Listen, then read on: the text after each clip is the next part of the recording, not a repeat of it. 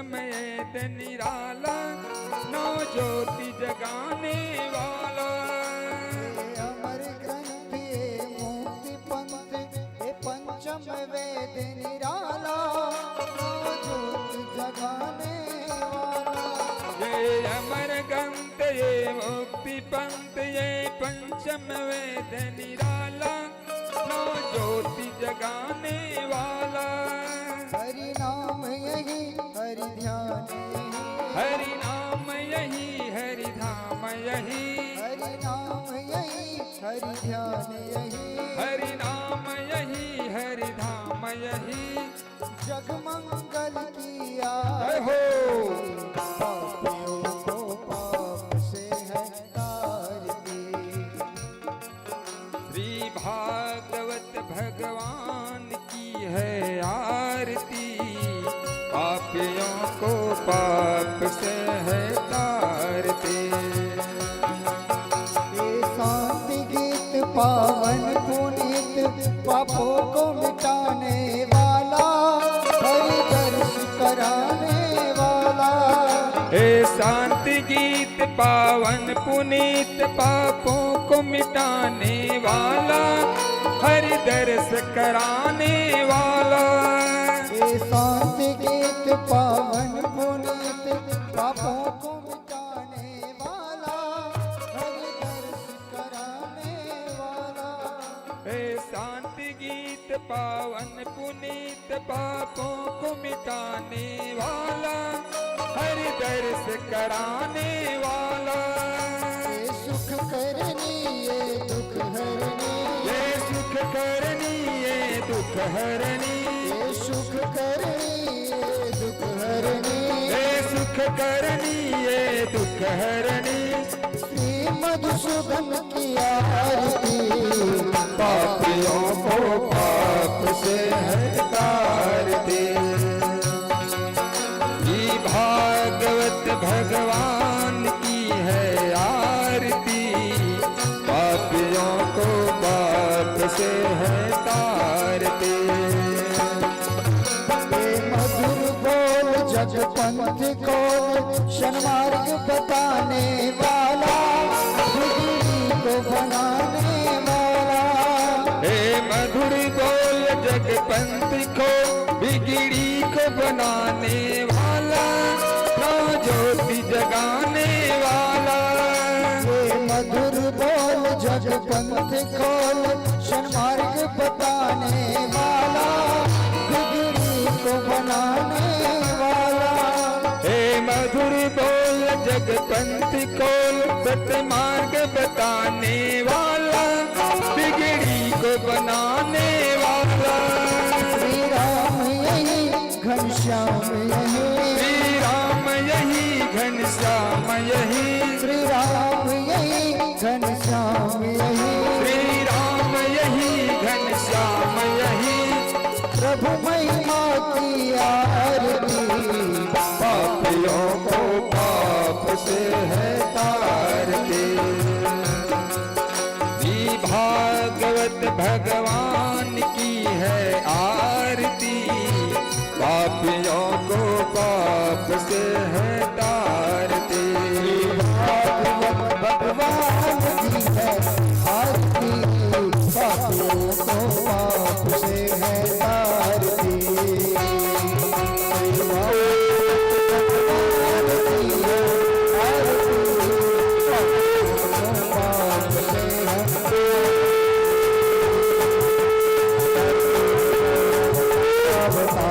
संसार सारम संतम हृदय भवानी सवितम देव माता च पिता त्वमेव, त्वमेव बन्धु च सखा त्वमेव विद्या च दृढं त्वमेव, त्वमेव सर्वं मम देवदेव, त्वमेव सर्वं मम देवदेव। हरे राम हरे राम हरे राम हरे हरे, हरे कृष्णा कृष्ण कृष्ण हरे हरे, हरे राम राम राम हरे हरे, हरे कृष्णा कृष्ण कृष्ण हरे हरे हरे राम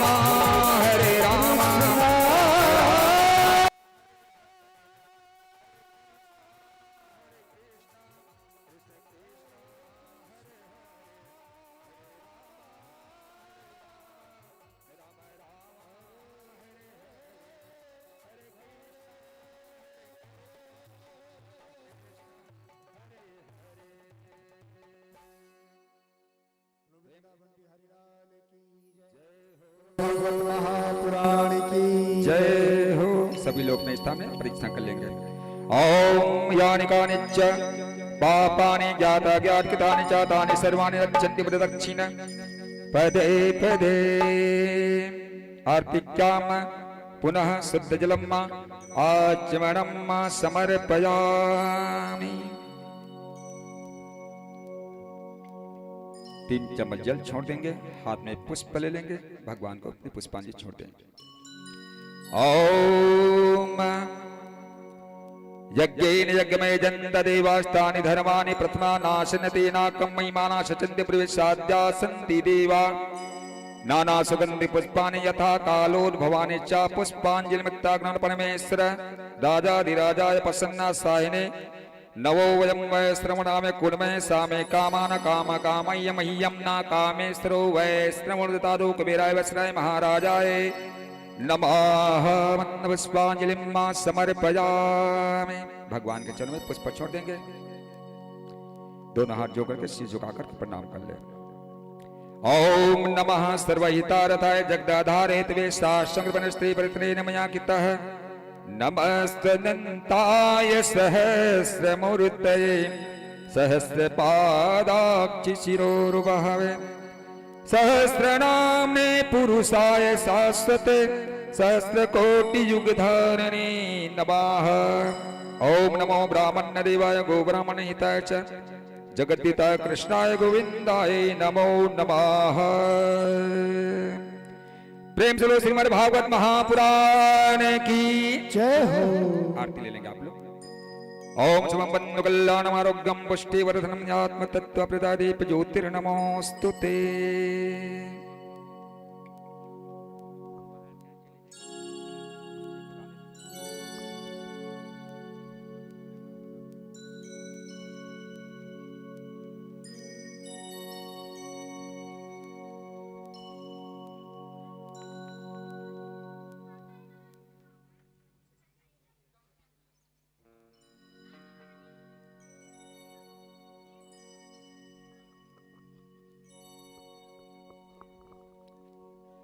ध्यान दीजिएगा, हमारे बीच अतिथि जो आए हुए हैं उड़ीसा से, ओंकार देवांगन जी से निवेदन है व्यास मंच पहुंचे, आचार्य से आशीर्वाद प्रदान करेंगे और रोमनाथ जी देवांगन सब परिवार जो आप लोग भी आए हुए हैं अति शीघ्र व्यास मंच पहुंच करके आचार्य से आशीर्वाद प्रदान करेंगे। आप लोग अति शीघ्र पहुंचे। सभी भाइयों बहनों से निवेदन अपने स्थान ग्रहण करेंगे।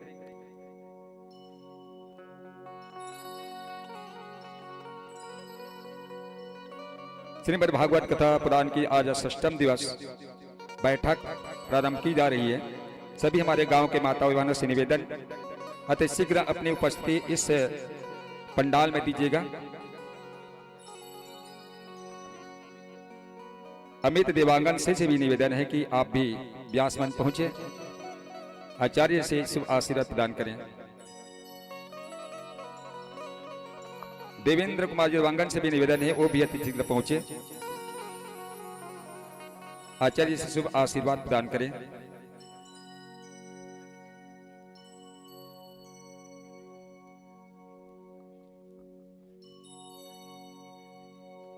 बोलो वृंदावन बिहारी लाल की जय। जड़ी की पगड़ी बांधे सुंदर आंखों वाला, कितना सुंदर लागे बिहारी कितना लागे प्यारा। जड़ी की पगड़ी बांधे सुंदर आंखों वाला, कितना सुंदर लागे बिहारी कितना लागे प्यारा। जड़ी की पगड़ी पगड़ी बांधे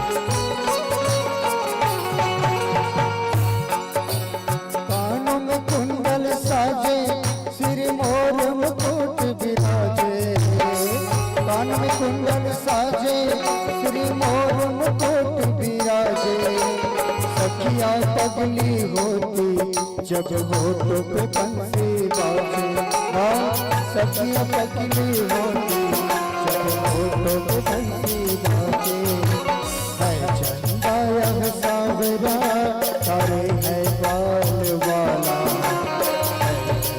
यह सावरा बाल वाला कितना सुंदर लागे बिहारी कितना लागे तारा की पगड़ी बांधे सुंदर आंखों वाला कितना सुंदर लागे बिहारी कितना लागे प्यारा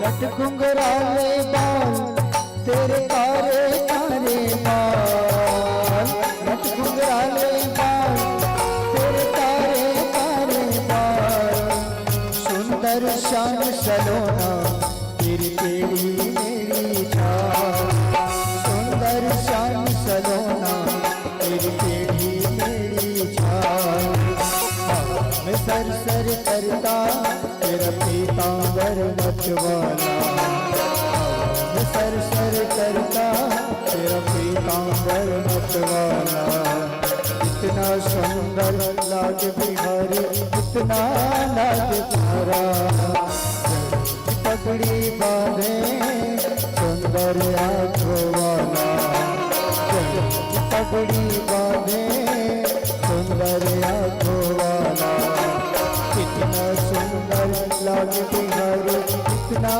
लागे प्यारा कितना सुंदर लागे बिहारी कितना लागे प्यारा कितना सुंदर लागे बिहारी कितना लागे प्यारा बोलो वृंदावन बिहारी लाल की जय बोलो भागवत महापुराण की जय बोलो शंकर भगवान की जय हो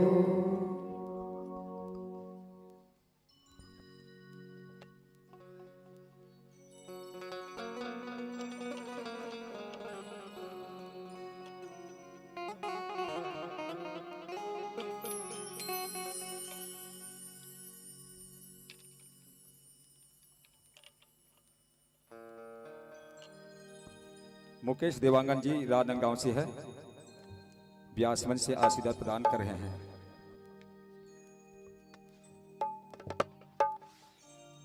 मनीष वर्मा जी से निवेदन है आप भी व्यास मंच पहुंचे, आचार्य से आशीर्वाद प्रदान करें।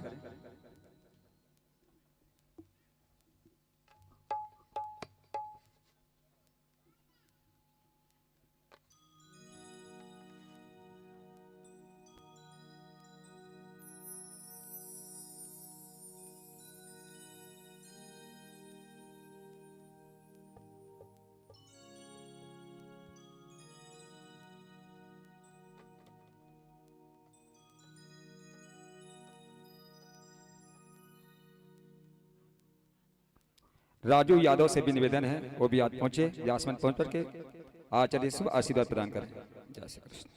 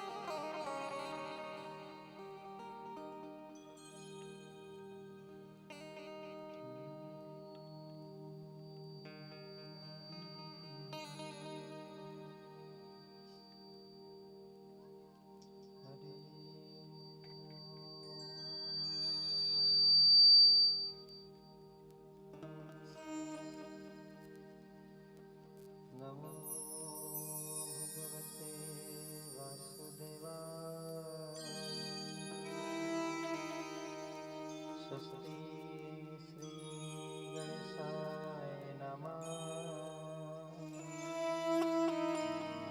स्वस्ति श्री सरस्वती नमः। श्री पुराण पुरुषोत्तमाय नमः। श्री सद्गुरु चरण कमलेभ्यो नमः। श्री राधा वल्लभो विजयते नमः। वंशी विभूषित कराला नीरदाभा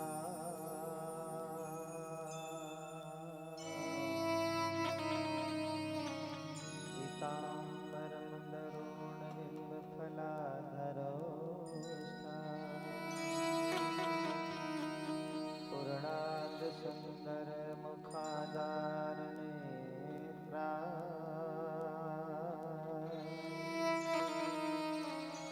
कृष्णात् परं किमपि तत्त्वमहं न जाने। ध्येयं सदा परमभीष्टदोहम् कृष्ण तीर्थास्पदं सेविरञ्चिनोतं शरण्यम्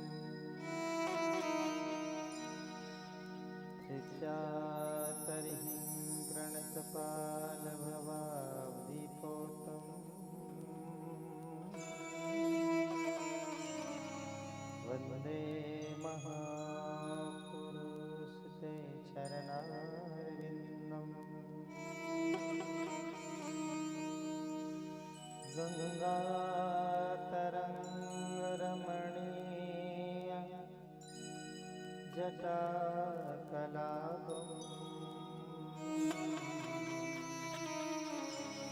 गौरी निरंतर विभूषितवामभागम्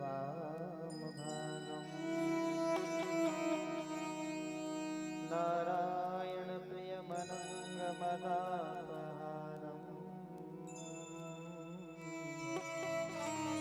वाराणसीपुरपतिं भज विश्वनाथम्। ॐ आयतु वरदां देवी प्रयच्छरे ब्रह्मवादिनी गायत्री छन्दसा माता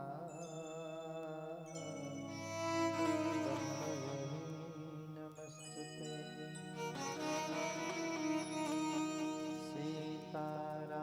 सीतारामचरण रति मोरे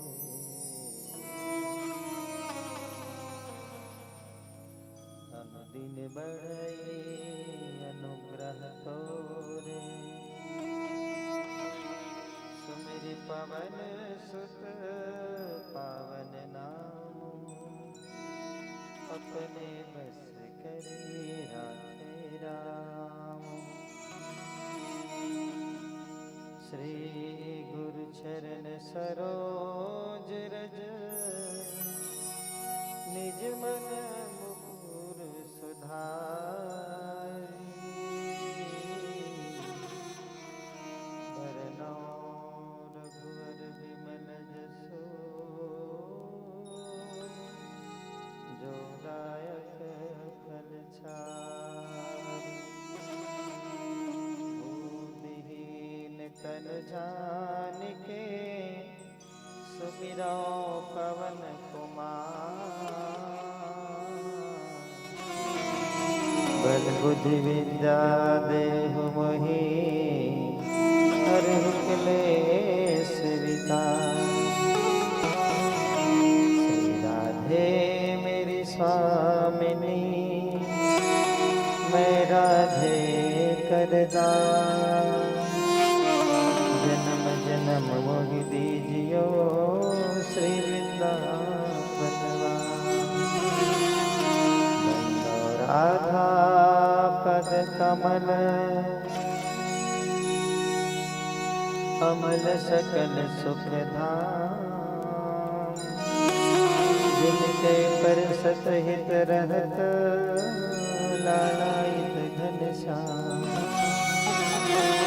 बोले श्रीमद्भागवत महापुराण की जय हो। श्री वृंदावन बिहारी लाल की जय हो। श्री राधा रमण सरकार की जय हो। श्री कृष्ण कन्हैया लाल की जय हो। श्री गौरी शंकर भगवान की जय हो। श्री सीताराम चंद्र भगवान की जय हो। श्री हनुमान जी महाराज की जय हो। श्री व्यास जी महाराज की जय देव हो। महाराज की जय हो। परीक्षित महाराज की जय हो। गोकर्ण महाराज की जय हो।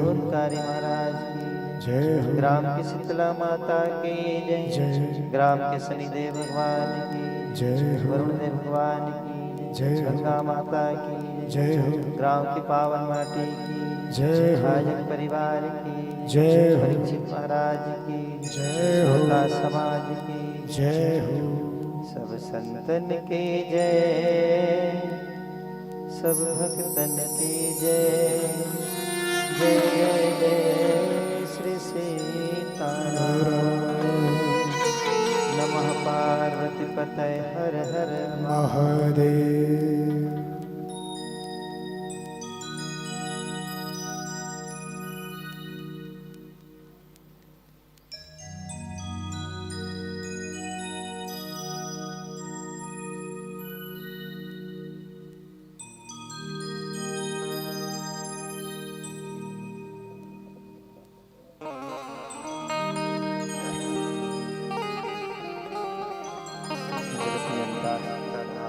अखिलेश्वर भुवनेश्वर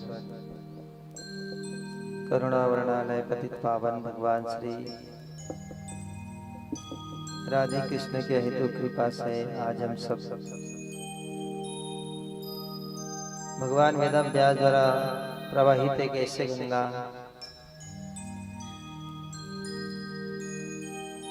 जिसमें स्नान करने वाला व्यक्ति तो मुक्ति पाता ही है, उनके सारे वंश सारे गोत्र भी पुनीत पावन हो जाते हैं।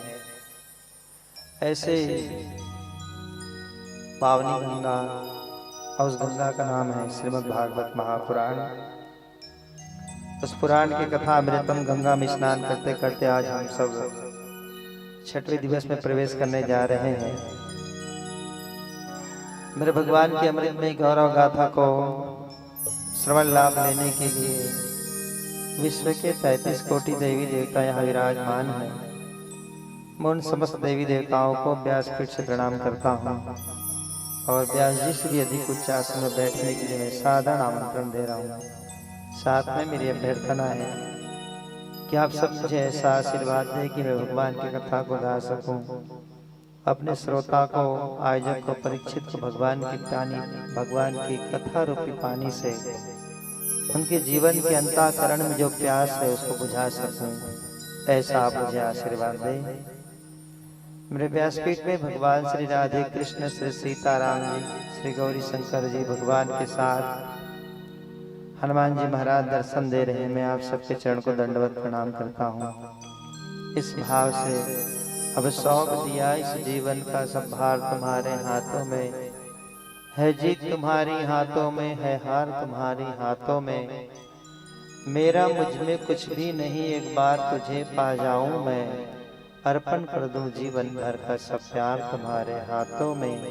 अब सौंप दिया इस जीवन का सब भार तुम्हारे हाथों में। मेरे व्यासपीठ में विराजमान मेरे परम आराध्य सद्गुरुदेव भगवान स्वामी राजेश्वरन सरस्वती जी, अवेद मूर्ति तपोनिष्ठ सद्गुरुदेव पंडित श्री राम शर्माचार्य, द्वय गुरुदेव के चरण में दंडवत प्रणाम कर रहा हूँ। दोनों गुरुदेव अपने अपने हस्तकमल उठा करके आशीर्वाद दे रहे हैं। मेरा रोम रोम रोमांच हो रहा है, मेरा अंतःकरण आह्लादित हो रहा है। हे गुरुदेव, मेरी लघु अभ्यर्थना, आप मुझे फूल मत बनाना, लेकिन अपने चरण को धूल बनाकर भगवान की कथा सेवा में रखे रहना। इन्हीं शुभकामनाओं के साथ आज के कथा मंच में जितने भी विद्वत श्रोता पधारे हैं, विभिन्न नाम रूप लेकर के मैं आप सबका व्यासपीठ से स्वागत अभिनंदन करता हूँ। इस कार्यक्रम के आधार स्तंभ श्रीमती अंजू अरुण देवांगन जी, सुविका देवांगन, सहर्ष देवांगन, उमा शंकर उषा देवांगन, सरस्वती देवांगन, प्रियंका करम देवांगन, एकता विजय देवांगन, किरण मोहन देवांगन, मीनाक्षी अविनाश देवांगन, वीरेंद्र कुसुम देवांगन, भूपेंद्र चांदनी देवांगन, देवेंद्र दामनी देवांगन, खूबचंद प्रतिष्ठा देवांगन, सूर्यकांत देवांगन, चंद्रशेखर देवकी देवांगन, हितेश भूमिका देवांगन, सत्यम ज्योति देवांगन, सुखदेव, ललित, कृष्णा, जितेंद्र, साक्षी, श्रुति, कुहू, विनायक, शिवाय, माधुरी, शिवम, चेतन एवं समस्त देवांगन परिवार, रूपचंद देवांगन, उत्तम चंद, सरोज देवांगन, तुलसीराम, सरस्वती देवांगन, गज्जू लता देवांगन, जुगल किशोर, राधिका देवांगन, वीरेंद्र वर्षा देवांगन, मुकेश विजेता देवांगन, विकास अलसा देवांगन, मनीष श्रद्धा देवांगन और भव्य देवांगन, माँ परमेश्वरी के पवित्र छत्र छाया में निरंतर अग्रसर होने वाले देवांगन परिवार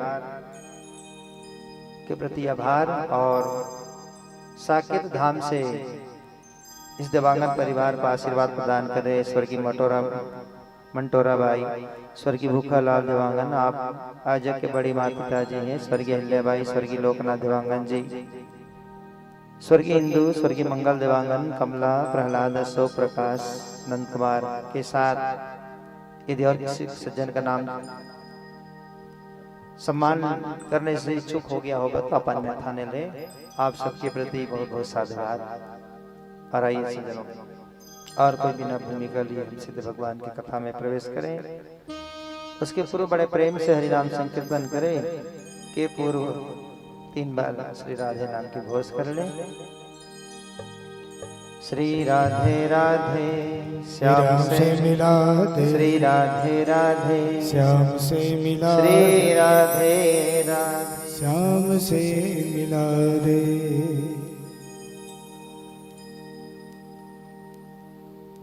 कोई जाए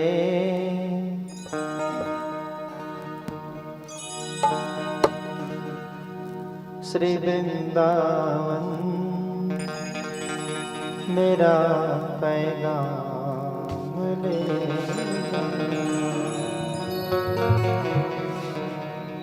खुद तो जा नहीं सकता, मेरा सामान ले जाना।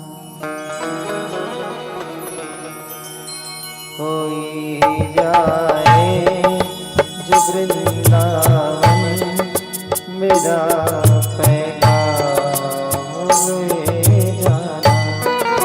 कोई जाए वृंदावन, मेरा पैगाम ले जाना।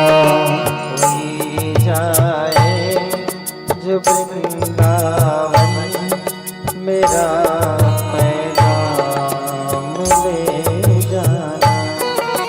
कोई जाए जो वृंदावन, मेरा पैगाम ले जाना।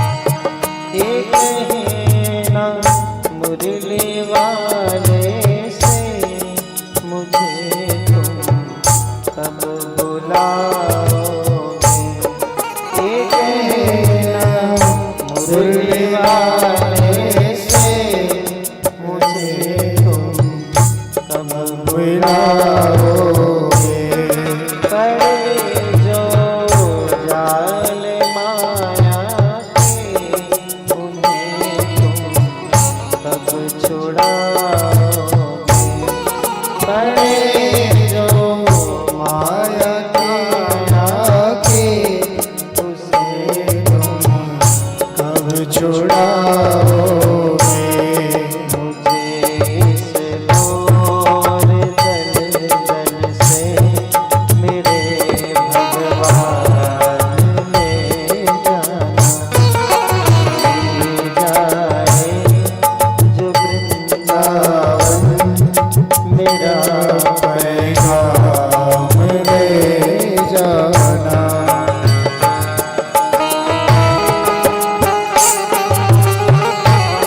सब सारी की सेवा करेंगे।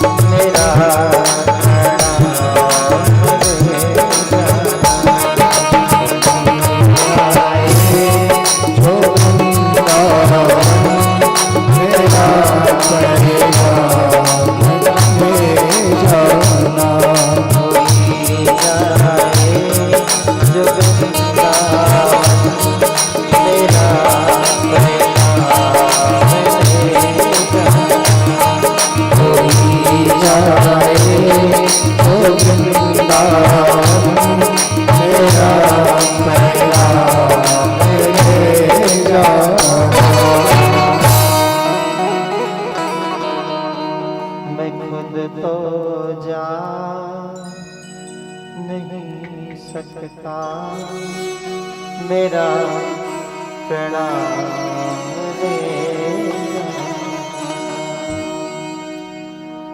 बोले वृंदावन बिहारी लाल की जय हो। श्रीमद् भागवत महापुराण की जय हो। कृष्ण कन्हैया लाल की जय हो।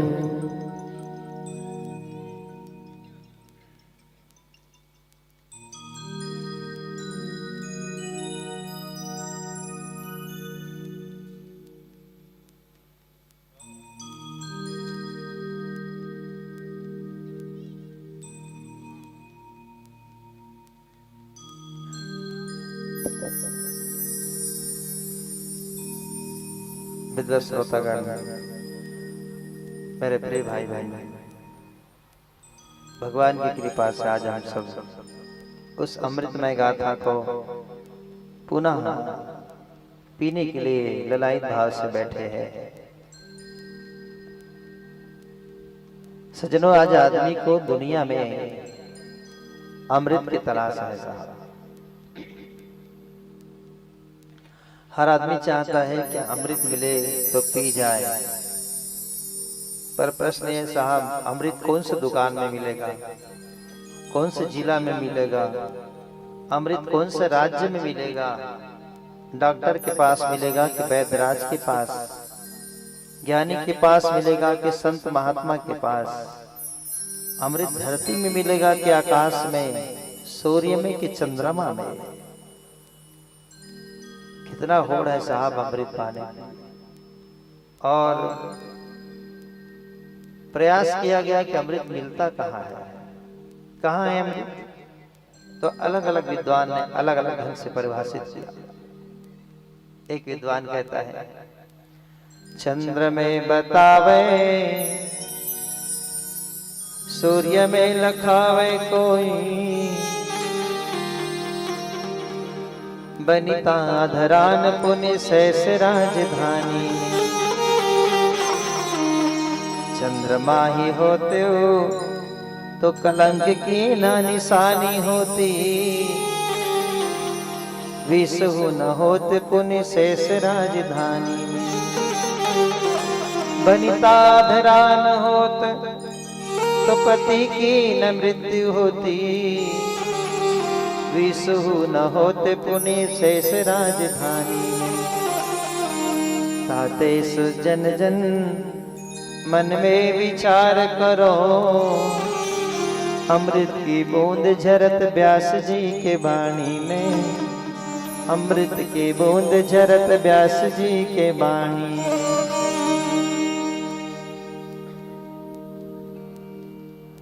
सज्जनों, अमृत कहाँ है? तो कुछ विद्वान कहते हैं चंद्रमा में है अमृत, चंद्रमा ही होते, चंद्रमा में अमृत है। कोई कहता है सूर्य में अमृत है, कोई कहता है समुद्र के पानी में अमृत है, कोई कहता है सांप के मस्तक में अमृत है, कोई कहता है बनिता अधिरान, कोई कहता है महिला के होठ में अमृत है। अच्छा, ऐसा मान लेते हैं। सज्जनों, चंद्रमा में यदि अमृत है तो काला काला दाग का निशानी क्यों है? सूर्य में यदि अमृत है तो इतना तेज गर्मी क्यों है? सागर के पानी में अमृत है तो वो खारा क्यों है? अच्छा, मान लो किसी महिला के होठ में यदि अमृत है तो महिला अपने बच्चे को कई बार चुंबन करती है, तब तो उसका बच्चा अमर हो जाना चाहिए, उसका पति अमर हो जाना चाहिए, पर उसका बच्चा भी समय आने के बाद चला जाता है, उसका पति भी चला जाता है। इससे सिद्ध होता है साहब कि नारी के होठ में भी अमृत नहीं है। अमृत कहाँ है? तो अमृत की बूंद झरत व्यास जी की वाणी में। विद्वत श्रोतागण, इस संसार में तरल अमृत है ही नहीं। अमृत की बूंद तो संत महात्मा की वाणी में झरता है, भागवत की कथा में झरता है। अब आपके मन में प्रश्न ये उठता होगा कि भाई इस कथा रूपी अमृत को पीने के बाद अमर क्या होगा? तो सज्जनों, इस कथा अमृत को पीने के बाद जो अमर मिलता है ना, वो देवताओं को भी दुर्लभ है। और क्या अमर हो जाता है? तो अमर ये होता है आदमी जन्म लेने के बाद फिर मरता है, मरने के बाद फिर जन्म लेता। पुनरपि जननम पुनरपि मरणम पुनरपि जननी जठरे शयनम। आदमी फिर से जन्म लेता, फिर से मरता। बार बार ये जन्म मरण का जो चक्कर है ना सज्जनों, ये छूट जाता है कथा रूपी अमृत पीने से, और सीधा भगवान के चरण में हम रहते हैं। इसलिए भगवान से प्रार्थना कि महाराज बार बार जन्म लेना, बार बार मरना, पुनरपि जननम पुनरपि मरणम, महाराज इससे छुटकारा दे दो मालिक, और अपने चरण के सेवा में लगा लो महाराज।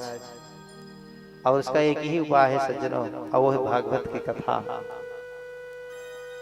जो भी व्यक्ति अपने जीवन में श्रीमद् भागवत कथा को 7 दिन अनुष्ठान करके सुनता है और सपत्नीक सुनता है, सुखदेव परीक्षित को कहते हैं, सनकादिक ऋषि, सूत जी महाराज सौनकादि ऋषि को कहते हैं, श्री नारद जी व्यास जी को कहते हैं, उस व्यक्ति का आवागमन का जो चक्कर है छूट जाता है। और ये आयोजन के हेतु भी यही है सज्जनों, फिर से दुनिया में आना ना पड़े। भगवान आप तो हो गया, देख लिया हमने दुनिया को, अब आपके चरण में रहे महाराज। कल हम सब गोवर्धन पर्वत का दर्शन किए, भगवान को 56 भोग लगा, हम लोग भी लगाए। 56 बार तो नहीं, कई बार कई लोग 3-3, 4-4 बार लगाए। मैं यहां से देख रहा था, बच्चे लोग तो 5-6 राउंड मारे। ठीक है, जब देने वाला ऐसा मिठाई छप्पड़ फाड़ के दे तो 3 बार लेने भी क्या जाता है कि नहीं। देखो, देने वाला दिल खोल के देने साहब, प्रेम से देना तो जहर भी पी लेना चाहिए, और कोई कपट करके अमृत देना साहब तो उससे भी दूर हट जाना चाहिए। यहाँ तो 56 फाड़ के 56 भोग सबके लिए लगा, तो कईयों ने 3-4 बार लिया है। अब आज भी 3-4 वाला लड्डू मेरे को दिख रहा है। कई लोग को प्लानिंग में आज 3 राउंड मारेंगे ही मारेंगे। मारिए, कोई बात नहीं, कम पड़ेगा तो बताइए, मैं अरुण भैया को बोलूंगा फिर आएगा। कोई कम नहीं होगा धोने वाले, क्यों अरुण भैया सही बोल रहे हो? और आएगा।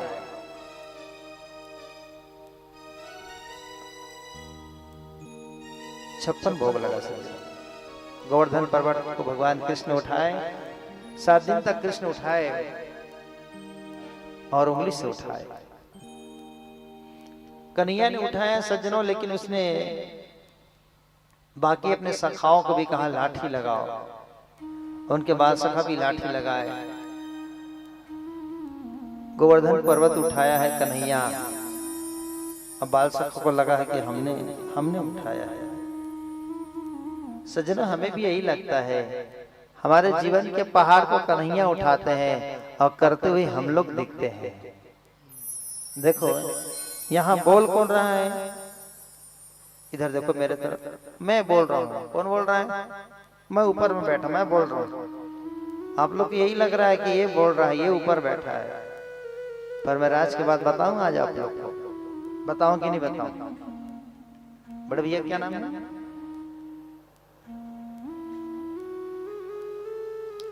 राज की बात बताऊं। अच्छा, आप लोग पेड़ देखे हैं? पेड़ में फल होता है, होता कि नहीं होता है? फूल भी होता है। सब लोग फूल को कहते वाह कितना सुंदर फूल है, कितना बढ़िया फल लगा है। तो फूल ऐसा सिर झुका के बैठा रहता है, फल ऐसा सिर झुका के बैठा रहता है।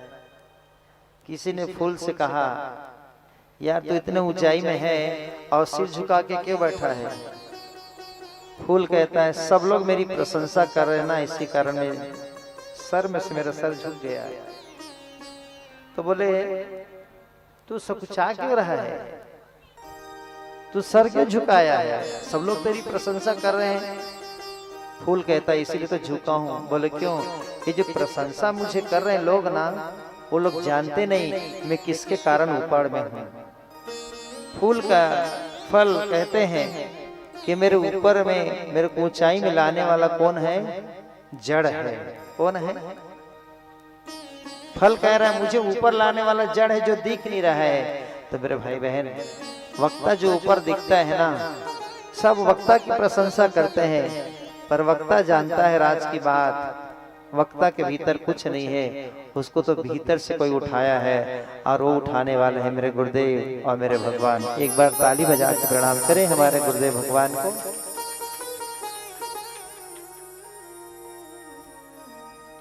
कन्हैया गोवर्धन पर्वत उठाया सज्जनों, बाकी बाल सखा को लगता कि हमने उठाया है। 7 दिन तक उठाया। कितने दिन? सीधे मैं अध्यात्म चलूंगा, कल कथा कह दिया था। 1 उंगली और 7 दिन उठाया। ये 7 क्या है सज्जनों? 7 है हमारे शरीर के 7 चक्र। हमारे शरीर में 7 चक्र है। मूलाधार चक्र, स्वादिष्ठान चक्र, आज्ञा चक्र, मणिपुर चक्र। ये 7 दिन हमारे शरीर के 7 चक्र है। और ये 7 चक्र किसमें टिका है? 1 उंगली में। तो शरीर के 1 उंगली क्या है जो सबको उठा के रखा है? वो है हमारे रीढ़ की हड्डी। ये रीढ़ की हड्डी उंगली है। और 7 दिन का उठाना माने 7 चक्र है सज्जनों। इंद्र क्रोध हो गया। इंद्र कौन है? इंद्र है हमारा मन। देवताओं के राजा इंद्र है। मैंने कथा कल बताया है, अगर कल आपने कथा सुना तो अध्यात्म समझ जाएंगे। देवताओं के राजा है इंद्र, ठीक है अरुण भैया। और आंख, नाक, कान, मुंह ये सब देवता है। और देवताओं के राजा कौन है? मन। कौन है वो? देवताओं के राजा है इंद्र।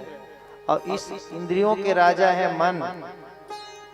तो इंद्र क्रोधित हुआ, अर्थात मन क्रोधित हो गया।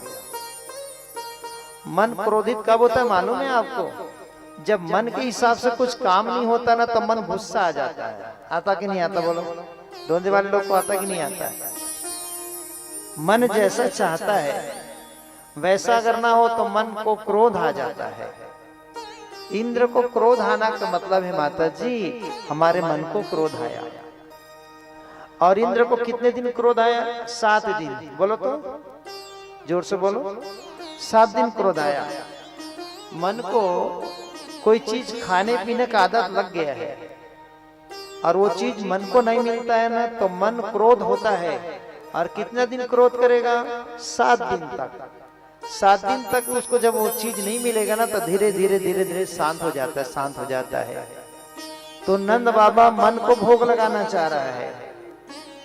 और ध्यान से सुनिए सज्जनों, मन को जितना हम भोग लगाएंगे, मन को भोग लगाएंगे तो ये भोगी बन जाएगा। और जितना ज्यादा भोग करेगा उतना रोग हो जाएगा। तो भगवान कृष्ण बोले बाबा मन को भोग नहीं लगाना है, मन को योग में लगाना है। मन को योग में लगाए सज्जनों। मन को भोग में लगाएंगे तो पतन हो जाएगा। योग करने से शक्ति आती है। इसलिए रामदेव बाबा ने भी कहा है करो योग और रहो निरोग।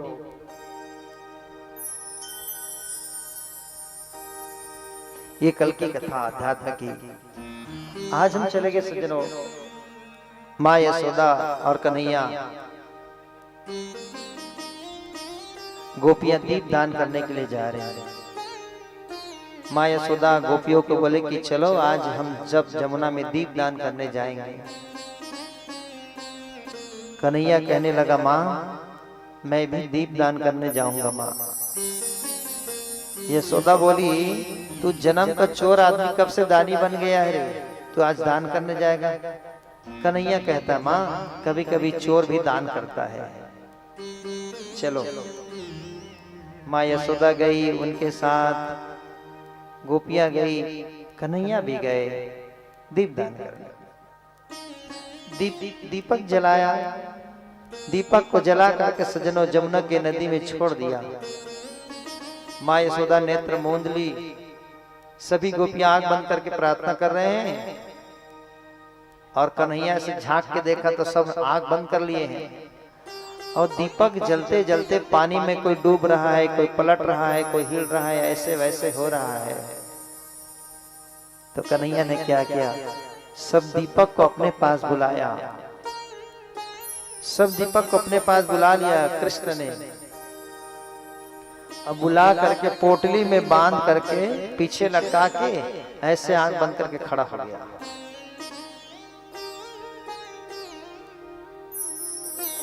थोड़ी देर बाद माँ यशोदा देखती है क्या कि दीपक एक भी नहीं है। जमुना नदी में दीपक कहाँ गया। इधर उधर देखी तो माता यशोदा क्या देखती, कन्हैया पोटली बांध के रखा पिछले तरफ।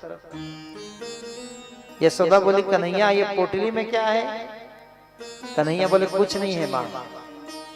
यशोदा बोली कुछ तो है। कन्हैया बोले नहीं है ना। यशोदा जबरदस्ती करने लगी तो कन्हैया कहता देख माँ, किसी के पोटली को ना जबरदस्ती नहीं देखना चाहिए, किसी के पर्स को बैग को जबरदस्ती नहीं देखना चाहिए। माँ यशोदा बोली चोर के पोटली को तो जरूर देखना चाहिए। अब पोटली खोल के देखा तो पोटली में क्या था? दिया। क्या था? दीपक था। यशोदा बोली क्यों रे कान्हा, क्या हमने इसलिए दीपदान किया था कि तू दीपक को पोटली में बांध के रख ले, इसलिए दीपदान किया था? कन्हैया बोले माँ आप लोग ने दिए को जलाकर पानी में छोड़ दिए, कोई दिया पलट रहा था, कोई डूब रहा था, कोई इधर उधर हो रहा था, और माँ मेरे से देखा नहीं गया। माँ मैंने दीपक को अपने पास बुलाया, जो दीपक को बुलाया मेरे पास आ गए माँ, उसको पोटली बांधकर मैं अपने कंधे में उठा लिया, और जो मेरे पास नहीं आए वो डूब के मर गए। और संकेत कैसे जना, ये भागवत पुराण ही कृष्ण है, और यहाँ दिया कौन है? हम सब दीपक हैं, हम सब दिया है। और संसार के पानी में हमें माँ बाप ने जन्म कर लाकर छोड़ दिया और हम डूब रहे हैं इस संसार के पानी में। तो भगवान कृष्ण कहता है हे दुनिया वाले, हे दोंदे कला वाले, तो संसार के पानी में डूब मत, तो मेरे पास आ जा, मेरे पास आ जा, और मैं तुम्हारे जीवन के बोझ को अपने कंधे में उठाने के लिए तैयार हूँ। इसलिए भागवत महापुराण आपके गांव में आया है। संकेत क्या है? कृष्ण कौन है? तो कृष्ण वंदे जगत गुरु। भगवान कृष्ण कहता तुम मेरे पास आ जाओ और तुम्हारे पापों का बोझ मैं उठा लूंगा, और मैं तुझे ज्ञान दे दूंगा, शुद्ध कर दूंगा, बुद्ध कर दूंगा। और भगवान शरद पूर्णिमा के रात्रि दिन रासलीला करते हैं। सुखदेव परीक्षित को कहते हैं परीक्षित मन लग रहा है कथा में? परीक्षित बोले जी महाराज। सुखदेव परीक्षित को कह रहे हैं भगवान रासलीला करते हैं। डोलहि त्रिवेद पवन सुखदाई, लखता प्रमोदित यदुगाई, तीर भंगी है वेणु बजाई, सुनि गोपी आतुर उठियाई, सुनि गोपी आतुर उठियाई। सज्जन भगवान कृष्ण बांसुरी बजाते हैं।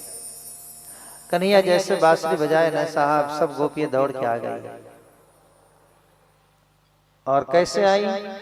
तो सुखदेव परीक्षित को कहते हैं बांसुरी की सुध बुध गई सब गोपिन की, छल गई सब लोग लाज गृह काज तन की, केस खोले बांधे नहीं वसन संभाले नहीं, ध्यान ही कहाँ थी कि आए जाई सब सज धज की। बात पकड़ना, ध्यान कहाँ थी जब आई सज धज की। सज धज वाला शब्द पकड़ कर रखना। इस किसी ने शयन छोड़ा, किसी ने भोजन छोड़ा, किसी ने भजन छोड़ा, आई भग भग की। भगवान कृष्ण बांसुरी बजाते सब गोपी आई, दौड़ के आई। भगवान कृष्ण गोपियों के स्वागत करते हैं। स्वागतम वो महाभागा, प्रियम किम करवाणी वहा, वर्जस्य नामय कंचिद वृतागमनम कारणम।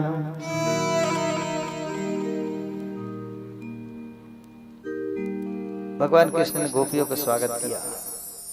पहले तो कृष्ण ने कहा गोपी तुम लोग अपने परिवार को छोड़ के आए, क्या उचित बात है? नहीं आना था।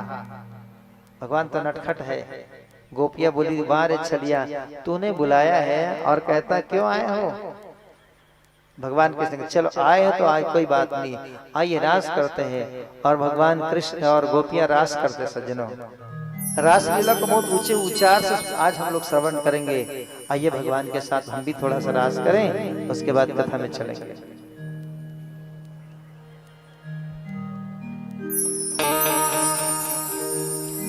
राधा नाचे कृष्ण नाचे, नाचे गोपी जान,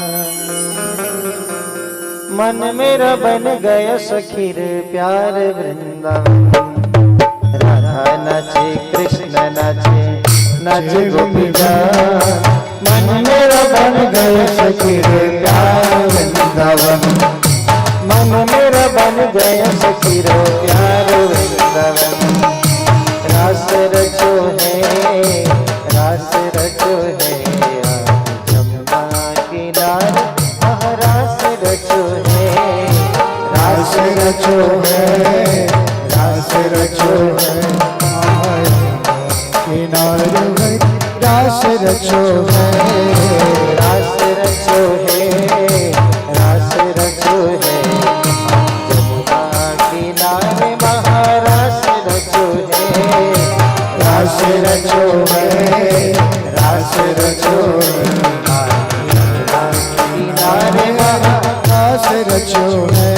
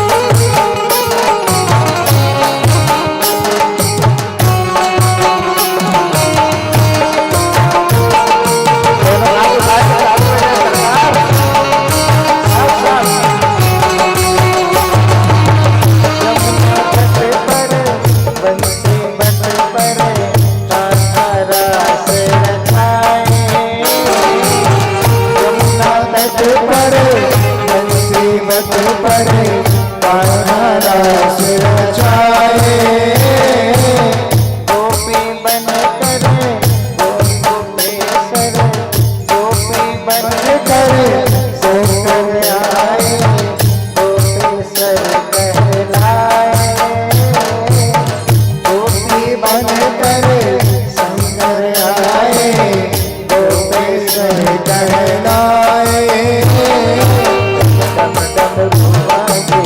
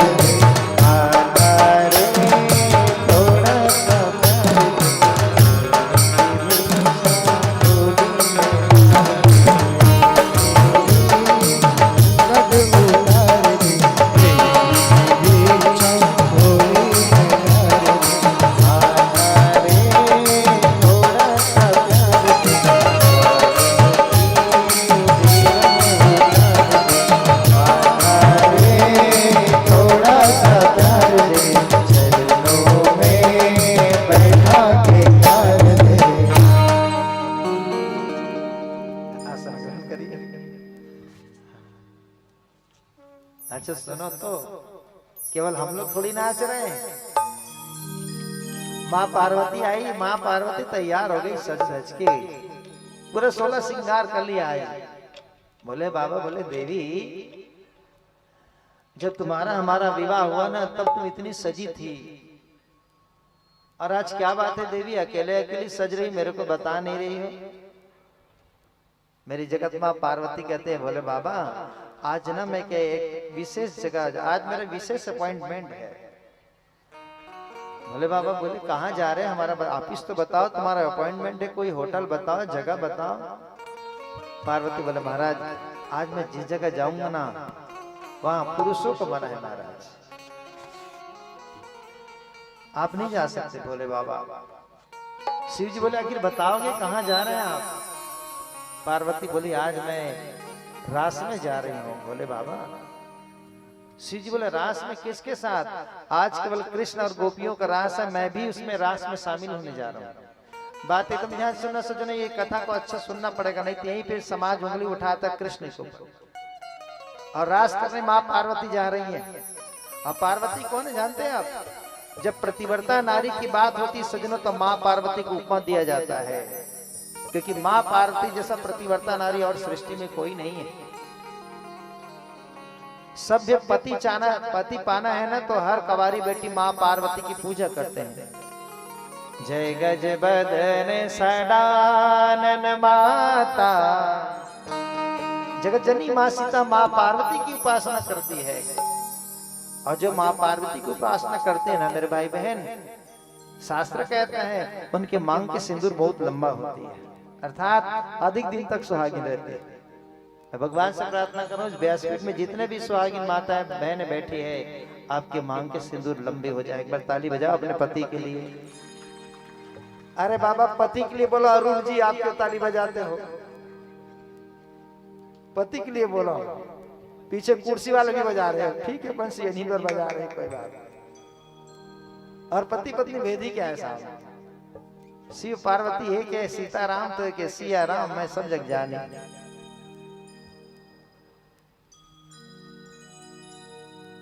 आज पता चला कि आज जितने पुरुष बैठे हैं ना अपने पत्नी को बहुत प्रेम करते हैं, आज पकड़ में आ गया।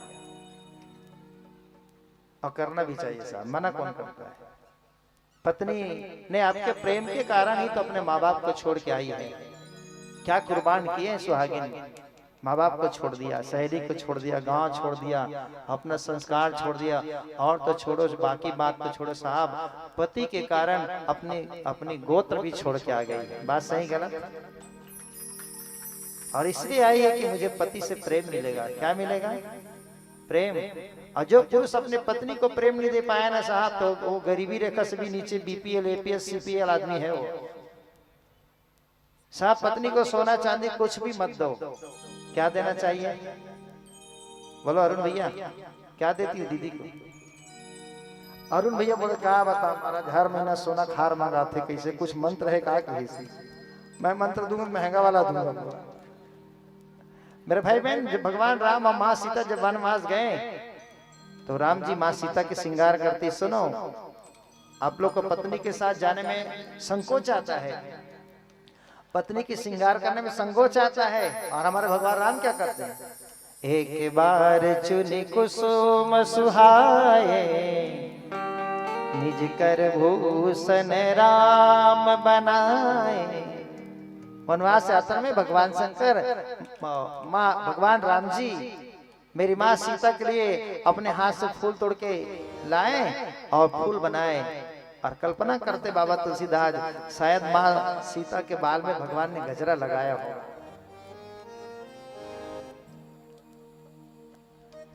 पार्वती बोली भगवान शंकर से, हे महादेव आपको जाना मना है। शिव जी बोले क्यों नहीं जा सकता? तो बोले वहां पुरुष के एंट्री मना है, केवल महिलाएं जाएंगी। तो भोले बाबा कहते देवी एक काम करो ना, ऐसा करो आज बस के लिए ना तुम्हारा महंगा वाला जो साड़ी है ना मेरे को भी पहना दो, आज मुझे भी तुम दुल्हन जैसा सजा दो। पार्वती आज मैं भी रास में जाऊंगा, भगवान बोले बाबा कहता मेरे को भी लिपस्टिक लगा दो, मेरे बाल में भी गजरा लगा दो। पार्वती बोली तुम्हारा जटा जूट ऊपर ऐसा कैसे करे, उसमें गजरा में सजाओ ना, काजर लगाओ ना।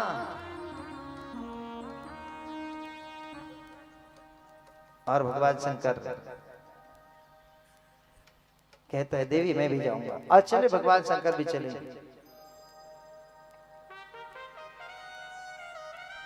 एक दिन श्री भोले भंडारी ब्रज में बन के नारी रास में आ गए, रास में आ गए। एक दिन श्री भोले भंडारी ब्रज में बन के नारी रास में आ गए, रास में आ गए।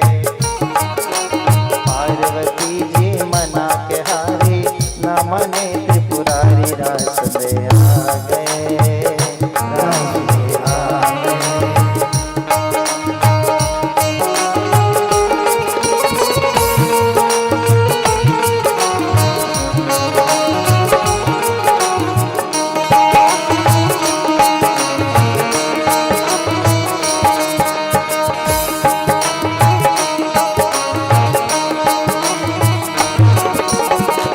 पार्वती से मैं बोले मैं भी चलूंगा तेरे संग में।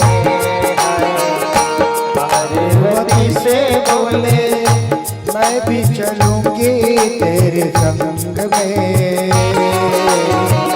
राधा संग श्याम नाचे मैं भी नाचूंगा तेरे संग में। राधा संग श्याम नाचे मैं भी नाचूंगा तेरे संग में। रास रचेगा ब्रज में हारी, रास रचेगा ब्रज में हारी, रास रचेगा ब्रज में हारी। हमें दिखा दो प्यारी रास में आ गए, रास में आ गए। वो भोला भंडारी बनकर सुंदर नर गोकुल आ गए हैं, गोकुल आ गए। सुनो तो माँ पार्वती क्या कहती है? ओ मेरे भोले स्वामी कैसे ले जाऊं मैं संग में। हाय ओ मेरे भोले स्वामी कैसे ले जाऊं तेरे संग में। श्याम के सिवा पुरुष न जाए उस रास में। श्याम के सिवा पुरुष न जाए उस रास में। हंसी करेगी ब्रज की नारी, जय हो। हंसी करेगी ब्रज की नारी। मानो बात हमारी ब्रज में आ गए, ब्रज में आ गए।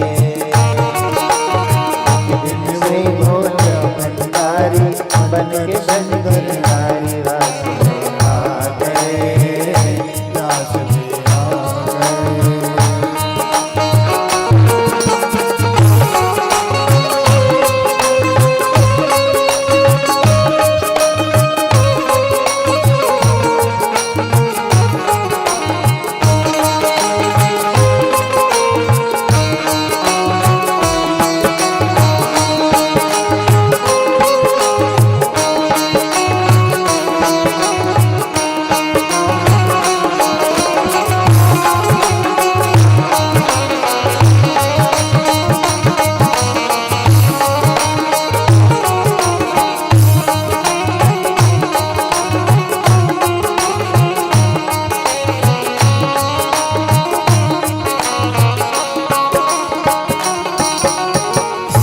ऐसा बना दो मुझे कोई न जाने इस राज को। ऐसा बना दो मुझे कोई न जाने इस राज को। मैं हूँ सहेली तेरा ऐसा बताना ब्रजराज को। मैं हूँ सहेली तेरा बताना ब्रजराज को। बोले बाबा क्या कहे सुन रहे बात को। मैं हूँ सहेली तेरा कैसे बताना ब्रजराज को। मैं हूँ सहेली तेरा ऐसा बताना ब्रजराज को। आप क्या कहते हैं? बना के जूड़ा पहन के साड़ी, जय हो। बना के जूड़ा पहन के साड़ी, चाल चले बतवा तेरा रास में आ गए। श्री भोले भंडारी नारी राम आ गए, रास में आ गए। अच्छा सुनो ना, भगवान शंकर साड़ी पहने गजरा लगाया, माँ पार्वती देख के हंसने लगी, बाप रे बाप वारी मेरे सखी सहेली। हंस के सती ने कहा बलिहारी जाऊं इस रूप में है। हंस के सती ने कहा बलिहारी जाऊं इस रूप में है। एक दिन तुम्हारे लिए आएंगे मुरारी इस रूप में। हमने रूप बनाया मुरारी, जय हो। मोहने रूप बनाया मुरारी, अब है कृपा तुम्हारी, रास में आ गए, रास में आ गए। भोला भंडारी बनकर सुंदर नारी रास में आ गए हैं, रास में आ गए हैं। अंतिम बात, अंतिम लाइन। देखा मोहन ने समझ गई वो सारी बात रे, हाय। देखा मोहन ने समझ गई वो सारी बात रे, हाय। कैसी बजाई बंसी सुध बुध भूले भोलेनाथ रे, हाय। ऐसी बजाई बंसी भूले गई रात में। देखो भैया, हमारी माता ने साड़ी पहन के संभाल के पहनती एकदम फिट। अब कोई पुरुष पहली बार साड़ी पहनने नहीं जा रहा, हड़बड़ हड़बड़ में तो जल्दी जल्दी में ऐसा लगा लिया था। और कन्हैया ने जो बांसुरी बजाया तो भोले बाबा भी ऐसे घूम के नाचे, तो हुआ क्या मामला। सिर से सर के जब वो साड़ी गया, अभी तो ढका था जटा, अब खसक गया साड़ी। सिर से सर के जब वो साड़ी, मुस्काए गिरधारी रास में आ गए, रास में आ गए। एक दिन श्री भोले भंडारी बन के ब्रज की नारी रास में आ गए, रास में आ गए हैं, रास में आ गए हैं।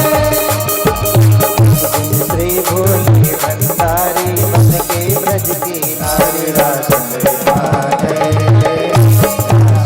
रास में आ गए। एक दिन श्री भोले भंडारी बन के ब्रज की नारी रास में आ गए, रास में आ गए हैं, रास में आ गए हैं, रास में आ गए हैं। हर हर महादेव, हर हर महादेव, घर घर। महादेव। ओहो, कहाँ चाल है।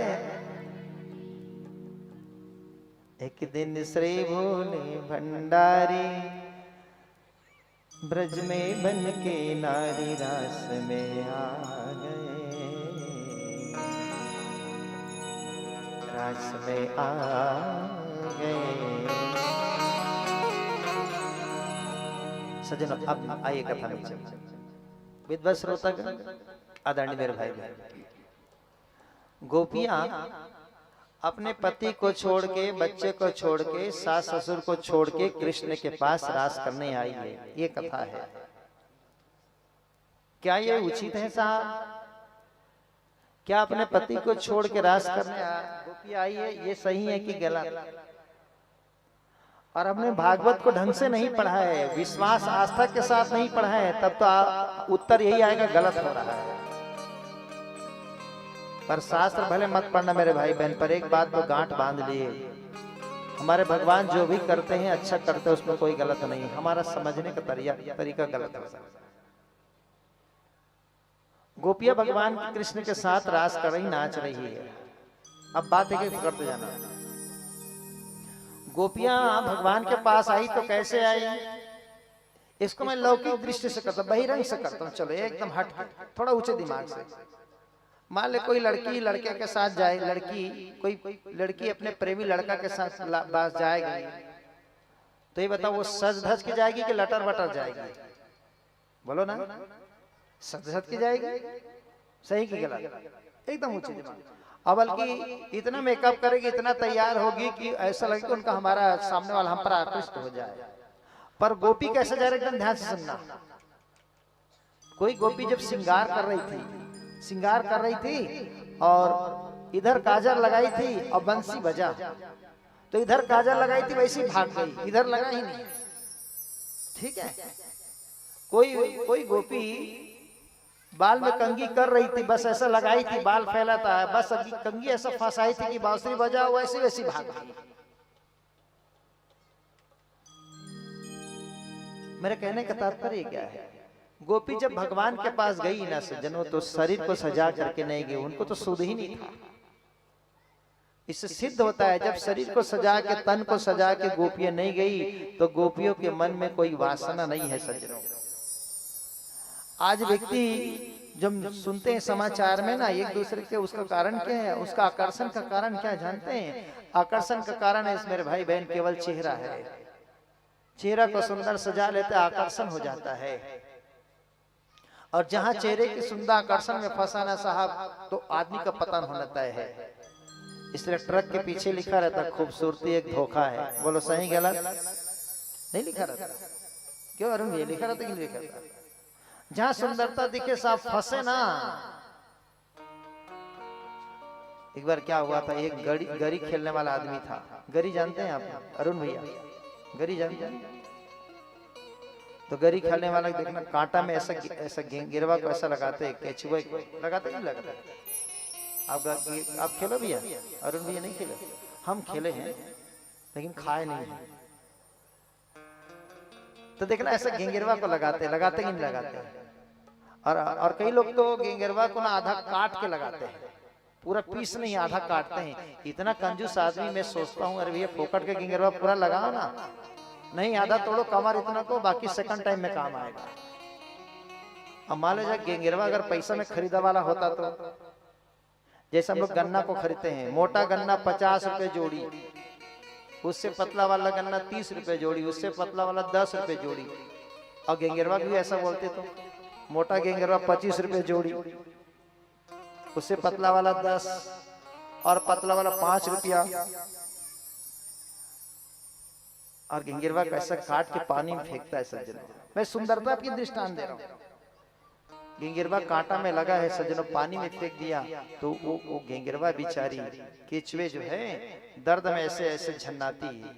दर्द नहीं होगा शरीर को, शरीर में कांटा चुभा है।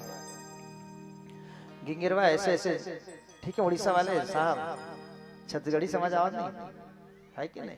आ रहे हैं ना, बॉर्डर वाले हैं, ठीक है। वो गेंगेरवा बेचारी ऐसे ऐसे दर्द में पीड़ा में झन्ना रही है ऐसे पानी में। उसको देखी मछली समझिए मेरे को बुला रही है, हेलो वेलकम। मछली ने जब गेंगेरवा को देखती है एकदम लाल लाल है, ताजा ताजा है, तो मछली सोचती मैं इसको खा लूंगी। मछली कहते मैं खाऊंगी तुमको। गेंगेरवा बोले तुम मत आ रे मछली, मेरे पास मत आ। एक तो मैं मरत हूँ तोर बर, तेज झनबर मोर बर, नहीं तो ऊपर में बैठे तोर बर, सट ले तीत पट ले भाठम जावे, मत आ मोर पास। गेंगेरवा हटिया एकदम ऐसे अड़चन कर बोले मत आ। तो मछली क्या कहती है? छोड़ेंगे न हम तेरा साथ, गेंगेरवा मरते दम तक। तो वो मछली कह रही है मरते दम नहीं, अगले जन्म तक, अगले जन्म नहीं, 7 जन्म तक, 7 जन्म नहीं, जन्म जन्म तक छोड़ेंगे न हम तेरा साथ, गेंगेरवा मरते दम तक। मछली कहती मैं छोड़ूंगी नहीं गेंगेरवा तुम्हें। गेंगेरवा बोले आ झपा, आ गले लग जा, आ सजना। जैसे मछली केचवे के गेंगेरवा को पकड़ती वो तो कांटा लगाए ना, फंस के मर जाता है। यही सुंदरता है सा। तो गोपियां जब भगवान के पास आई सजना, एकदम खुले दिमाग से सुने, सज धज के नहीं आई। और सज धज के आती तो हम कह सकते थे कि नहीं वासना है, कृष्ण के साथ वासना कर। दूसरी बात, बहुत सारी गोपियां हैं और कृष्ण है। विद्वान श्रोतागण, एकदम ऊपर से मैं व्यंग्य की भाषा में कह रहा हूं। अगर लड़का लड़की के बीच में प्रेम होता है तो दोनों एकांत में रहेगा तब प्रेम होगा। आप बताइए, गोपियां और कृष्ण दो ही, एक लड़का एक लड़की है कि बहुत सारे महिलाएं हैं? तो बहुत सारे जब समूह में व्यक्ति रहता है सज्जनों, तो वासना हो ही नहीं सकता। इससे सिद्ध होता है कि गोपी और कृष्ण के बीच में कोई वासना नहीं है। अगला बात, गोपी अपने सास ससुर को छोड़ के आई कि नहीं आई? बोलो, जोर से बोलो। आई। अपने पति को छोड़ के आई कि नहीं आई? तो बताओ, कोई महिला अपने सास ससुर को छोड़ के आई तो उस महिला की उम्र कितना होगा? आप लोग बताइए भाई। अपने सास ससुर को कोई महिला छोड़ के आती है तो सबसे पहले सिद्ध होता है कि उनका शादी हो गया है। विवाह के बाद ही सास ससुर आते का? बोला आपन बताओ बाबा, भागवत में नहीं लिखा है और मेरा अनुभव भी नहीं है। बोला तो कोई भी महिला अपने सास ससुर को छोड़ेगी, इसका मतलब उसका शादी हो गया है। तो शादी कितने साल में होगा कम से कम बताओ अपने हिसाब से? बोली बोली। भागवत की कथा, कलयुग की कथा मैंने महात्मा में बताया, द्वापर युग की कथा नहीं है। आज मान ले जाए 21 साल 25 साल में होता, उस समय मान ले अपन 20-18 साल ही मान ले। तो 18 साल की महिला अपने पति को छोड़ के आई, किसी ने अपने बच्चे को छोड़ के आई, तो बच्चे वाली महिला की उम्र तो कम से कम 25 साल होगा। कोई महिला 30 साल की, गणित पकड़ते जाना। तो जितने गोपी आई है, कोई 18 साल की है, कोई 20 साल की है, कोई 30 साल की, कोई 40 साल, कोई 50 भी होगा। ठीक है, यहाँ बता। और कन्हैया कितने साल का है? जब वो वृंदावन की भूमि में आया तो 5 साल का था। आज भगवान कृष्ण है 8 साल का। कितने साल का? 8 साल के लड़का है। और 18 साल, 20 साल, 25 साल, 30 साल की महिला है। आप लोग बताना माता जी, तो क्या 20 साल 22 साल की महिला 8 साल के लड़के को देख करके मोहित होगी क्या? बोलो बोलो, वासना आएगी माता जी? 8 साल का बच्चा लड़का है और 25 साल की महिला उस पर मोहित होगी क्या? नहीं होगी। और अगर प्रेम आएगा ना तो उसको वात्सल्य प्रेम हो जाएगा। वो महिला सोचेगी काश मेरा बेटा होता। तो 25 साल की महिला, 30 साल की गोपी, 25 साल की गोपी, 20 साल की गोपी 8 साल की कन्हैया के साथ नाच रहे। इससे सिद्ध होता है विद्वान श्रोतागण कि कृष्ण और गोपी के बीच में कोई वासना नहीं है, कोई ऐसा प्रेम नहीं है जैसा समाज सोचता है। आप भी स्वीकार कर रहे तो ताली से स्वीकृति दीजिए साहब। मैं पूरा गणित बैठा रहा हूं आपके सामने और आप प्रैक्टिकल करते जाइए। 25 साल की महिला 8 साल के बच्चे के साथ, दोनों के बीच में वासना हो ही नहीं सकता। तो कहाँ गलत है साहब? अब कुछ लोग कहते भागवत मत कराओ, ये भागवत नचनिया भागवत है। वारे दुनिया वाले, तेरे को कन्हैया के सामने नाचने में शर्म आता है और दुनिया में गली गली नाचने में शर्म नहीं आता। आपकी बेटी कन्हैया के सामने नाचती है तो दुनिया को शर्म आता है सज्जनों। और गणेश विसर्जन करते डीजे लगाया, गली गली घर की बेटी बहन नाच रहे, तब उसके घर के पुरुष को शर्म नहीं आता? समाज क्यों नहीं जाग रहा साहब? कितना आलोचना करता है ये नचनिया भागवत है। भागवत वाले नाचते हैं याद रख, तू भागवत के सामने नहीं नाचेगा, मेरे गोपाल के सामने नहीं नाचेगा तो जिंदगी भर नाचते रहेगा। इसलिए मेरे भाई बहन प्रार्थना करता हूँ, कन्हैया से निवेदन करो, हे कन्हैया अपने सामने जितना नाचाना है नचा ले, ताकि मुझे दुनिया के सामने नाचना ना पड़े।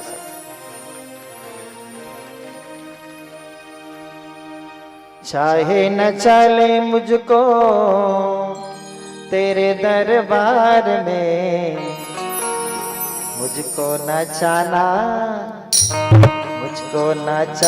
न तुम संसार में, मुझको नचाना न तुम झूठे संसार में। चाहे न चलो मुझको तेरे दरबार में, चाहे न चले मुझको तेरे दरबार में, मुझको नचाना न तुम झूठे संसार में, मुझको नचाना न तुम झूठे संसार में।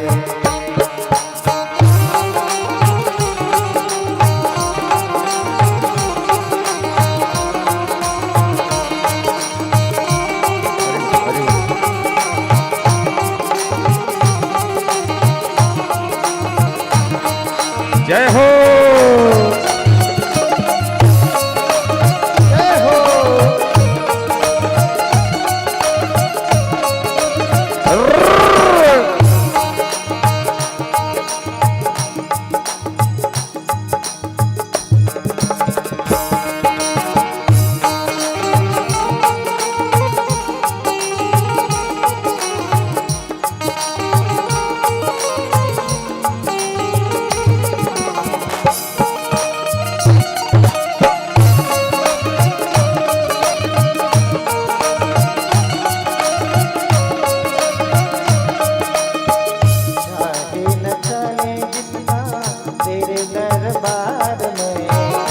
चाहे न चले जितना तेरे दरबार में, मुझको नचाना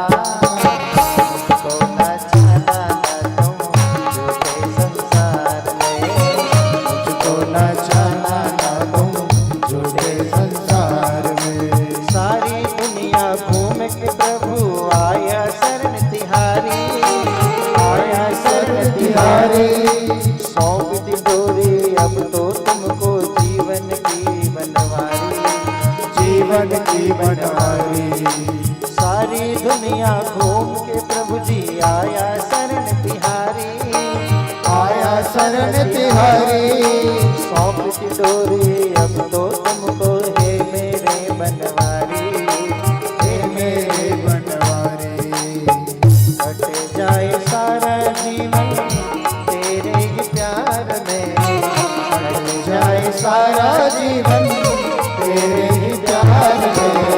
मुझको नचाना न तुम झूठे संसार में, मुझको नचाना न तुम झूठे संसार। जय हो।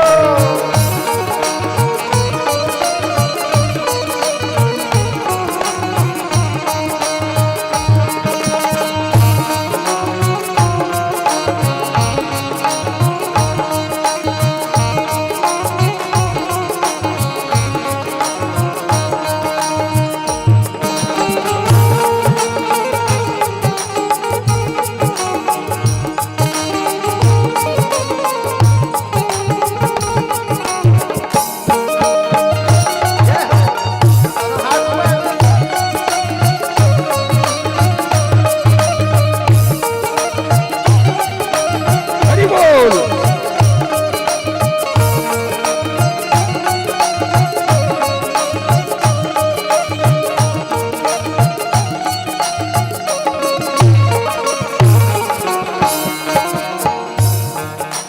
जिसने तुम पर किया भरोसा फल उसने ही पाया, फल उसने ही पाया। अजब निराली तेरी प्रभु जी कोई समझ ना पाया, कोई समझ न पाया। अजब निराली तेरी प्रभु जी कोई समझ ना पाया, कोई समझ न पाया। आने लगा है आनंद है आनंद तेरी जय जयकार में। मुझको नचाना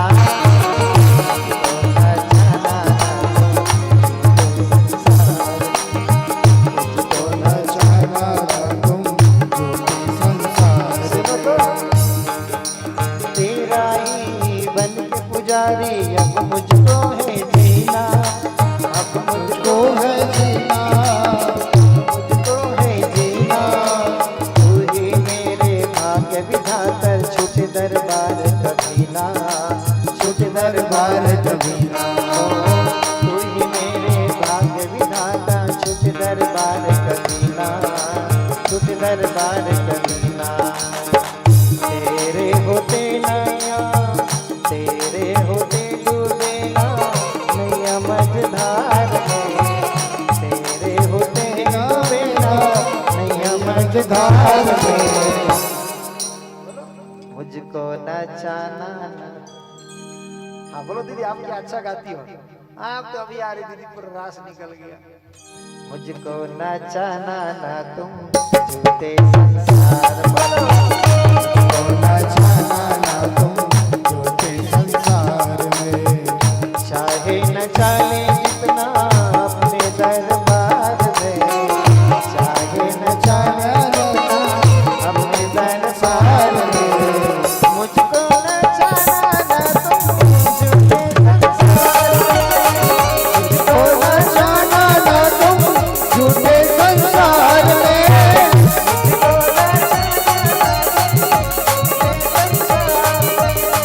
मुझको नचाना ना तुम झूठे संसार में। मुझको नचाना ना तुम झूठे संसार में।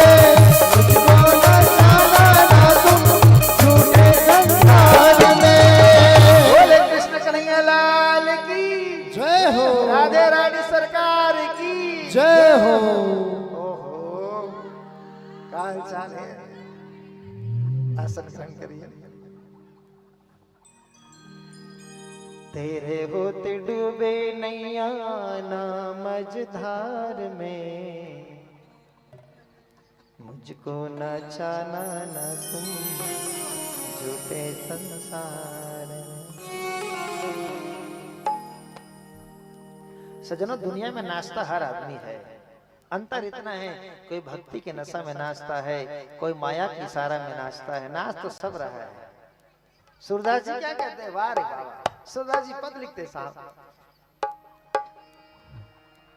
अब मैं नाचो बहुत गोपाल, हारे गोपाल, अब मैं नाचो बहुत गोपाल। अच्छा, सूरदास जी बोलता है मैं नाच रहा हूँ। अच्छा, कौन सा लिपस्टिक लगाया सूरदास जी, गजरा क्या लगाया है। सूरदास जी कहता है काम क्रोध की पहन चोलना, चोलना माने कपड़ा। काम क्रोध की पहन चोलना, कंठ उर्माल, अब तो मैं नाचूं बहुत गोपाल। सूरदास जी कहते हैं गोपाल मैंने नाच लिया, बहुत नाचा। एक काम क्रोध की कपड़ा पहन के नाच लिया, विषय वासना की माला पहन के बहुत नाचा गोपाल। ये दुनिया के स्टेज में मैंने बहुत नाचा, दुनिया के मंच पे बहुत नाचा। दुनिया वाले देखा बस कुछ नहीं दिया। ए गोपाल, अब मैं नाचने में थक गया हूँ। ए कन्हैया, अब तू नाच ले। कन्हैया कहता नाचा ले, और कन्हैया नाचता है साहब। नाचे नंदलाल नचावे हरि की मैया, नाचे नंदलाल नचावे हरि की मैया। दूध न पीवे लाला दही न खावे, दूध न पीवे लाला दही न खावे। माखन मिसरी पढ़ो रे पढ़वैया, नाचे नंदलाल नचावे हरि की मैया। कृष्ण नाच रहे हैं और हमारे राम जी भी नाचते हैं। बाबा तुलसीदास लिखते हैं, ठुमकी चलत रामचंद्र बाजत पैजनिया रे, ठुमकी चलत राम। अब मुझे तो लगता है ये देवांगन परिवार भी कन्हैया को अपने घर में बुला के नचा ही तो रहा है, और कन्हैया भी कहता मैं भी नाचना चाहता हूँ, पर धुन कौन सा होना चाहिए? कन्हैया कहता है कोई प्रेम की धुन लगाए तो मैं नाचने के लिए तैयार हूँ भैया, कोई प्रेम की तो धुन लगा साहब। हरि व्यापक सर्वत्र समाना, प्रेम ते प्रकट होई मैं जाना। भगवान बोला प्रेम की तबला बजा, प्रेम के राग लगा तो मैं नाचूंगी। मुरली वाले मुरली बजा। कथा में चलना है साहब, अभी तो कथा बहुत अच्छा है, पर रास जिस दिन होता है ना उस दिन तो गाने गाने को मन होता है। हाँ, गाते रहे नाचते रहे, गाते रहे नाचते रहे। तो भगवान के साथ नाचने में क्या आनंद आता है साहब, वो तो प्रेमी ही जानता है। और हम जैसे प्रेमी जब नाचते हैं ना तो कुछ लोग कहते हैं ये पागल है। क्या कहता है? तो माता मीरा को तो पगली तो कहा दुनिया वालों ने, ए पगली है समझाने से समझे ना। आइए मैं बात को सिद्ध कर रहा हूं मेरे भाई बहन, गोपी और कृष्ण के बीच में कोई वासना नहीं है, पूरा गणित बिठाया। अगला बात चले, एकदम सरल उदाहरण से, एकदम मेरे तरफ ध्यान देखिए। जय हो भैया, ये भी रास में आया क्या जी? ठीक है, अपने मंच में वो नाच रहा है। अगला उदाहरण सिद्ध कर रहा हूं, ध्यान से सुनिएगा। कृष्ण और गोपियों के बीच में वासना नहीं है। ऐसे ध्यान सुनिए माता जी, विद्या श्रोता, ऐसे दो लड़का है, इधर देखिए सर, दो बोलो ना, बोलो तो, ओहो, दो लड़का है, दोनों नाटक में काम करता है। ठीक है माता जी, दोनों लड़का नाटक में काम करता है, प्रोग्राम में काम करता है। ध्यान सुनिए, तो एक लड़का बन गया लड़की, एक लड़का क्या बन गया? एकदम पकड़िए बात को। एक लड़का ने अपना दाढ़ी मूंछ साफ कर लिया और वो साड़ी पहन लिए और बन गई लड़की। सिंदूर लगाई, लिपस्टिक लगाई, जो जो उनको मेकअप करना सब लड़की वाली मेकअप कर ली, वो लड़की बन गई। और है कौन वो? जोर से बोलो। लड़का क्या बन गई? लड़की, लड़की बन गई। एक लड़का लड़की बन गई और एक लड़का लड़का है, दोनों स्टेज में आके नाच रहे हैं। तो मन कैसे लागे राजा, दोनों नाच रहे हैं। लड़का लड़की बनी है और लड़का तो, दोनों नाच रहे हैं। देखने वाला जो रहता है ना, वो जो लड़की बनी उसके लिए मोहित हो जाता है। होता है कि नहीं होता है? क्या है, क्या सुंदर लड़की है। और वो लड़की वो लड़का को कहता है मैं आ रही हूँ, मैं जा रहा हूँ, मैं इंतजार करूंगी, तू आना, इधर आना, मैं खाऊंगी जाऊंगी, सब स्त्री को जाऊंगी खाऊंगी आऊंगी। लेकिन वो लड़का ना वो लड़की के ऊपर मोहित नहीं हो रहा है। क्यों? क्योंकि वो लड़का जानता है ये साड़ी वाली नहीं है, ये दाढ़ी वाली है। वो लड़का जान रहे है अभी भले साड़ी पहनी है पर है तो ये दाढ़ी वाली है। परी देखें आप लोग, परी गड़वा बाजा में, परी देखें, जब गड़वा बाजा होता है ना तो एक परी आता है। वो परी होता, वो जो परी कुछ नहीं, उसके जो पार्टी में जो निशान बजाने वाला था वही लड़का परी बना रहता है। अब पूरा मेकअप गजरा लगाई है, नाचते रहती है, और जद का शराबी रहते दरबार सब झपाल पर थे उकरे डाल। अब बजनिया मन जाना था, ये तो हमारे घर के बूढ़ा दादा कका रही है, और जितने पियक्कड़ सब झपाने पड़ेगा, उसके ऊपर मोहित होता है। कारण उसके नजर में नारी दिख रही है, लेकिन उसके टीम में जो आदमी रहता है ना, उसको पता है ये साड़ी वाली नहीं है तो दाढ़ी वाली है। और संकेत कैसे? ये जितने भी गोपी है जो साड़ी पहन के बैठी है, सुखदेव परीक्षित को कहता, परीक्षित सचमुच में ये गोपी स्त्री नहीं, महिला नहीं है तो कौन है? ध्यान से सुनो सज्जनों, ये जितने गोपी बनी है ये पिछले जन्म की ऋषि मुनि महात्मा है। पिछले जन्म के ऋषि मुनि महात्मा है जो भगवान को पाने के लिए तड़पते थे।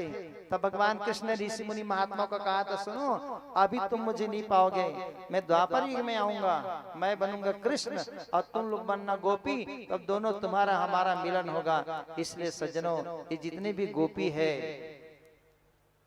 महिला, हमें जब हम जिसको देख रहे हैं ये सुनंदा गोपी है ना, ये गोपी नहीं, ये उग्र तपा नाम की ऋषि है पिछले जन्म की। सुभद्रा गोपी है ना सज्जनों, ये सत्य तपा नाम की महात्मा है जो सुभद्रा गोपी बनी है। हरिधामा नाम की जो ऋषि है आज सारंग गोपी बनी है। अब वो गोपी ही सज्जनों भगवान के सामने नाच रही है। इससे सिद्ध होता है सज्जनों भगवान कृष्ण और गोपी के बीच में कोई वासना नहीं है, नाच रहे हैं।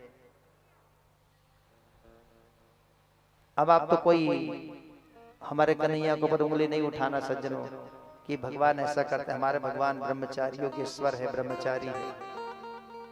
अब चलो लौकिक बात करें, ठीक है, कोई वासना नहीं है, प्रेम नहीं है, तो क्या अपने पति की सेवा छोड़ करके कृष्ण के पास आना, भगवान के पास आना सही बात है क्या?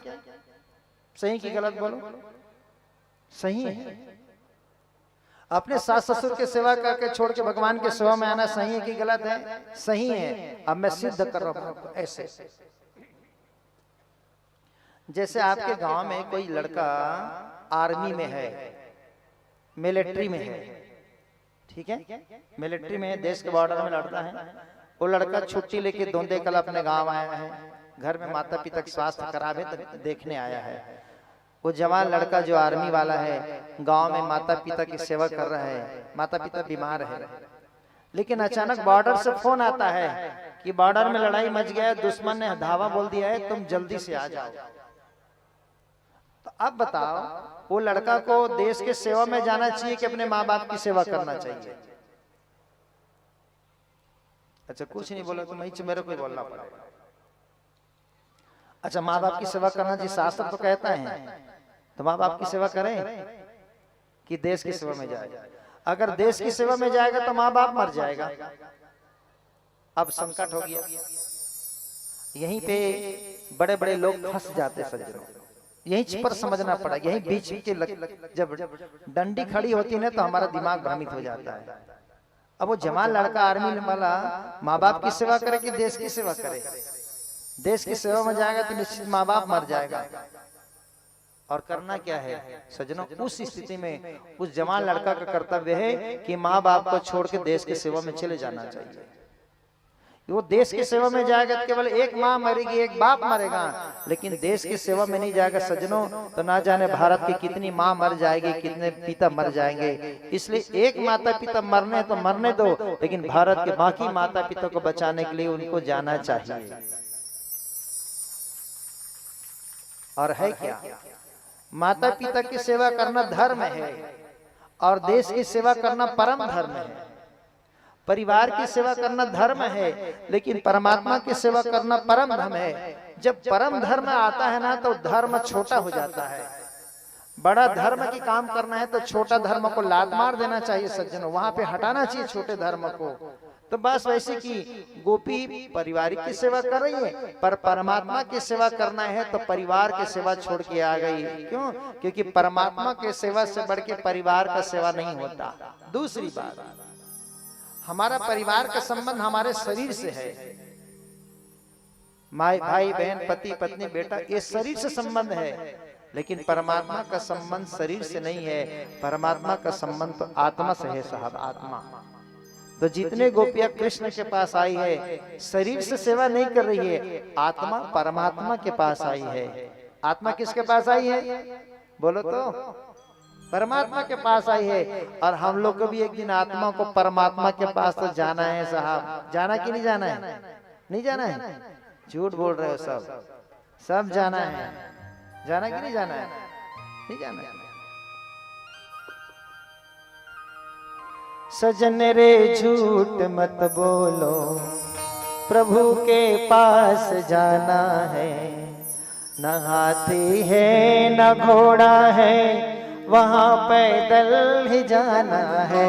सजन रे झूठ मत बोलो, प्रभु के पास जाना है। सजन रे झूठ मत बोलो, पिया के पास जाना है। हाथी है न घोड़ा है, वहाँ पैदल ही जाना है। सजन रे झूठ मत बोलो, प्रभु के पास जाना है। सजन रे झूठ मत बोलो, पिया के पास जाना है।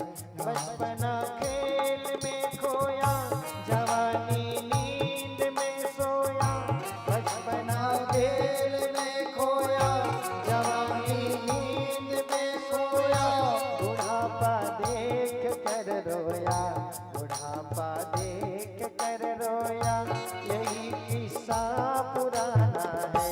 सजन रे झूठ मत बोलो, प्रभु के पास जाना है। सजन रे झूठ मत बोलो, प्रभु के पास जाना है। न हाथी है न घोड़ा है, वहाँ पैदल ही जाना है। सजन रे झूठ मत बोलो, प्रभु के पास जाना है। सजन रे झूठ मत बोलो, प्रभु के पास जाना है। भला कीजिए भला होगा, बुरा कीजिए बुरा होगा। भला कीजिए भला होगा, बुरा कीजिए बुरा होगा। भला कीजिए भला होगा, बुरा कीजिए बुरा होगा। वही लिख लिख कर क्या होगा, वही लिख लिख कर क्या होगा। यही सब कुछ चुकाना है। सजन रे झूठ बोलो तो, सजन रे बोलो, झूठ मत बोलो, प्रभु के पास जाना है। न हाथी है न घोड़ा है, वहाँ पैदल ही जाना है। सजन रे झूठ मत बोलो, प्रभु के पास जाना है। सजन रे झूठ मत बोलो, प्रभु के पास जाना है। न हाथी है न घोड़ा है, न हाथी है न घोड़ा है, वहाँ पैदल ही जाना है। सजन रे झूठ मत बोलो, तुम्हारे महल चौबारे यहीं रह जाएंगे सारे। तुम्हारे महल चौबारे यहीं रह जाएंगे सारे। अकड़ किस बात की प्यारे, अकड़ किस बात की प्यारे। वही सब कुछ चुकाना है। बोलो आप, सजन रे झूठ मत बोलो, प्रभु के पास जाना है। न हाथी है न घोड़ा है, वहाँ पैदल ही जाना है। सजन रे झूठ मत बोलो, प्रभु के पास जाना है। सजन रे झूठ मत बोलो, प्रभु के पास जाना है। न हाथी है न घोड़ा है, वहाँ पैदल ही जाना है। सजन रे झूठ मत बोलो, प्रभु के पास जाना है। सजन रे झूठ मत बोलो, प्रभु के पास जाना है। बोल वृंदावन बिहारी लाल जय हो। अब आप लोग समझ गए होंगे कि हमारे कृष्ण और गोपी के बीच में कोई वासना नहीं है मेरे भाई बहन। ये तो आत्मा और परमात्मा का मिलन है। सुखदेव परीक्षित को आगे की कथा बता रहे सज्जनों। कंस कृष्ण को लाने के लिए गोकुल भेज रहा है सज्जनों।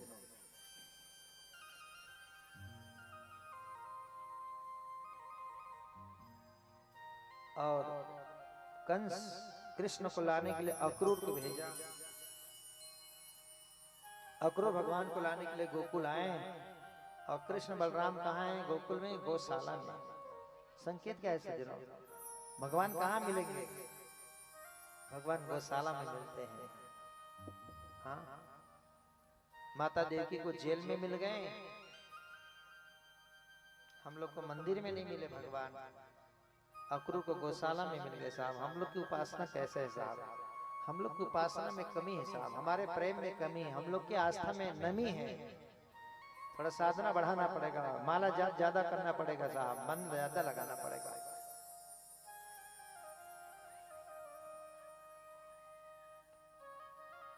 अक्रूर को भगवान कृष्ण बलराम देखे, प्रणाम किए। अक्रूर जी घर गए और नंदराय और यशोदा को बताया कि हे नंद जी, हे यशोदा, आपको बता दूं, जिस कृष्ण को तुम लोग अपना बेटा मान के इतना प्रेम कर रहे हो ना, आज राज की बात सुनो यशोदा। बात कठोर लगेगा देवी, पर सत्य है। सत्य बातें हैं कि ये कान्हा ना तुम्हारा बेटा नहीं है यशोदा। यशोदा बोली क्या?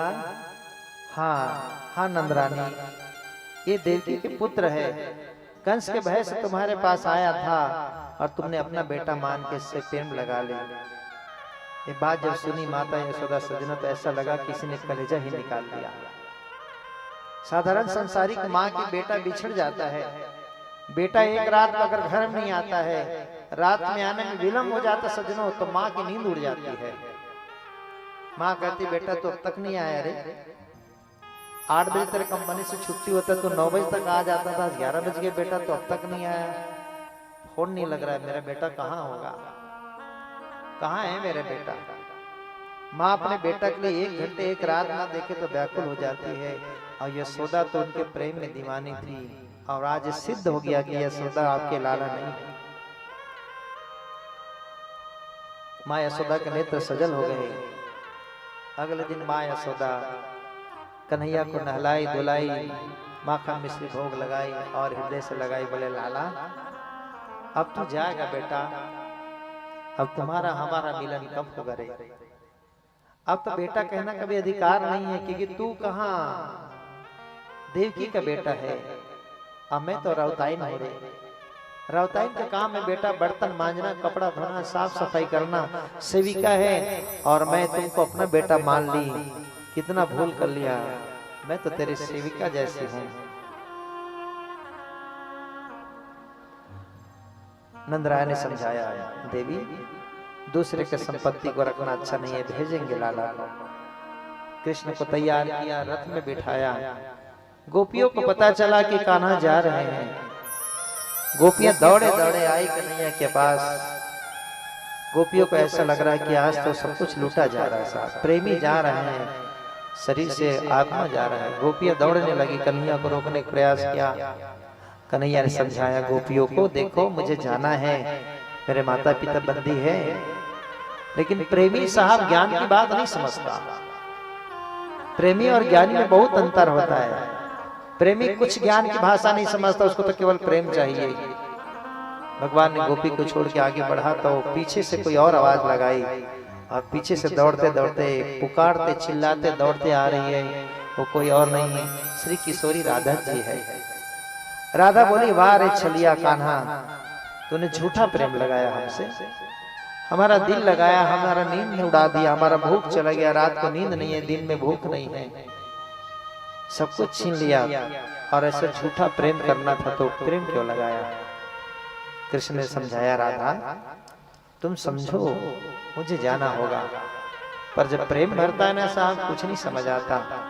भगवान ने कृष्ण ने राधा को बहुत समझाया। रथ आगे बढ़ा और ऐसे आगे बढ़ा कि पीछे से फिर कोई आवाज देते देते दौड़ते दौड़ते आ रही है। भगवान ने कहा अक्रूर काका रथ को जरा रोको, कौन आ रहा है पीछे। और कन्हैया ने पीछे दूर से देखा तो धूल में दौड़ते दौड़ते दौड़ते आ रही, कोई और नहीं, वो तो माँ यशोदा है। दौड़ते दौड़ते आई है, जैसे रथ के पास आई धड़ाक से गिर गई यशोदा। कन्हैया ने रथ से नीचे कूदा, माँ यशोदा को गले लगा लिया। बोले माँ इतना दूर से दौड़े दौड़े आ रही है माँ, माँ मैं तुम्हारे प्रेम का कर्जा नहीं चुका सकता, रोको मत माँ। यशोदा कहती बेटा मैं रोकने नहीं आया रे, तो आखिर मेरा बेटा है भी नहीं तो रोकूंगा क्यों। एक प्रार्थना करने आया हूँ कन्हैया, और बेटा नहीं कन्हैया तू मालिक है मेरा। एक संदेशा देने आया हूँ, तू जाके देवकी को कह देना लाला। यशोदा बोली क्या बात है माँ बोलो। यशोदा कहती बेटा तुम्हारी माँ देवकी को कहना यदि उसको घर में बर्तन मांजने वाली राउताइन की जरूरत हो ना बेटा, तो यशोदा को बुला लेगी, मैं तुम लोग को जूठन मांज लूंगी बेटा, लेकिन तुमको देखते रहूंगी। तुम्हारी माँ देवकी को कहना है उसके घर में कपड़ा धोने वाली कोई नौकरानी की जरूरत हो, तो ये राउताइन को यशोदा को बुला लेगी, मैं तुम्हारी माँ की कपड़ा धोऊंगी, उसके जूठन खाऊंगी, जैसा चाहे रख लेगी, मैं रहूंगी ताकि तुमको देखते रहूंगा। और भाव क्या है मेरे भाई बहन, भक्त अपने भगवान को देखने के लिए हर परिस्थिति तैयार रहने के लिए, हर स्थिति को स्वीकार करने के लिए तैयार है। हम लोग तो भगवान की कथा सुनने के लिए 7 दिन तैयार नहीं है। हम लोग तो भगवान की कथा सत्संग करने का हमारे पास 3 घंटा समय नहीं है, अनुकूल वातावरण में बैठने की व्यवस्था तब भी समय नहीं है। पर यशोदा कहती मैं जीवन भर नौकरानी बन के रहने के लिए तैयार हूं। ए प्रेमी है, कन्हैया ने बात सुना, यशोदा को गले से लगाया, माँ तू ऐसा पराया क्यों समझती है? और सुन माँ, आज मैं उद्घोष करता हूँ। कन्हैया बोले, मुझे जन्म देने वाली माँ मेरी देवकी है, पर सुनो माँ, आज मैं वचन देता हूँ, दुनिया में कोई मुझे देवकी के लाला नहीं कहेगा। जब भी मेरे को पुकारेगा तो यशोदा के लाल कहेगा। हाँ बोल, यशोदा लाल की जय। और यशोदा के लाल ही प्रसिद्ध है सज्जनों। रथ आगे बढ़ा। अक्रूर जी ने सोचा मैं जमुना में स्नान करूं।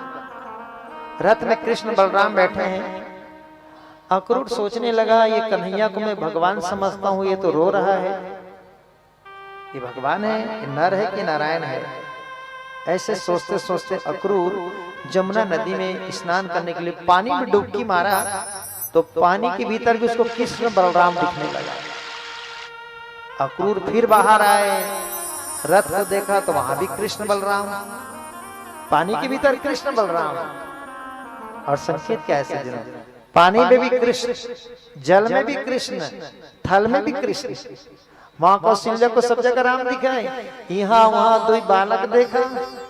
माँ कौशल्या को यहाँ भी बालक दिखा, किचन में, पूजा रूम में भी दिखा, शयन कक्ष में भी दिखा। अक्रूर को पानी में भी भगवान दिख रहे हैं, थल में भी पानी में, थल में भी भगवान दिख रहे हैं। और हम लोग को तो मंदिर में सामने है भगवान, उसको भी हम लोग नहीं देख पाते। सती माता के सामने, राम जी सामने खड़ी है, पर सती माता ने भगवान को नहीं देख पाई। और इसका कारण क्या है जानते सज्जनों? उसका कारण ये है कि सती माता ने कथा नहीं सुनी थी। और संकेत क्या है? भगवान को जानना है, भगवान को पहचानना है, तो पहले आदमी को कथा सुनना पड़ेगा, और कथा सुनने के बाद ही आदमी भगवान को पाएगा। इसको पुष्ट करता हूं। जैसे एक आदमी का आंख नहीं दिख रहा था, वो आदमी ने सुना था कि चश्मा लगा के पढ़ते हैं। उसने सुना था चश्मा लगा के पढ़ते हैं, तो आंख के डॉक्टर के पास गया और डॉक्टर को बोले, डॉक्टर साहब मैं पढ़ नहीं पाता हूं। तो डॉक्टर ने एक पावर वाला कांच चश्मा लगाया। जो चश्मा पहनते हैं मालूम है आपको, डॉक्टर चेक करते हैं ऐसे, और वो चश्मा लगाया। डॉक्टर ने कहा पढ़ो, क्या लिखा है? दूर में रखा रहता ना 1 2 ABCD। तो बोलता नहीं पढ़ सकता हूँ डॉक्टर। अच्छा, डॉक्टर ने फिर ज्यादा पावर वाला चश्मा दिया। डॉक्टर बोले अब पढ़ो, कहता नहीं पढ़ पाऊंगा। और ज्यादा पावर वाला लगाया, बोले अब पढ़ो, वो पढ़ ही नहीं पा रहा। पूरा हाई पावर का चश्मा लगा दिया, लेकिन वो पढ़ ही नहीं पा रहा है। तब डॉक्टर उसको पूछे, ये बताओ तुम पढ़े लिखे हो कि नहीं, पहले ये बताओ। तो बोले डॉक्टर पढ़ा लिखा रहता तो आपके पास क्यों आता? मैंने सुना है चश्मा लगा के पढ़ते हैं करके मैं आपके पास आ गया। सज्जनों, चश्मा लगा के ही पढ़ेंगे, पर कब पढ़ेंगे? जब भीतर में पढ़ाई होगा तब पढ़ेंगे। सही की गलत? भीतर में पढ़ाई होगा तब तो पढ़ेंगे। हनुमान जी ने किष्किंधा कांड में राम जी को देखता है, फिर अपने सीना को देखता है, दोनों को मिलाता है। हनुमान जी बोल रहे हैं मेरे भीतर जो राम जी वही राम जी की है कि नहीं? तो भीतर में जब भगवान होगा ना सज्जनों, तब बाहर में हमें भगवान दिखेगा। ध्यान से सुनिए, समझिए। आप लोग सामने भगवान खड़े रहेंगे लेकिन पहचानेंगे नहीं। बोले कब तक? जब तक भीतर में भगवान नहीं रहेगा तब तक। तो भीतर में भगवान रहेगा तब बाहर में भगवान दिखेगा। भीतर में भगवान की पढ़ाई रहेगी तब भगवान बाहर में दिखेगा। अन्यथा सज्जनों 80 साल की उम्र चले जाएगा, भगवान सामने खड़े ही रहेंगे, हम देख नहीं पाएंगे। तो मैं निवेदन कर रहा हूँ समाज से कि जब भी जहां भी अवसर लगे सज्जनों, भगवान की कथा को सुनिए। कुछ लोग के मन में ये धारणा है, वही भागवत कथा तो है, वही राम कथा तो है, वही कहने वाला तो है, वही भजन तो है, वही कहानी है, क्यों सुनेंगे बार बार? आता है मन में तो सुनो। हम लोग को दाढ़ी मूंछ आता है तो बार बार बनाते कि नहीं बनाते? बोलो दीदी। नहीं दीदी नहीं, भैया भैया। अच्छा बता तो सकते हैं, दाढ़ी मूंछ आया बनाते कि नहीं बनाते? तो क्यों बनाया? एक बार बनाया क्यों, फिर क्यों बनाया? मेरे भाई बहन, ये दाढ़ी मूंछ क्या जानते हैं? हमारे तन की गंदगी है। देखिए कोई दाढ़ी मूंछ बढ़ाया उसको अन्यथा मत लेना, मैं उसको नहीं बोल रहा हूं, आप ऐसा मन मानिएगा, आप उसको अन्यथा नहीं लीजिएगा। तो क्या है, जैसे हमारे गायत्री परिवार शांति कुंजरी जाएंगे तो वहां दाढ़ी बाल बढ़ाना मना रहता है, वहां नहीं बढ़ाते। और हमारे गुरुदेव स्वामी राजेश्वर सरस्वती जी कहते थे कि दाढ़ी मूंछ तो हमेशा साफ रहना चाहिए, वो तन की गंदगी है। तो ये बताओ, हम लोग एक बार दाढ़ी बनाए उसके बाद दाढ़ी फिर बनाते हैं, क्यों? क्योंकि बाल आ गया, तो बाल का तन की गंदगी है तो बार बार साफ करना पड़ता है। तो वैसे सज्जनों, मन में भी गंदगी आ जाता है, काम को दिशा देश की गंदगी आ जाता है।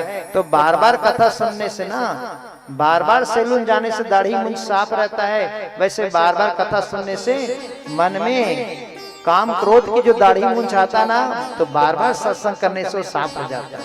एक दूसरा, हम लोग अभी कथा सुने और कब बाहर जाए तो मन बिगड़ेगा, मन तुरंत बिगड़ता है साहब, तुरंत बिगड़ता है। तो मन को बार बार, मन तो बिगड़ने के लिए जाता है, हर आदमी के मन गड्ढे में जाता है, पतन की ओर जाता है। तो मन को रोकने का एक ही काम है, एक ही चीज से मन रुकेगा। बोले कब? जब बार बार भगवान की कथा सुनाएंगे तब मन हमारे काबू में रहेगा। इसलिए बार बार कथा सुने, वही कथा हो रहा है तब भी बार बार सुने। अगर हमने, हमारे मन में अहंकार आया, वही कथा है क्यों सुनेंगे, वही भजन है, वही कृष्ण, वही राम, वही शिव, तो याद रखना सजना, मन बिगड़ेगा, मन पतन में जाएगा, मन गड्ढे में जाएगा ही जाएगा साहब। इसलिए बार कुछ लोग ये भी सोचते हैं कि हमने कथा सुनने गया, मंदिर गया तो हमें धोखा हो गया।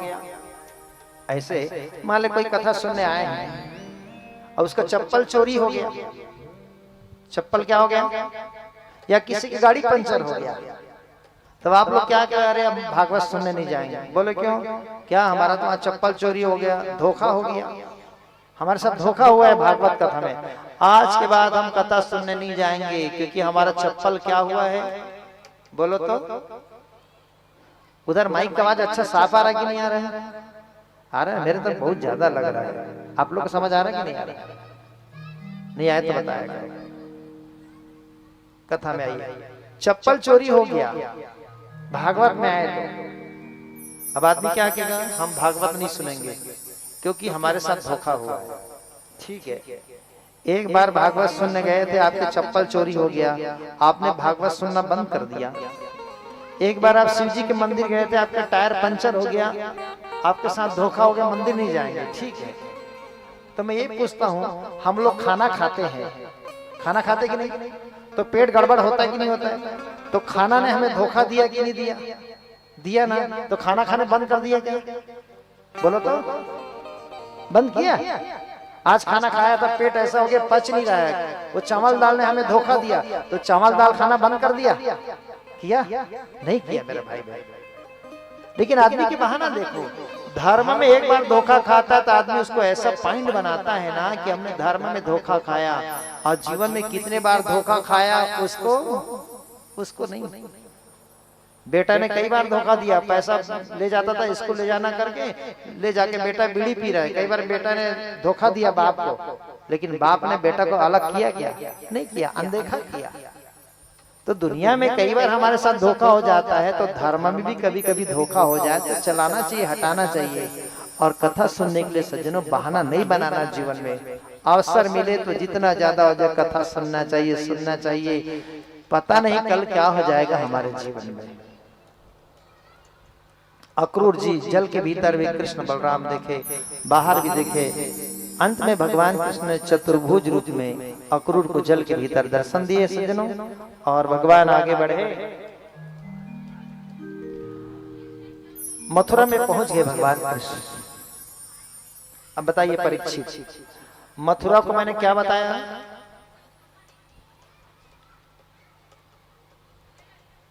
कौन बताएगा?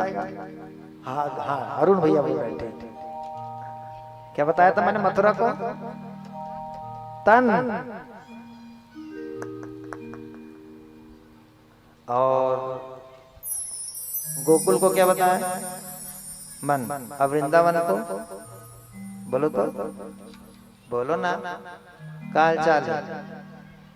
लड्डू रखा है बोड़ी में, पूछो मत, देख लो देख, इसके सामने में काबा रख दी, सबके दाने हुई ढहा रही है।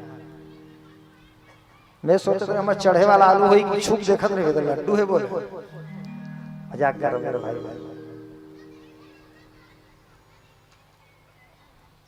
मथुरा है तन, मथुरा हमारा तन है, गोकुल हमारा मन है, अब वृंदावन है बुद्धि। वृंदावन है बुद्धि, मैंने बताया है। अब भगवान आ गए मथुरा, कहाँ गए? मथुरा माने तन में आ गए, तन में आए मथुरा में। भगवान मथुरा में आए ना सज्जनों, तो 4 लोगों से मुलाकात हुआ, एकदम गणित पकड़ना। 4 लोग। पहले कौन मिले मथुरा में? सुखदेव परीक्षित को कहते हैं पहले मिला धोबी। कौन मिला? बोलो तो, धोबी। धोबी बड़ा बड़ा कपड़ा धोया है, सीला है, कंस के लिए ले जा रहा था। कन्हैया ने कहा, ओए धोबी भैया, एक कपड़ा बड़ा बड़ा है, एक कपड़ा ले जा रहे हो कंस के लिए, धो के एक कपड़ा मेरे को दे दो ना।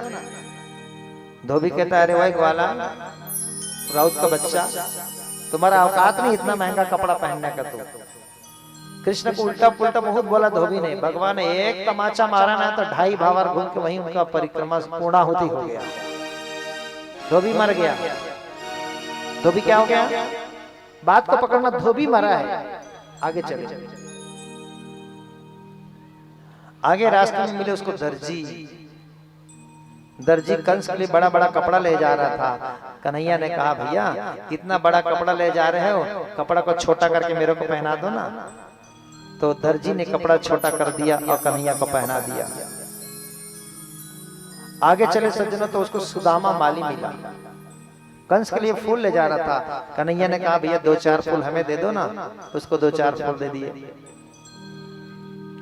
उसके बाद में उसको कुब्जा। कौन मिली? कुब्जा कंस को तिलक लगाती है, इत्र चंदन सेंध लगाने के लिए कंस को जा रही है। कन्हैया ने कहा, देवी थोड़ा तिलक मुझे भी लगा दो ना। तो कुब्जा कन्हैया को देख करके प्रसन्न हो गई। और कुब्जा कहती है, मैं तो झुकी हूँ। कुब्जा माने जो झुकी है, और तू इतने ऊंचा में कैसे तिलक लगाऊं? तो ऐसे कहते भगवान कृष्ण ने अपने अंगूठा से कुब्जा के अंगूठा को दबाया, उसको कुबड़ को पकड़ के खींचा, ऊंचा कर दिए और तिलक लगाया। कृष्ण को 4 लोग मिले सज्जन। कितने लोग मिले? अबे 4 का है हमारे जीवन में, ध्यान से देखिए। मथुरा में आया है तन में, और तन में 4 लोग मिले। पहला कौन मिला? बोलो तो, धोबी। धोबी मिला। भगवान ने धोबी को क्या कर दिया? मार दिया। ये धोबी क्या है सज्जनों? धोबी है हमारे जीवन के तमोगुण। इस तन में, शरीर में तमोगुण ज्यादा है, तो कृष्ण ने धोबी को मार दिया, तमोगुण को खत्म कर दिया। जीवन में तमोगुण नहीं होना चाहिए सज्जनों। रावण कंस लोग तमोगुण वाले हैं, तो जीवन से तमोगुण को खत्म कर दिया। उसके बाद कौन मिला? दर्जी। कौन मिला? दर्जी को भगवान ने मारा नहीं। ये दर्जी कौन है? दर्जी है हमारे जीवन के रजोगुण। जीवन में रजोगुण होना चाहिए, भगवान ने रजोगुण को छोड़ दिया। उसके बाद मिला सुदामा माली, वो है सतोगुण। भगवान ने माली को भी छोड़ दिया, सतोगुण को छोड़ दिया। अर्थात हमारे जीवन में 3 गुण है, तमोगुण, रजोगुण, सतोगुण। भगवान ने धोबी को मारा, तमोगुण को माना। ऐसा कहते हैं ये धोबी ना अयोध्या के समय जो माँ सीता के ऊपर उंगली लगाया था ना, ये वही धोबी है। 3 गुण हो गया। चौथा मिली कुब्जा। कुब्जा कौन है हमारे जीवन की? तो सुखदेव परीक्षित कहते हैं हमारे जीवन में जो भगवान के प्रति समर्पण का जो भाव है, भगवान के सामने लघुता का भाव है, भगवान के सामने हम अपने आप को छोटा मानते हैं सज्जनों, यही है कुब्जा। तो 4 से मिले भगवान ने। भगवान आगे गए सज्जनों, कुबलिया नाम के हाथी आया कृष्ण को मारने के लिए। भगवान कृष्ण ने उसको खत्म कर दिया। सामने धनुष रखा है,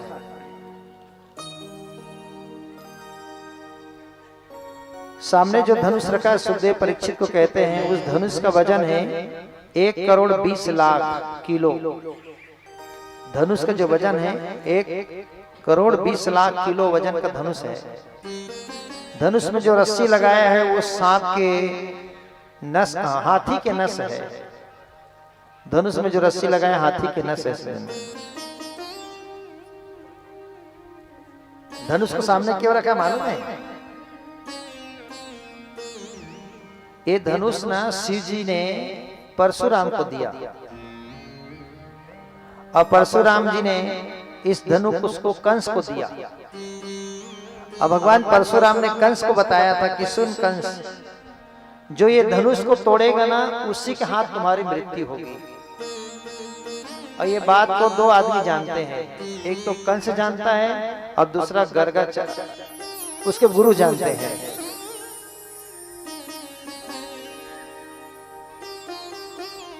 कंस ने अपने मौत को जानने के लिए धनुष को बाहर रखा कि धनुष को यदि कृष्ण ने तोड़ दिया तो इसके हाथ में मरूंगा। धनुष तोड़ दिए सज्जनों। धनुष टूटा और कृष्ण को मारने के लिए 5 कंस के सिपाही आ गए। वो 5 का नाम है चाणूर, तुष्टिक, मुष्टिक, खल, तोसल। ये 5 आए सज्जनों। भगवान ने 5 का वध कर दिया। कंस को मारने से पहले भगवान ने 5 को मारा है।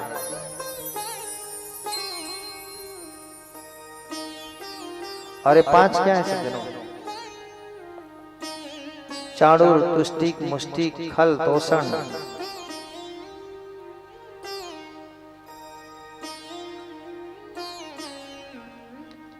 ये हमारे शरीर के 5 तत्व है। रूप, रस, गंध, त्वचा। रूप, रस, गंध, स्पर्श, शब्द। चाणूर, तुष्टिक, मुष्टिक, खल, तोषण जो 5 आए ना, ये कोई और नहीं, हमारे जीवन के 5 ये बाधा है। भगवान ने उसको व्यवस्थित किया और कंस के पास गए। कंस उस सिंहासन में बैठा है। भगवान कृष्ण दौड़ते गए, कंस के सिंहासन में गए और कंस के गला को पकड़ के खींचते लाया और कंस को घसीटते लाया, नीचे गिराया, एक मुटका मारा और कंस मर गया। बोले कंस मर्दन भगवान की जय हो। कंस मर्दन भगवान की जय हो। कंस मर्दन भगवान की जय हो। कंस मर गया सज्जन। कंस मर गया। कब से मरा है सज्जन? पर हमारे जीवन में क्या है इसका? कंस कहाँ है हमारे जीवन में? कंस क्या है? कसी इति कसी। सुनो, हमारे जीवन में कंस है। बोले कहाँ? जो व्यक्ति कसाई है, जो क्रूरता है, जो कठोर है, जिसके जीवन में न दया है न धर्म है, सुखदेव कहता वो हर आदमी कंस ऐसा है। जो हिटलर जैसा है, जो मुसोलिनी जैसा है, जो अंग्रेज जैसा अन्यायपूर्वक काम करता है, सुखदेव कहता हुआ वो दुनिया में हर आदमी कंस है। अपने अंतःकरण का टटोलो सज्जनों। जिस समय आदमी जीव हत्या करता है ना सज्जनों, उस समय वो कंस हो जाता है। कंस किसे कहते हैं? जो दूसरे को कष्ट दे वही तो कंस है साहब। आदमी मत देखो आप। जब आदमी जीव की हत्या देता है ना तो उस समय वो कंस बन जाता है। देखो एक बात कहा है कबीर साहब ने ना कि पत्थर पूजन नहीं करना चाहिए। उसको दरअसल हम लोग अच्छे से समझे नहीं है। लोगों ने कबीर साहब ने क्या कहा साहब, हम लोग अर्थ अनर्थ लगा दिया आजकल लोग। कबीर साहब ने मूर्ति पूजा बंद क्यों कराया मालूम है? कबीर साहब का कहना आज के परिप्रेक्ष्य में नहीं था। उन दिनों क्या होता था, लोग मूर्ति पूजा के नाम में मूर्ति के सामने गाय को बलि देते थे, सुअर को बलि देते थे, बकरे को बलि दे देते थे। तब कबीर साहब ने कहा जीव हत्या बंद करने के लिए कबीर साहब ने वो बलि चढ़ाने वाले आदमी के लिए लिखा गया कि पाथर पूजे हरि मिले तो मैं पाहन पूजन जाई। उसको डीप में जाके समझो सज्जनों। कबीर साहब, तुलसीदास जी, सूरदास जी समकालीन कबीर हैं ये लोग, 1-2 साल के आगे पीछे हैं जब जीवनी पढ़ते कबीर साहब का। ये मेरा व्यक्तिगत विचार है, मैं ऐसा कहीं किसी को नहीं कर रहा हूँ, क्षमा करना आप लोग। मैं सोचता हूँ, मैं नहीं मानता कि कबीर साहब ने मूर्ति पूजा करने से मना किया, उन दिनों के लिए किया था, क्योंकि आदमी आडंबर बना लिया ना। मूर्ति पूजा करने हैं, दुर्गा माता के सामने कोई बकरा काट दिया, कोई और कुछ काट दिया, कोई और काट दिया। तब कबीर साहब ने उद्घोष किया, सुनो दुनिया वाले, पत्थर पूजे हरी मिलत में पाहन पूजन जाऊं, ए तू पत्थर के सामने बलि दे रहा है। उस इसलिए लिखा गया। कबीर साहब निर्गुण भक्ति धारा के कवि है, लेकिन पूज्य कबीर साहब ने सगुण भक्ति धारा वाले का विरोध नहीं किया है। ये केवल मेरा व्यक्तिगत विचार है। मुझे तो लगता है कि प्रातः स्मरणीय पूज्य गुरु घासीदास जी ने निर्गुण और सगुण दोनों को समान भाव से देखा है। मैं कबीर साहब की जीवनी पढ़ता हूं तो मैं तो ऐसा लगता है मर जाओ मैं तो चरण धो के प्रणाम करूं, पी लूं कबीर साहब के। कबीर साहब ने सज्जनों निर्गुण को तो माना है, लेकिन सगुण का विरोध नहीं किया है। आप देखिए कबीर पंथ में जब चौका आरती होता है सज्जनों, तो नारियल फोड़ते कि नहीं फोड़ते? बोलो तो, बोलो ना। पान चढ़ाते कि नहीं? तो नारियल तो सगुण है, पान तो सगुण है, दीपक जल रहा वो तो सगुण है कि नहीं है? तो कहां विरोध किया कबीर साहब ने? तो हमें कबीर साहब को समझना पड़ेगा। कबीर साहब जैसा तो कोई महात्मा संत गुरु विरले साहब जिसने निर्गुण और सगुण दोनों को जोड़ के, कबीर साहब का लक्ष्य है बोले का सतनाम, बोलो सत्य नाम। कबीर साहब ने कहा तो निर्गुण भक्ति में चल चाहे सगुण भक्ति में चल, मेरे परमात्मा के नाम को जब सत्य नाम साहे बंदगी। और सत्य नाम क्या है? सत्य क्या है? ईश्वर सत्य है, सत्य ही शिव है। तो सज्जनों इसको समझना पड़ेगा। तो दुनिया में कंस कौन है? जो जीव हत्या करता वही तो कंस है। मैं इस बात को निवेदन करता हूं मेरे भाई बहन, आप मेरी कथा से सुन रहे हैं तो मेरे को इतना दक्षिणा देना, कोशिश करना आपके घर में जीव हत्या ना हो, आपके हाथ से जीव हत्या मत हो। आज सज्जनों शुद्ध शाकाहारी भोजन हम लोग ग्रहण करें, जैसा खाए अन्न वैसा बने मन। मांस खाने से कुछ नहीं होता सज्जनों, केवल तन मोटापा बढ़ता है। और सुनो, चाहे तुम जितना भी मांस खाने वाले व्यक्ति जितना भी मांस खा ले, जब तक उसमें शाकाहारी मसाला नहीं डालेगा। हल्दी शाकाहारी है कि नो है? नो है आपके गांव में? और मिर्चा है, लहसुन है शाकाहारी, तेल है शाकाहारी, न धनिया शाकाहारी है। तो सब शाकाहारी डालते हैं सज्जनों, सब चीज शाकाहारी डाल रहे। एक चीज के लिए तो मैं निवेदन आदेश नहीं दे रहा मेरे भाई बहन, हाथ जोड़ के प्रार्थना कर रहा हूँ कि जीव हत्या बंद हो जाए। मैं इतना आप सबसे निवेदन करता हूँ, बस जीव हत्या बंद हो जाए सज्जनों। और जो जीव हत्या करेगा कसी, मैं कंस को सामने रख करके बोल रहा हूँ सज्जनों। और आपको अच्छा दिखना है, चेहरे में चमक लाना है, शरीर तंदुरुस्ती रखना, खाना इतने बढ़िया बढ़िया तो है, क्या क्या खाने पीने को बोलो ना। यही कंस है सज्जनों। भगवान ने कंस का मर्दन किया। और हमारे जीवन में बुराई का समापन कब होगा? जब कृष्ण आएंगे। तन में कृष्ण आया, और कृष्ण क्या है? कृष्ण वंदे जगत गुरु। संकेत क्या है? गुरु यानी ज्ञान, श्रद्धा लभते ज्ञानम। जब हमारे जीवन में ज्ञान आ जाएगा तो हमारे जीवन में ज्ञान आएगा तो व्यक्ति के मन में जो जीव हत्या का जो भाव रहता है समाप्त हो जाएगा। फिर भगवान कृष्ण ने नंद बाबा को जो वहां से धनुष के देखने आए थे उनको, सखा को सबको विदा किए और अपने माता पिता को मुक्त किए। और भगवान कृष्ण ने संदीपनी आश्रम जाकर के, गुरु के आश्रम में जाकर के शिक्षा लेते सज्जनों। और गुरु जी ने कहा कि कृष्ण गुरु दीक्षा मैंने दे दिया, दक्षिणा चाहिए। कृष्ण ने कहा गुरुदेव दक्षिणा में क्या चाहते हो? तो गुरुदेव ने कहा कृष्ण मेरा बेटा मर गया, उसको ला के दे दो। भगवान कृष्ण ने गुरुदेव के बेटे को वापस लाया और उनको दिया। एक दिन सज्जनों भगवान कृष्ण उदास बैठे थे। देवकी माँ बोली बेटा तो उदास क्यों है रे कान्हा? कृष्ण कुछ नहीं बोल रहे। तब देवकी माँ ने उद्धव को कहा, उद्धव तू इसका सखा है, जाके पूछ तो उद्धव कि कृष्ण उदास क्यों रहता है।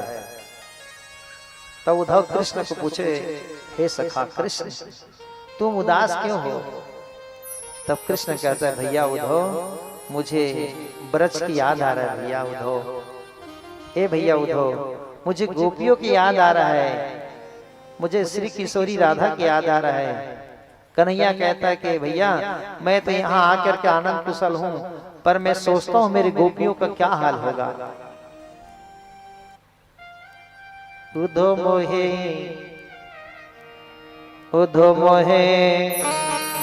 ब्रज बिसरत नाही। बाबा सूरदास जी पद लिखते हैं, उद्धव मोहे ब्रज बिसरत नाही, उद्धव मोहे ब्रज बिसरत नाही। वृंदावन की गोकुल बनोपवन सघन पूंज की चाहे, उद्धव मोहे ब्रज बिसरत नाही, उद्धव मोहे ब्रज बिसरत नाही। भैया उद्धव मुझे गोपियों के साथ नाचना खेलना ब्रज की धरती में लौटना याद आ रहा भैया। प्रातः समय माता जसुमती और नंद देख सुख पावत। भैया उद्धव मेरी माँ जब सो के उठती थी ना तो सबसे पहले मुझे देखती थी। नंद बाबा सो के उठते थे सबसे पहले मुझे देखना था, उसको आनंद आता है। आज मेरी माँ यशोदा और नंद बाबा का क्या हाल होगा उद्धव भैया, मैं सोच सोच के व्याकुल हो रहा हूँ। माखन रोटी दे सजाए, मेरी माँ यशोदा सवेरे से माखन रोटी देती मुझे। अति हित साध खवावत, उद्धव मोहे ब्रज बिसरत नाही, उद्धव मोहे ब्रज बिसरत नाही।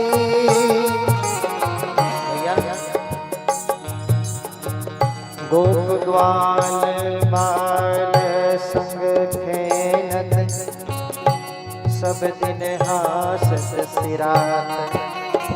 भैया उद्धव ग्वाल बाल के साथ हम लोग खेलते थे दिन सिरात। अपने सखा के साथ खेलते खेलते दिन कब सिराता था, दिन कब बीत जाता था मुझे पता नहीं चलता था। उद्धव मेरे सखा का क्या हाल होगा भैया, मुझे याद आ रहा है उद्धव। गोपी ग्वाल बाल संग खेलत, सब दिन हसत सिरात। सूरदास जी धनी धनी ब्रजवासी। सूरदास जी कहते हैं धन्य है ब्रज में जन्म लेने वाले आदमी। सूरदास जी धनी धनी ब्रजवासी, जिन सोहित जदुतात, उद्धव मोहे ब्रज बिसरत नाही, उद्धव मोहे ब्रज बिसरत नाही। उद्धव मोहे ब्रज बिसरत नाही।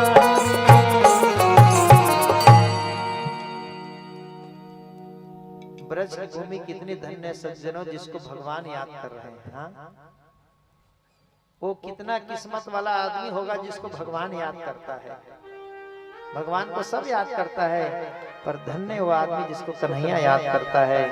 और मुझे तो लगता है कन्हैया ने कृपा करके हम सबको याद किया है सज्जनों, इसलिए आज हम दोंदे कला के माटी में उनके कथा सुन रहे हैं। एक बार भगवान नाम के लिए ताली से धन्यवाद ज्ञापित करें साहब। बोलो कृष्ण कन्हैया लाल की जय।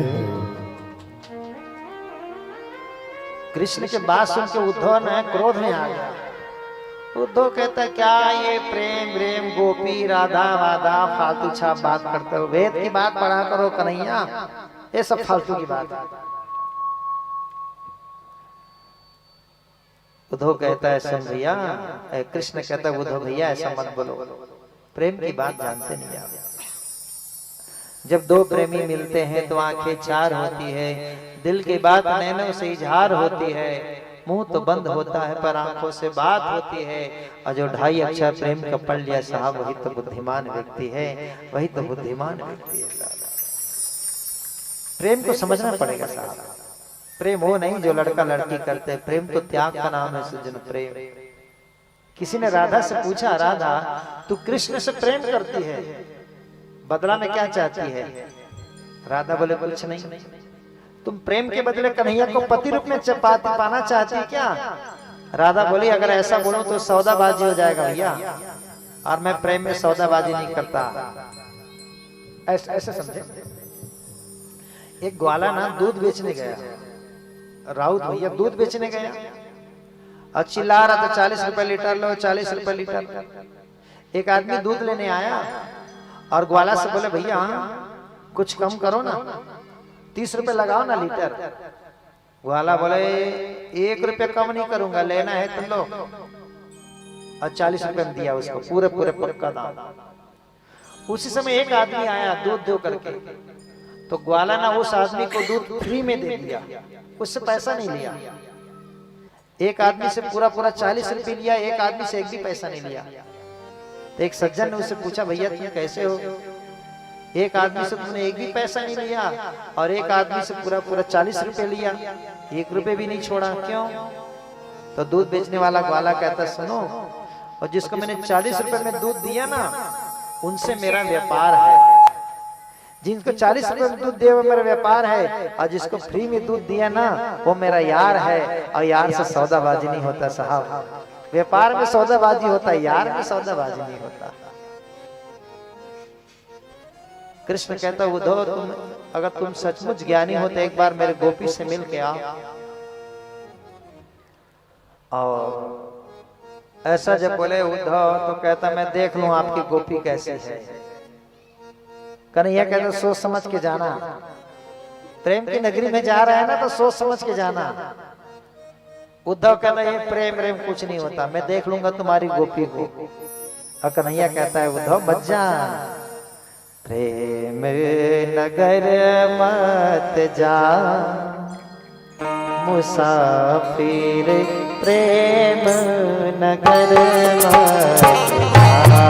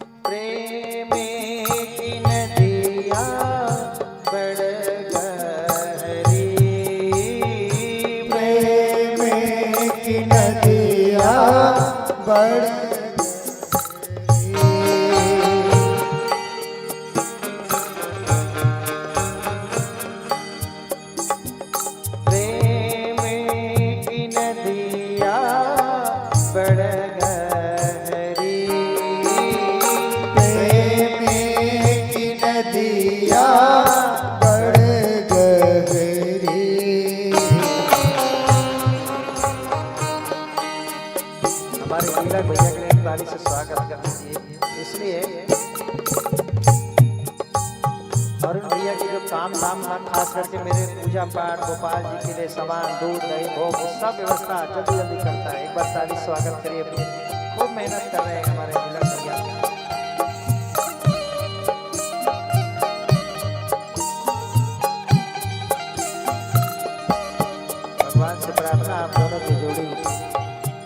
जोड़ी हमेशा हर युग में रहे। व्यासपीठ से भगवान से मैं निवेदन करता हूँ। प्रेम की नदियाँ बढ़ गहरी, प्रेम की नदियाँ बढ़ गहरी, प्रेम की नदियाँ बढ़ गहरी,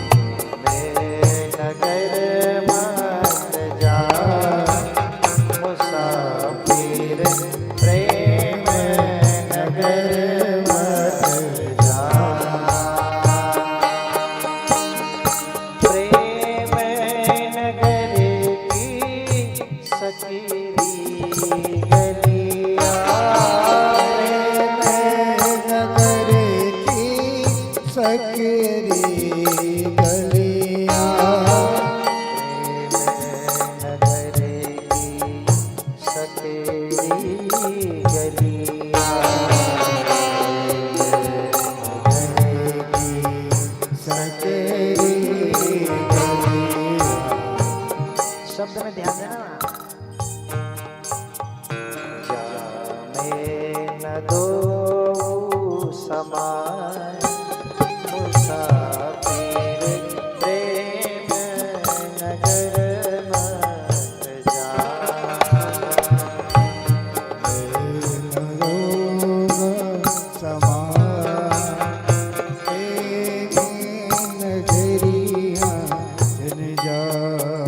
अच्छा सुनो तो, प्रेम नगर में और क्या क्या है? प्रेम नगर की सुंदर परिया, प्रेम नगर की सुंदर परिया, प्रेम नगर की सुंदर परिया,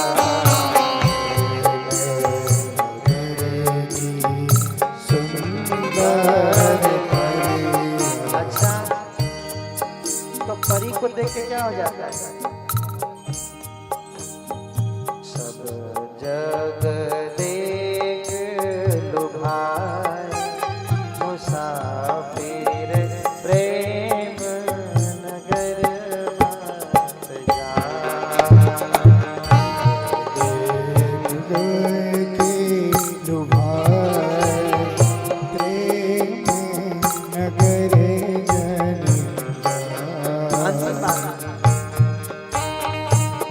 प्रेम नगर का पंथ कठिन है, प्रेम नगर का पंथ कठिन है। साहब प्रेम के रास्ते में चलना बड़ा कठिन है।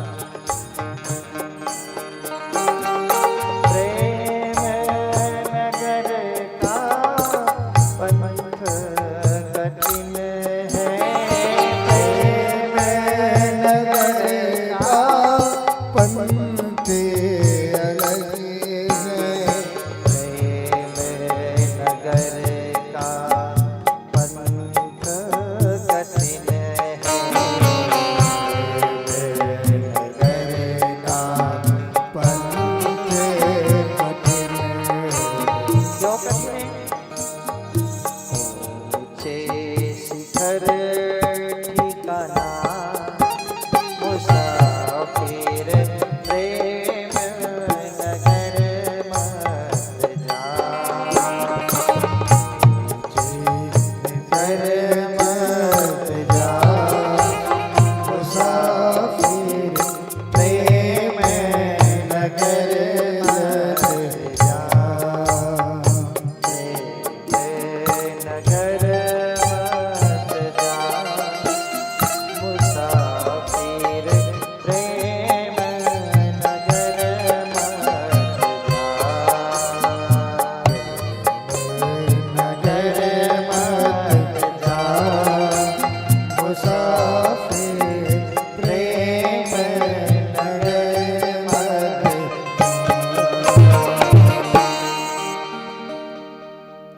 ज्ञानी प्रेम की नगरी जा रहा है, निर्गुण भक्ति मानने वाला सगुण भक्ति की ओर जा रहा है। सज्जन आप देखिए यहाँ बात कैसे होगा। उद्धव कहता है प्रेम कुछ नहीं होता, केवल वेद पुराण पढ़े, और कृष्ण कहता है प्रेम होता है साहब। ये तो प्रेम की बात है उद्धव, बंदगी तेरे बस की नहीं है। यहाँ सरदे के होते हैं सौदे, आस की इतनी सस्ती नहीं है। ये तो प्रेम की बात है उद्धव। प्रेम से प्रेम की फलती फूलती डाली देखी, प्रेम की बात जमाने से निराली देखी, प्रेम से प्रेम की फलती फूलती डाली देखी। प्रेम पत्थर को इंसान बना देता है और प्रेम भक्त को भगवान बना देता है। उद्धव गए साहब वृंदावन, तो क्या देखता है, गोपियां ऐसे उदास है, बाल दिख रहा है, चेहरे की चमक चला गया, कपड़े की सुंदरता नहीं, स्वच्छता नहीं। और उद्धव ना भगवान कृष्ण के पीले पीताम्बरी को ओढ़ के गया था और दिखता भी कृष्ण जैसा था। तो पहले तो गोपियां दौड़ने लगी कन्हैया आ गया करके, पर चेहरे को देखा तो नहीं ये कोई दूसरा है। और उद्धव कहने लगा गोपियां तुम लोग क्या स्थिति बनाई हो। तो गोपी कहते हैं उद्धव भैया हम कृष्ण से प्रेम करते हैं, हमारा प्रेमी बिछड़ गया है ना, तो उसके बिना अब श्रृंगार अधूरा लगता है, जीना नहीं है। उद्धव कहता है सुनो गोपी ये प्रेम वगैरह बेकार है, तुम लोग से बात नहीं करूंगी, तुम्हारे अध्यक्ष को बुलाओ, तुम्हारे डिपार्टमेंटल मुखिया कौन है बुलाओ। राधा है। राधा आई।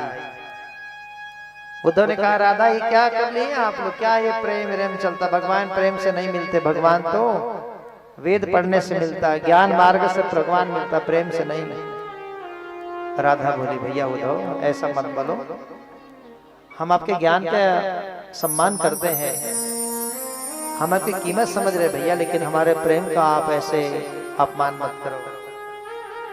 उद्धव बोलता कोई प्रेम प्रेम नहीं होता है। तब राधा कठोर वचन में कहती उद्धव भैया जबान संभाल के बात करो, तुमको क्या लगता कन्हैया तुम्हारे पास है, कन्हैया हमेशा प्रेमी के पास रहते हैं।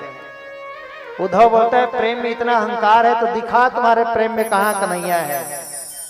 राधा बोली भैया उद्धव चैलेंज मत कर। उद्धव बोलती मैं जानता हूं तुम लोग ढोंग करती हो, कोई प्रेम प्रेम नहीं होता। और तब राधा कहती सुन उद्धव भैया देख नेत्र बंद कर, नेत्र बंद कर, अब नेत्र खोल। और जैसे उद्धव ने नेत्र बंद करके खोला मेरे भाई बहन, तो राधा और कृष्ण एक बांसुरी को बजाते मिले, एक ही जगह राधा और कृष्ण मिले। बोले राधे कृष्ण भगवान की। हर गोपी के साथ कृष्ण दिखने लग गए, राधा के साथ कृष्ण वहीं उपस्थित हो गया। अब तो उद्धव पानी पानी हो गया, उद्धव हार गया और उद्धव राधा के चरण में दंडवत प्रणाम करने लग गया। और सुखदेव परीक्षित को कहते हैं, भागवतकार भगवान वेद व्यास जी कहते हैं उस दिन से उद्धव कृष्ण भक्ति छोड़ के राधा की भक्ति हो गई और राधा की चुनरी को ओढ़ के नाचने लग गया उद्धव। और संकेत क्या सज्जनों, प्रेमी के सामने ज्ञान भी हार गया। और सिद्ध होता है कि भगवान प्रेम से मिलते हैं। हरि व्यापक सर्वत्र समाना प्रेमित प्रगति होय में, बोलो तो जाना। तो सजना इससे हमें ये शिक्षा मिलती है कि हम प्रेम के रास्ते से भगवान को पाने के प्रयास करें, जल्दी मिल जाएगा। सुखदेव परीक्षित को कथा आगे बढ़ाते हुए कहते हैं कि सुनो परीक्षित, कंस के मरने के बाद उसकी दो पत्नी थी। कंस की दो पत्नी अस्ति और प्राप्ति दोनों विधवा हो गए। दोनों अपने पिता जरासंध को समाचार दिए। जरासंध ने भगवान के पास 18 बार आक्रमण किया मारने के लिए। 17वीं बार में सज्जनों आक्रमण किया तो काल यवन को लेके आया कृष्ण को मारने के लिए। काल यवन को लेके आया। भगवान कृष्ण देखना काल यवन आ रहा है तो कृष्ण भागे वहां से। अब कृष्ण क्यों भाग रहा, ध्यान से सुनिएगा। कृष्ण भागे, उसके पीछे पीछे काल यवन भागा। कृष्ण जानता था कि काल यवन मेरे हाथ से नहीं मरेगा, ये तो मुचुकुंद महाराज के हाथ से ही मरेगा, श्राप है इनको। भगवान कृष्ण भाग रहे हैं, पीछे पीछे काल यवन भाग रहे हैं। एक गुफा के अंदर गया, गुफा में मुचुकुंद महाराज सोए हैं। कृष्ण ने अपना पीला पीताम्बरी उड़ा दिया मुचुकुंद महाराज को। काल यवन भीतर गया, उनको लगता है कृष्ण सोया, डर के मारे काल यवन ने पीला दुपट्टा साय से खींचा।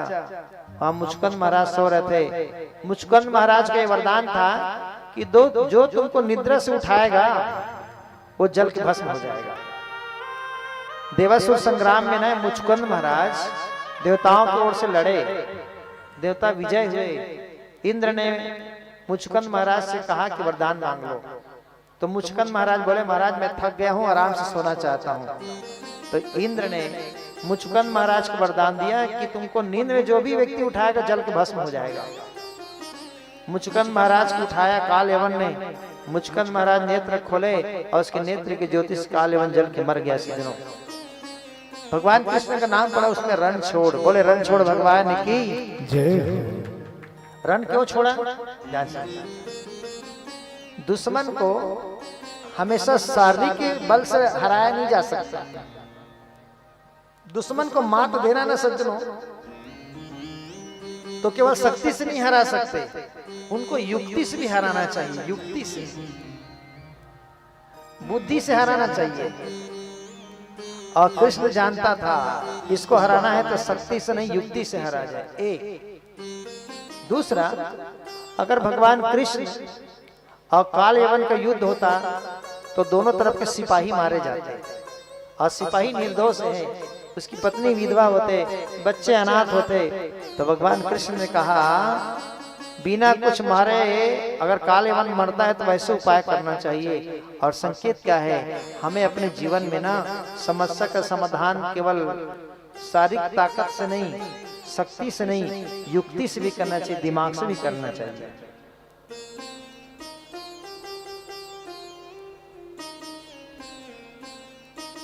भगवान वहां से भागे प्रवर्षण पर्वत की ओर, और जरासंध ने प्रवर्षण पर्वत में आग लगा दिया। फिर भगवान ने समुद्र में कूदे। भगवान कृष्ण ने विश्वकर्मा को आदेश दिया कि तुम 12 योजन विशाल द्वारिकापुरी में भवन बनाओ। और भगवान कृष्ण के आदेश अनुसार भगवान विश्वकर्मा ने द्वारिकापुरी में 12 योजन का विशाल भवन बनाया। सज्जनों भगवान वहां राजा हुए द्वारिकाधीश के, और उस दिन से भगवान कृष्ण का नाम पड़ गया द्वारकाधीश। बोले द्वारकाधीश भगवान की जय। अब घर बन गया तो अब घर में खाना बनाने वाली चाहिए। सही गलत भाई, बेटा पढ़ ली डरी और घर घलो बन गई तो अब तो खाना बनाने वाली चाहिए। भगवान कृष्ण बोले द्वारिका के राजा बन गए। और आइए हम विवाह की ओर चले। पहले कथा रख दूं, तैयारी तो हो गया होगा विवाह की। राधा कृष्ण और कृष्ण रुक्मणी नहीं बनाए, अभी लेट है, जल्दी तैयारी बुला के रखिए।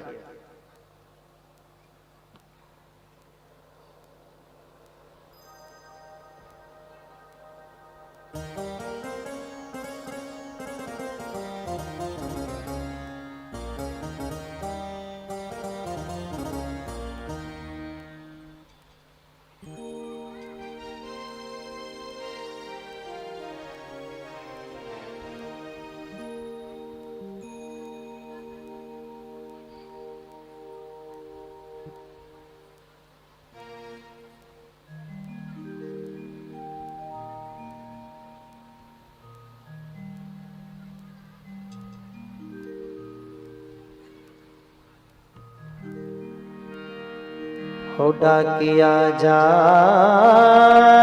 रे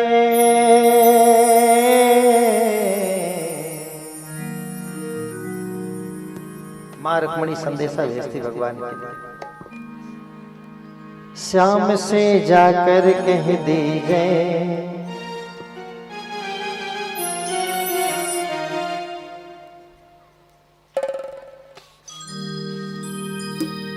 श्याम ने संदेशो दीजे, श्याम से जाकर कह दीजे, भगत तेरे दर्शन को तरसे हो।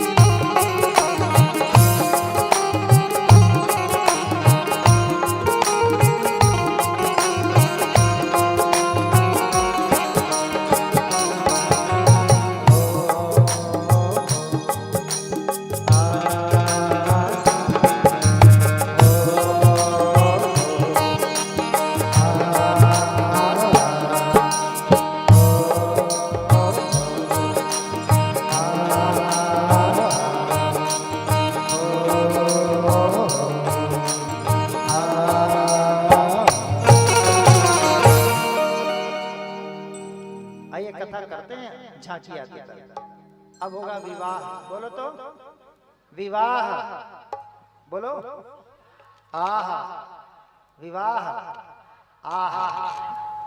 देखो भैया, बिहाव करबे तो आहा, अब बिहाव करने के बाद आहा, तो जब घर वाली आते ना तो आ है और आहा, ठीक है। विवाह होने के बाद जीवन में क्या रहता है? आहा, बोलो तो आहा। अब कुछ दिन बाद आहा। मेरे भाई बहन, विवाह क्या चीज है? थोड़ा कथा चले फिर आगे चलेंगे। विवाह जरूरी है कि नहीं है? बोलो तो।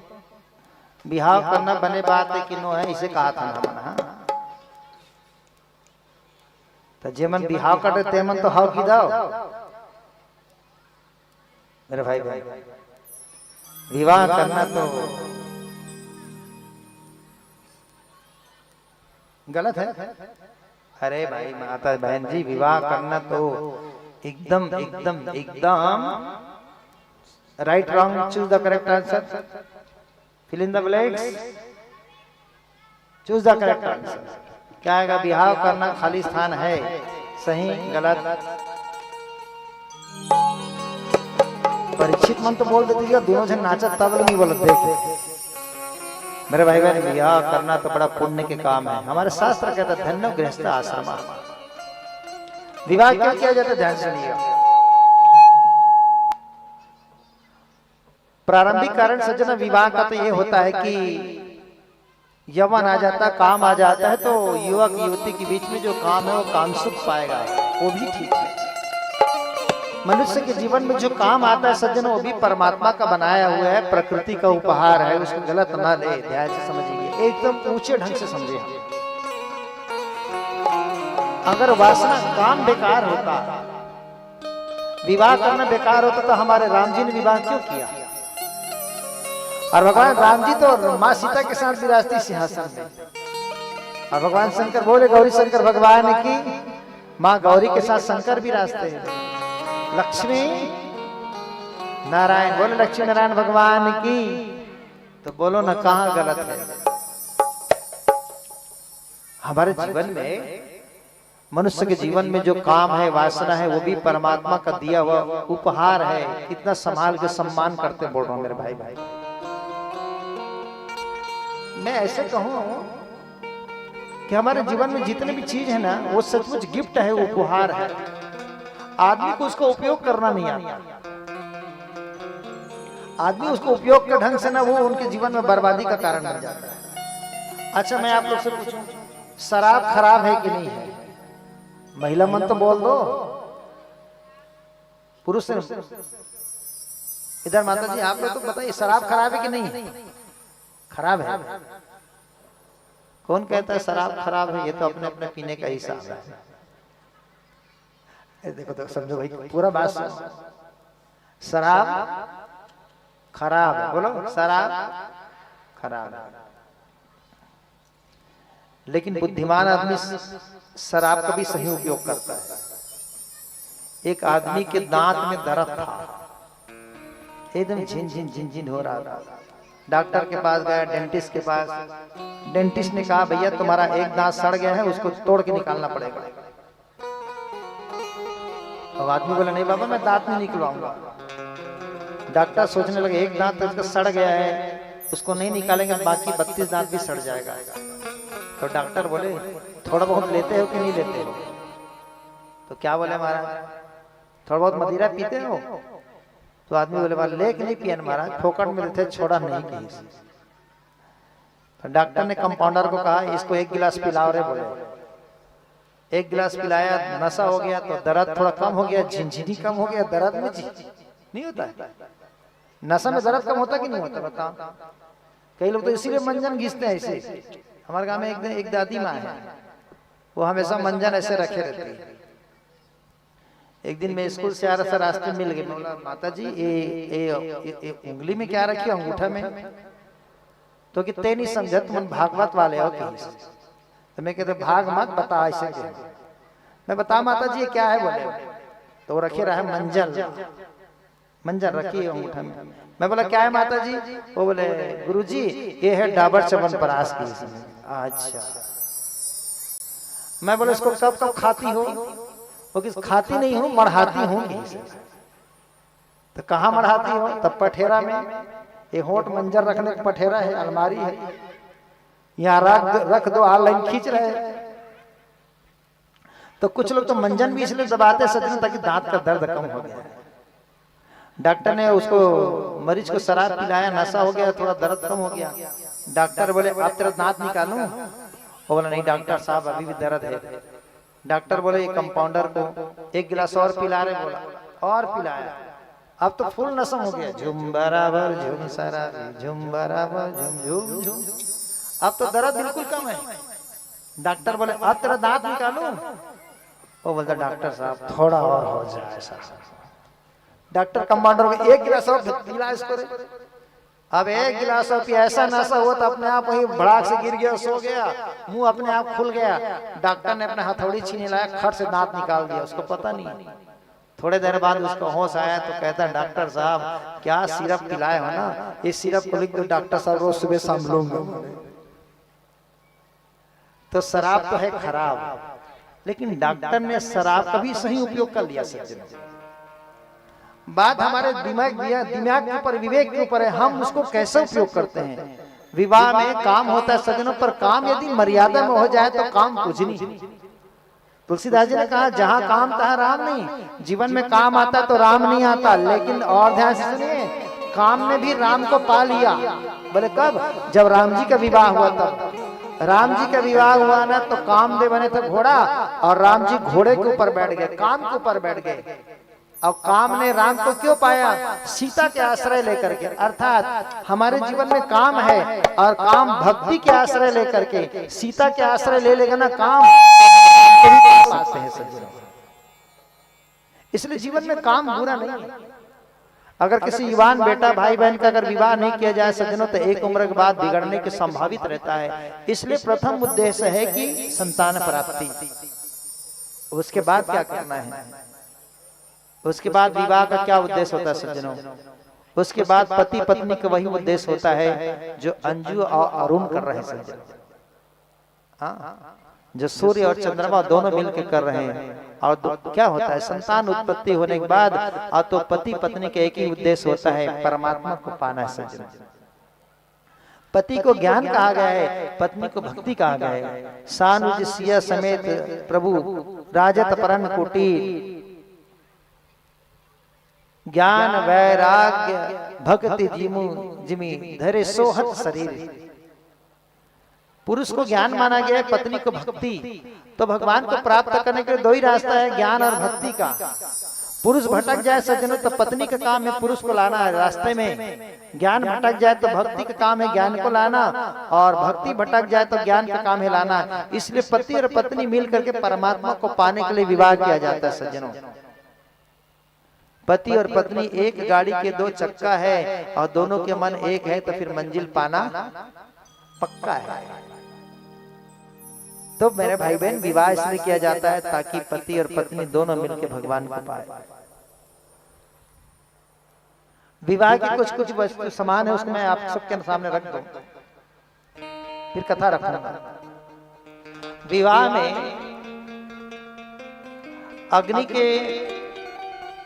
अग्नि को प्रज्वलित करके फेरा लेते हैं। बोले फेरा हुआ कि नहीं अरुण भैया? सूरता नहीं है महाराज का। वो दिन ध्यान अंतरिक्ष का हाथ सूरता रही।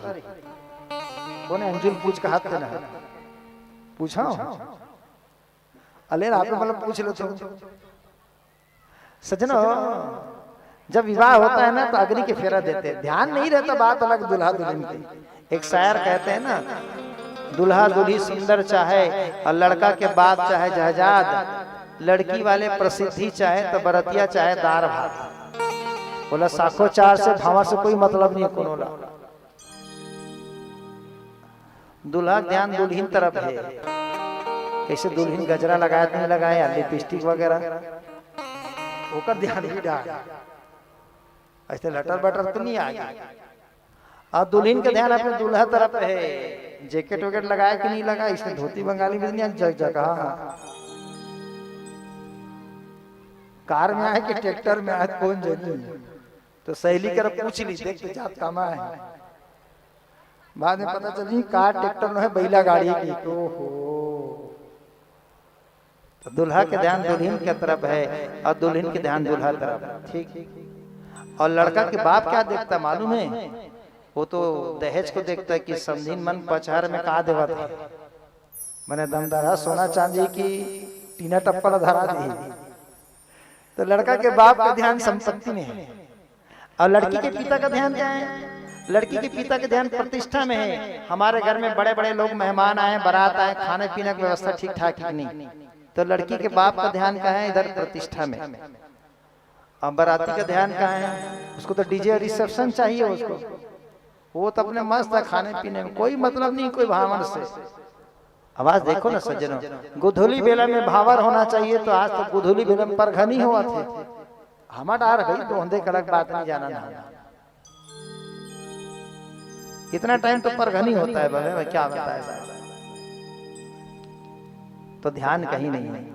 पर सुनो सज्जनों, जब दुल्हा दुल्हन के एक सूत्र बांधते हैं, विवाह होता है, तो अग्नि को साक्षी मानते हैं। अच्छा, अग्नि को गवाही क्यों रखा गया, वहां तो दोनों के माता पिता हैं, उन लोग गवाही नहीं हो सकते क्या? लड़की के माता पिता है, उसके परिजन है, स्वजन है, उतने लोग साक्षी हो सकते हैं। दुल्हा के माता पिता है, उसके रिश्तेदार, उतने लोग साक्षी हो सकते हैं। इतने सारे बाराती वो साक्षी हो सकते हैं, पर नहीं, अग्नि को साक्ष्य दिया जाता है। प्रश्न उठा कि अग्नि को आखिर साक्षी क्यों दिया जाता है दुल्हा दुल्हन के मिलन, और ध्यान किसी का नहीं। अरे हमारे परिवार में जगह शादी हो रहा था, हमारे घर में भावर वावर सब हो गए, लकड़ी रचा है। अब महाराज जाल धर ली, तब बरतिया मन की महाराज ये लकड़ी कद के पर भुर्री बारबे की ऊह नहीं बरे, महाराज के भी ध्यान नहीं रहा, उसके लका दकर लोग चार चार भावर पड़ना है, यहाँ भावर हो नहीं, वहां पड़ोसी का फोन आ गया। मूल बात में ऐसे अग्नि को साक्षी क्यों माना जाता है? तो ऐसा कहते हैं कि हमारा शरीर 5 तत्वों से बना है, क्षिति जल पावक गगन समीरा। 5 तत्व में एक तत्व है अग्नि। तो किसी ने कहा शरीर के तत्व है, तो शरीर के तत्व को साक्षी बनाएगा अग्नि को। तो ठीक है बाबा, तो पानी को साक्षी क्यों नहीं बनाया, वो भी तो एक तत्व है। क्षितिज जल पावक, क्षितिज को क्यों नहीं बनाया, धरती को क्यों नहीं बनाया, हवा को साक्षी क्यों नहीं बनाया, अग्नि को ही साक्षी क्यों बनाते हैं? एकदम राज की बात सुनिए सज्जनों, इसलिए अग्नि को साक्षी बनाते हैं, इसलिए अग्नि के सामने फेरा होता है। अग्नि ना, अग्नि का काम है ऊंचा उठना। यहाँ जोत जल रहा है, देखो जोत को देखो, जोत ऊपर जा रहा है कि नीचे जा रहा है? उन्हें तीर से हुए का हाथ देना, ऊपर है कि सीधा? माचिस की तीली जलाओ मेरे भाई बहन, ऊपर जाएगा कि नीचे? बोलो तो। मोमबत्ती को जलाओ और जला के झुका दो, ऊपर जाएगी कि नीचे? ऊपर। 5 तत्व में केवल अग्नि तत्व ऐसे सज्जनों जो ऊपर जाती है। पानी को डालो, ऊपर जाएगी क्या? वो कहाँ जाएगी? हाँ, गिट्टी खदान में चले जाएगी, नीचे जाएगी, पानी नीचे जाती है। दूसरा तत्व धरती, वो नीचे रहती है। हवा, हवा नीचे भी ऊपर भी है, हवा नीचे से ऊपर नहीं जाती, वो दोनों जगह है। अवकाश तो है नहीं, वो तो शून्य तत्व है। तो कुल मिला के 5 तत्व में एकदम ध्यान से सुनिएगा आप लोग गृहस्थी लोग, केवल अग्नि ऐसे सज्जनों जो ऊपर ऊपर की ओर जा रही है। और संकेत क्या है? दुल्हा दुल्हन के परिक्रमा भावर अग्नि को इसलिए रखा जाता है, साक्षी दुल्हन अपने दुल्हा के जीवन को ऊंचा उठाने का प्रयास करेगा और दुल्हा अपने दुल्हन के जीवन को ऊंचा उठाने का प्रयास करेगा। तो एक दूसरे के जीवन को ऊंचा उठाने का प्रयास किया जाए सज्जनों, इसलिए अग्नि को साक्षी मान के परिक्रमा भावर किया जाए। बहुत गुणतम बात ने बताया है। आपके मन में कभी ऐसा जिज्ञासा हुआ होगा क्या? सुग्रीव और राम की मित्रता की, हनुमान जी ने तो अग्नि को साक्षी रखा। किसको साक्षी रखा? अग्नि को। और क्यों साक्षी रखा? इसलिए राम का काम है सुग्रीव के जीवन को ऊंचा उठाना, और सुग्रीव का काम है राम के जीवन में जो दुख है उसको दूर करने का प्रयास करना। राम जी का काम है सुग्रीव के राजपाट को वापस देना, और सुग्रीव को कर्तव्य है राम जी की जीवन संगनी माँ सीता खो गई है उसकी सुधि में साथ देना। इसलिए अग्नि को साक्षी बनाया जाता है। रुक्मणी के साथ विवाह हुआ, कथा जल्दी जल्दी करते हैं। भीष्मक नाम का एक राजा था, उसकी पत्नी का नाम शुद्धमती। भीष्मक नाम के राजा, उसकी पत्नी का नाम शुद्धमती, दोनों के मिलन से एक बेटी हुई, उसका नाम हुआ रुक्मणी। रुक्मणी नाम पड़ी। रुक्मणी भगवान कृष्ण से विवाह करना चाहती है। रुक्मणी के 5 भाई है, और 5 भाई रुक्मणी का विवाह शिशुपाल से करना चाहते हैं, लेकिन रुक्मणी कृष्ण को चाहती है। रुक्मणी का विवाह शिशुपाल के साथ तय करने जा रहे हैं, तब मां रुक्मणी ने एक ब्राह्मण के माध्यम से भगवान कृष्ण को 7 श्लोक में चिट्ठी लिखा। कृष्ण को, सुखदेव परीक्षित को कहते हैं। वो 7 श्लोक क्या है? हे दीन पते जगत पते, प्राणेश प्राण धन जन रंजन, गोपीपति सुरपति वसुदेवम व्रजनंदन श्रीमती यदुनंदन, चरणों में हो मेरा वंदन, 7वां मिलन हरि सम्मेलन, हे नाथ रुक्मणी दासी को अपने निज चरणों में दीजिए शरण। ब्राह्मण के हाथ में माता रुक्मणी संदेशा भेजते भगवान कृष्ण द्वारकाधीश को। द्वारकाधीश ब्राह्मण के साथ वापस आते हैं उनके साथ, और उसने कहा कि तुम रुक्मणी को गौरी पूजन के लिए भेजो। और रुक्मणी गौरी पूजन के लिए गई। सज्जनों, भगवान उपस्थित थे, और जैसे रुक्मणी ने एक कदम रथ की ओर बढ़ाया, भगवान ने उसको खींच लिए, रुक्मणी को रथ में बिठाए और माता रुक्मणी का हरण करके ले गए। पीछे पीछे रुक्मणी के पीछे पीछे उसके 5 भाई दौड़े कृष्ण को मारने के लिए। भगवान कृष्ण गुस्सा हो गए, रथ को रोका, और रुक्मणी के 5 भाई को मारने ही लगा कि रुक्मणी ने रोक दिया। हे माधव, हे द्वारकाधीश भगवान, कुछ भी हो, ये आपके साले हैं और मेरे भाई है, छोड़ दीजिए। 5 को छोड़ दिया। ये कथा हो गया। अध्यात्म सुनिए। भीष्मक नाम का राजा था। कथा मैंने यही बताया। जल्दी करो भाई, सब पर्रा चल देखा का काम है। पर्रा हो गए का? चल एक बार नाच दे चेतन, तो देखिए मन को शांत हो जाए। एक कथा का ध्यान बता देता हूँ ना कि बिहार चालू कर दो। आप लोग जैसा बोले करे, बिहार चालू करो ना। कुछ बोल रहे हैं, बिहार चालू करे क्या? तेल बाटी चुल माटी वाले काम करा दो। बिहार चालू करो, फिर माटी चुरमाटी करा दो। मैं कहा था पछड़ चिकाव वाला पहली करा देते, और रिंग दिखता सब जन अच्छा गया। आइए आप लोग, फिर मैं अध्यात्म कथा को रखता हूँ। कल अवसर मिले बताइए। आइए विवाह की ओर चले चले। रुक्मणी आ गई क्या? रुक्मणी कहाँ है? अरे माता रुक्मणी आई क्या? डायरेक्टर कहाँ है? लाओ ना पहले रुक्मणी को, पहले लाओ अकेली।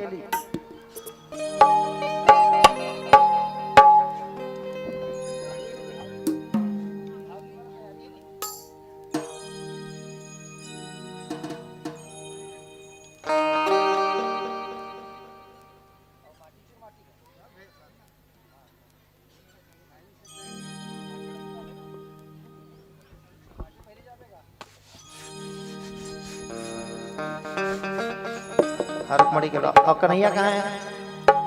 हाँ सुनो, मैं भी ताली मार बजाओ ना। अभी चुपचाप हरण करना है ना। हे पूरा तुम घिस कर देंगे आप लोग, अभी पता नहीं चल। सुबिका और कन्हैया किधर से भेजो, और उसको बता इसको पकड़ के भगा के ले जाएगा। आप दोनों हट जाओ वहां से।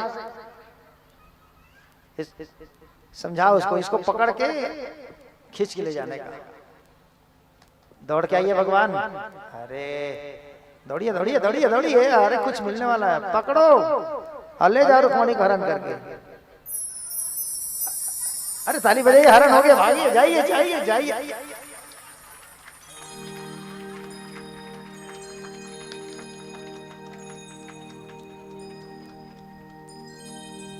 रुक्मणी का हरण हो गया। और ये कथा कल सुनना सजन, भगवान ने हरण किया है। क्या हरण करना ऊंची बात है, क्या राज की बात है, ये तो हम कथा में फिर वापस आ गए जी, रास्ता भूल गए थे। अरे इतना सुंदर हमने बनाया था, पिक्चर गड़बड़ हो गया। अब मत आने बोलो इधर से, उधर जाने बोलो, कैसे डायरेक्टर हो जी। ठीक है ठीक है, आइए चुरमाटी करे तो चलिए। हाँ लाओ, अब माता रुक्मणी को लाओ, रुक्मणी को लाइए जल्दी से, तेल हल्दी करते हैं। चलिए चुरमाटी चलते हैं। तो जिसको जिसको चुरमाटी जाना खड़े हो जाओ, और दोनों मन बैठे बैठे जा, धूप बैठे रहो भैया। हम लगा रुक्मणी को लाओ।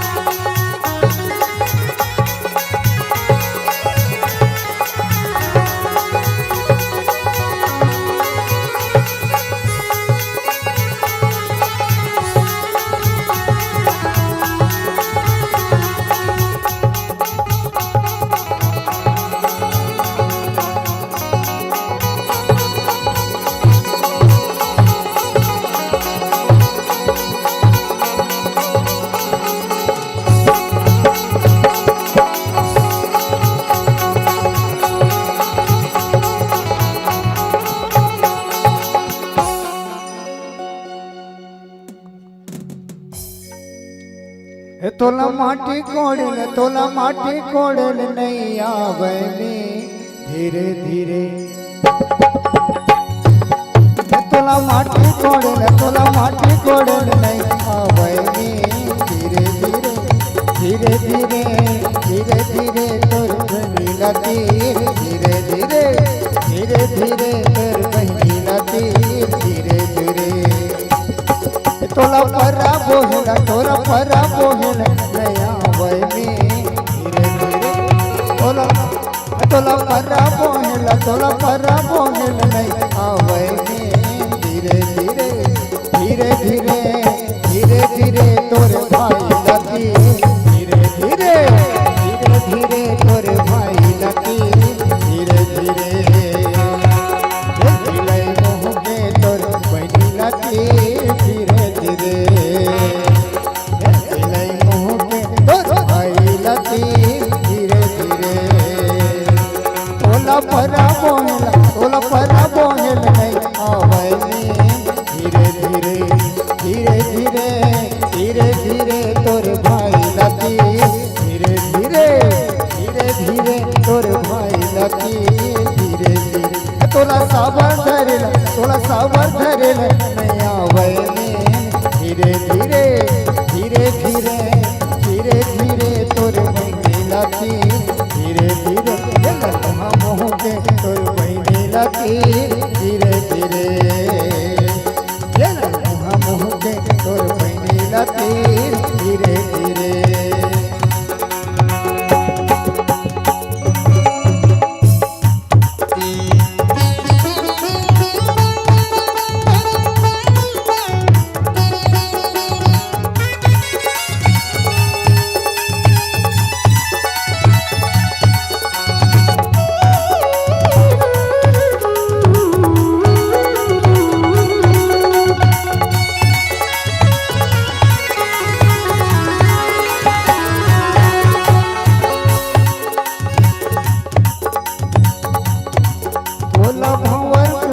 तोला भंवर को दिल नहीं आवे धीरे धीरे।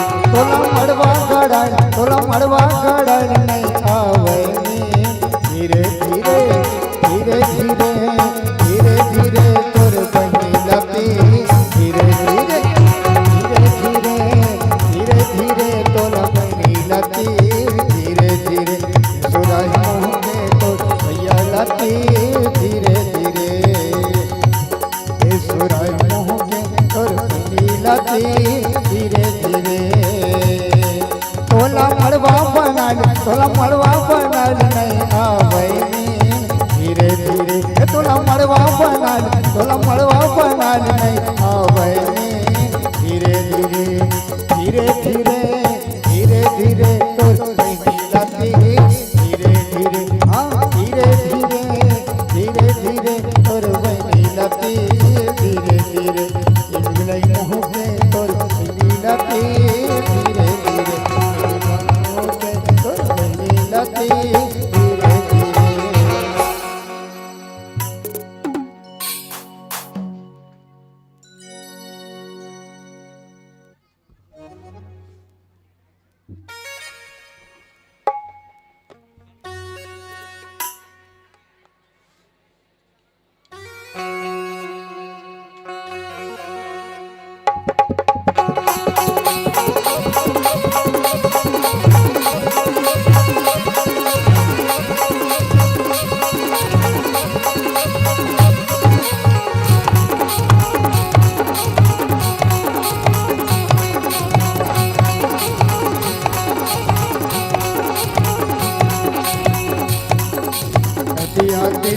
पटवा भाजी पट पट पट पट करते रे। नदिया तिर के पटवा भाजी पट पट पट पट करते रे। गाँव के टोला मट मट मट मट करते रे। गाँव के टोला मट मट मट मट करते रे। नदिया तिर के पटवा भाजी पट पट पट पट करते रे। नदिया तिर के पटवा भाजी पट पट पट पट करते रे। गाँव के पूरी मट मट मट मट करते रे।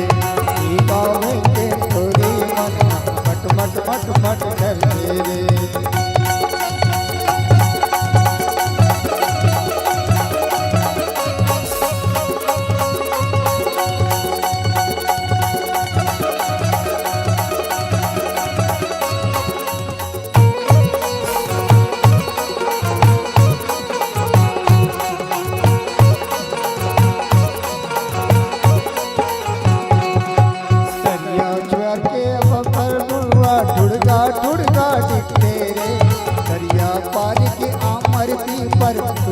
ठुड़गा दिखे आए हैं बरतिया मना झुटहा झुटहा दिखे रे। आए हैं बरतिया मना झुटहा झुटहा दिखे। पलंग डिगे सफेदी डिगे उठ के खटिया पाटी रे। पलंग डिगे सफेदी डिगे उठ के खटिया पाटी रे। गावे के टोरी मना आवे फाटी फाटी रे। गावे के टोरी मना पहले आवे फाटी रे।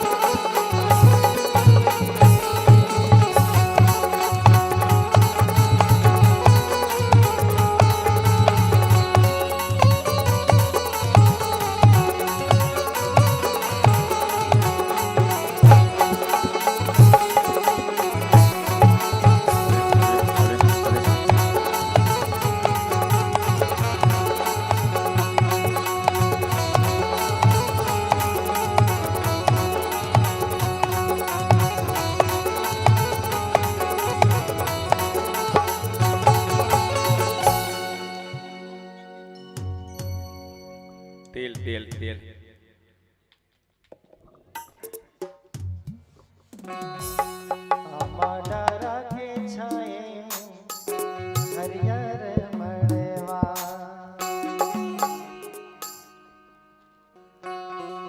પાન ડુમર કે સજા પાન ડુમર કે સજા એ મુરદાઈ આંગણામાં માડે મોર બિહાર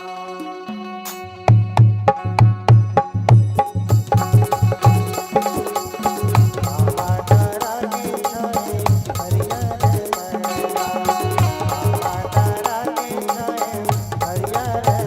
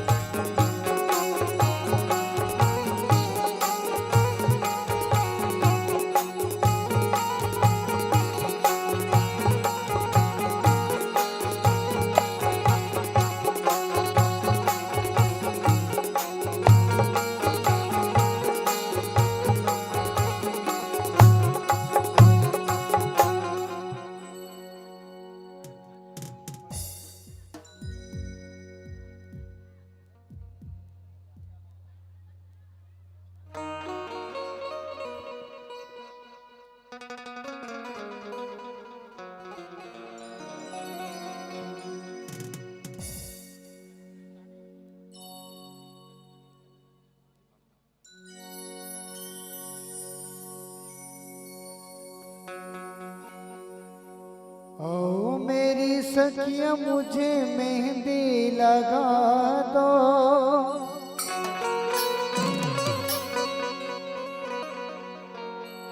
मुझे श्याम सुंदर की दुल्हन बना दो।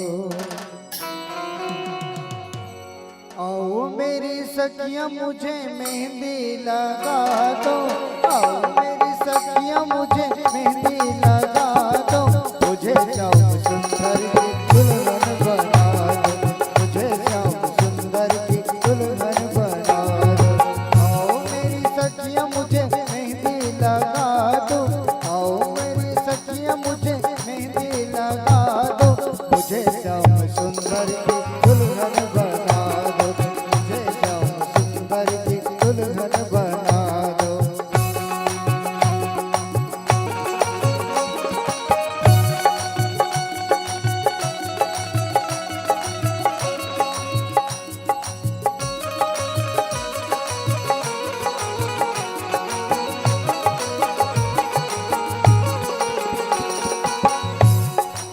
सत्संग में मेरी बातें चलाई, सत्संग में मेरी बातें चलाई, हो गया तेलर हो गया मेरी तेलर हो गया हो गया।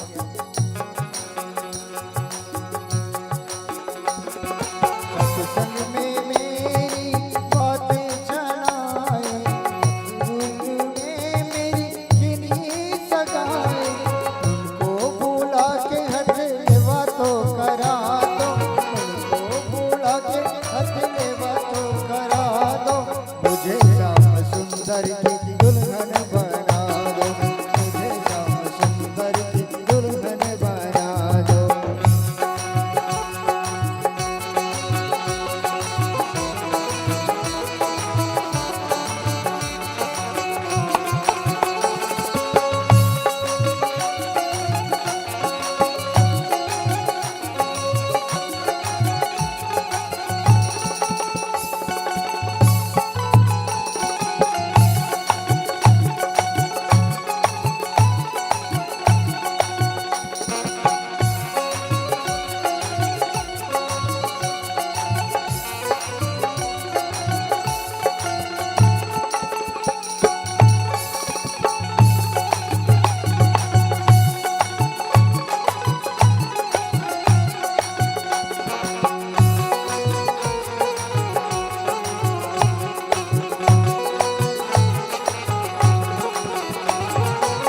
ऐसी पहनो चूड़ी कबहू ना टूटे, ऐसे करो दुल्हा कबहू ना छूटे, ऐसे पहनो चूड़ी कबहू ना टूटे, ऐसा वरो दुल्हा कबहू ना छूटे, ऐसा वरो दुल्हा कबहू ना छूटे।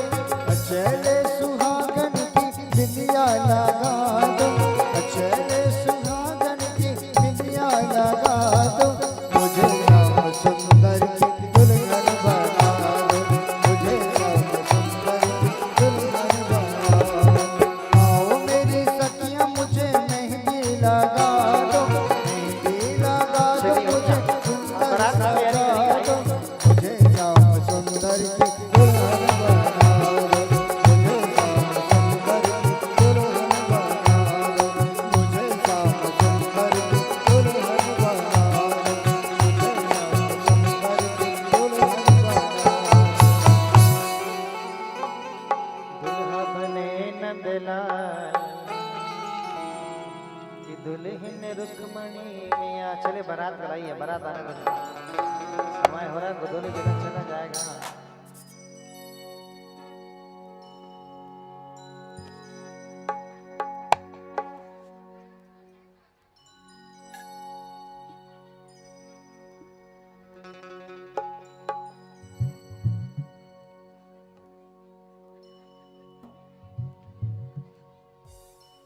दुल्हा बने नंदलाल कि दुल्हन रुक्मणी मिया।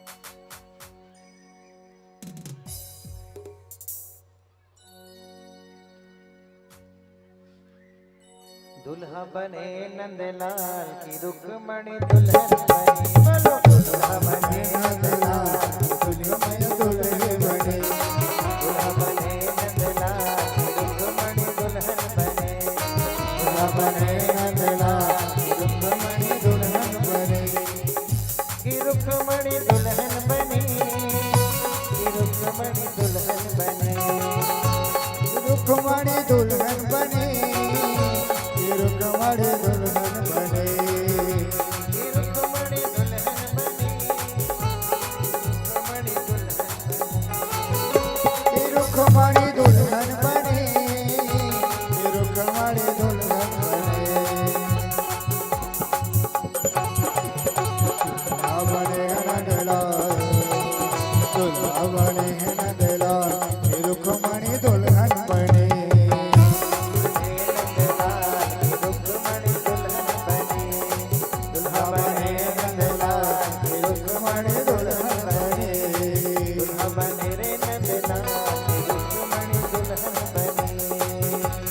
बने नंदलाल, रुक्मणी दुल्हन बने।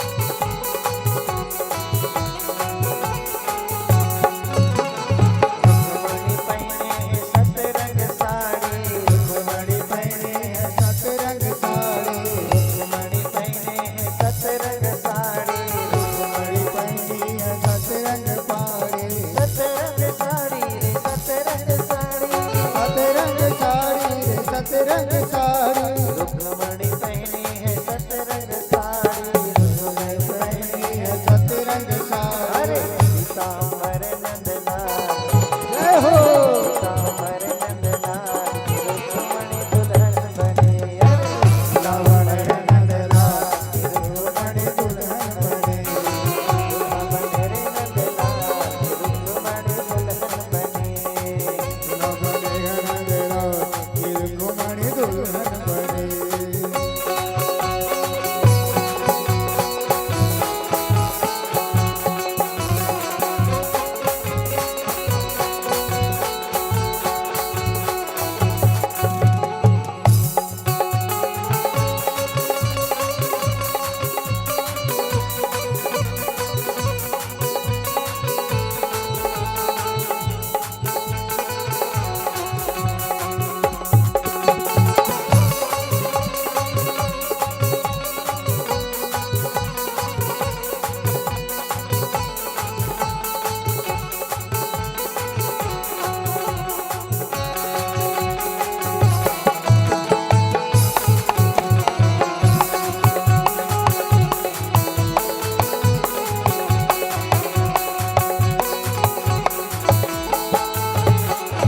रुक्मणी पहने मोतियन माला, रुक्मणी पहने मोतियन माला, रुक्मणी पहने मोतियन माला, रुक्मणी पहने मोतियन माला, मोतियन माला रे मोतियन माला, मोतियन माला रे मोतियन माला। अरे दुल्हा बजंती माँ, दुल्हा बजंती माँ, रुक्मणी दुल्हन बने, रावण नंदलाल, रुक्मणी दुल्हन बने, दुल्हा बने रे नंदलाल की रुक्मणी दुल्हन बनी, दुल्हा बने रे नंदलाल, रुक्मणी दुल्हन बने। जय हो।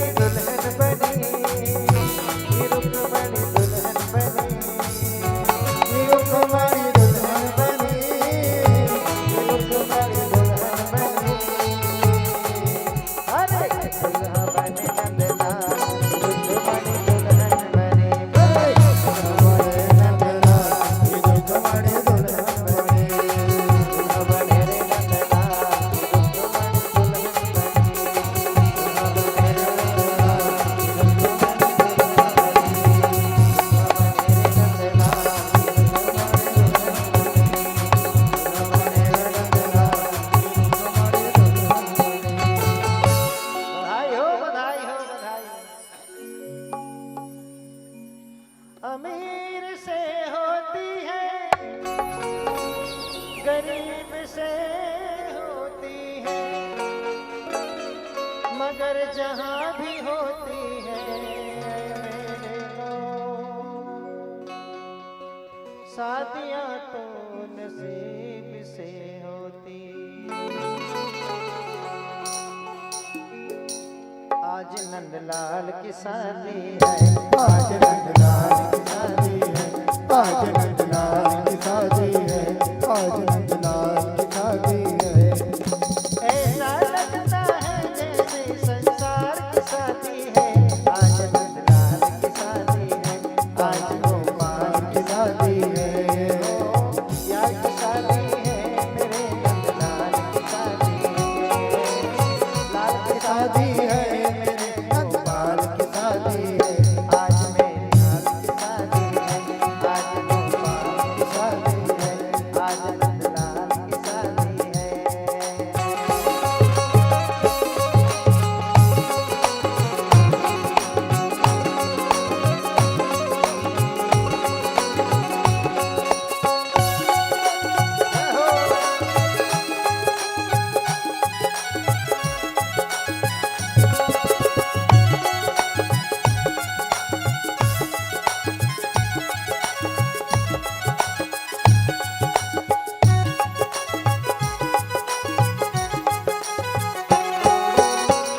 वक्त है खूबसूरत, बड़ा शुभ लगन मुहूर्त।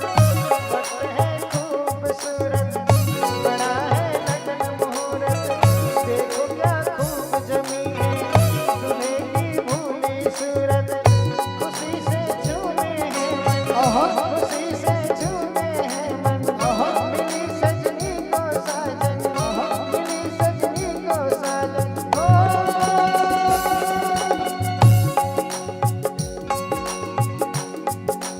किसी के सपने की 16 सिंगार की शादी है, आज मेरी यार की शादी है, आज मजबार की शादी है, आज गोपाल की शादी है। लाल की शादी है, मेरे गोपाल की शादी है, लाल की शादी है, मेरे गोपाल की शादी है।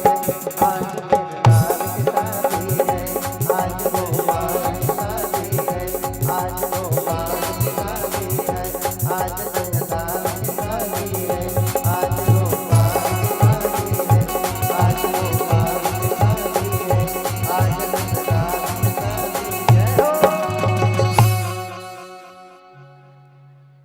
चलिए टिकावा भावर करिए, जल्दी जाना है लेकर के। अब इधर करिए साहब, चलिए आइए।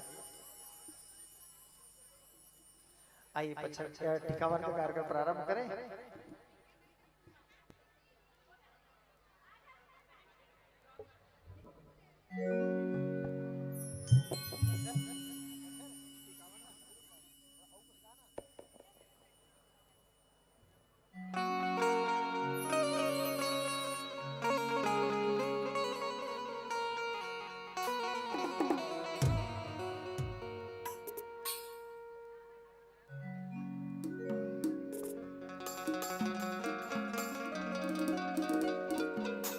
वृंदावन बिहारी लाल की जय।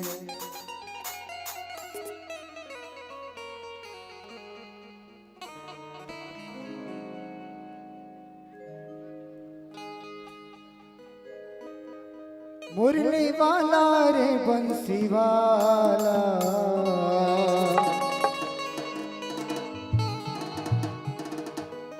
तोर बंसी माँ का जादू है रे, तोर बंसी माँ का जादू।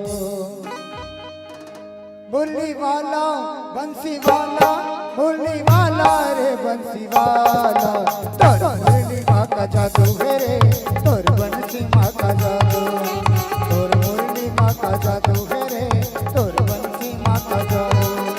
मीठी मीठी बंसी कहाँ बजा के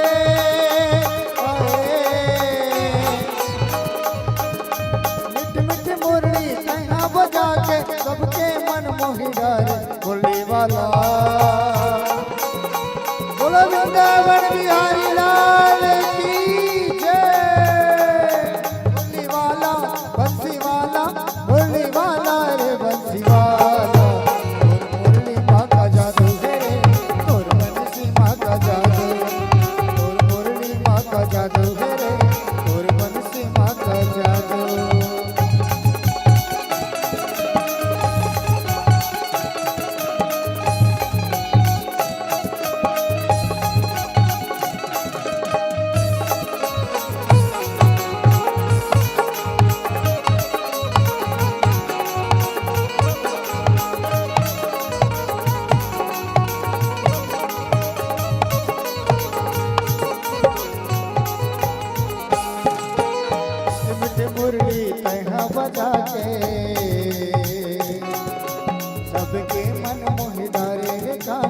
सबके मन मोहिरा रे मीठी मीठी मुरली तैना बजा के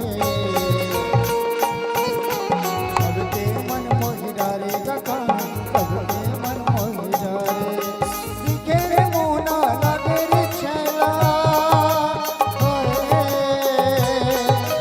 दिखे रे मोना लागे रे छैला सबके मन मोहिरा रे बोले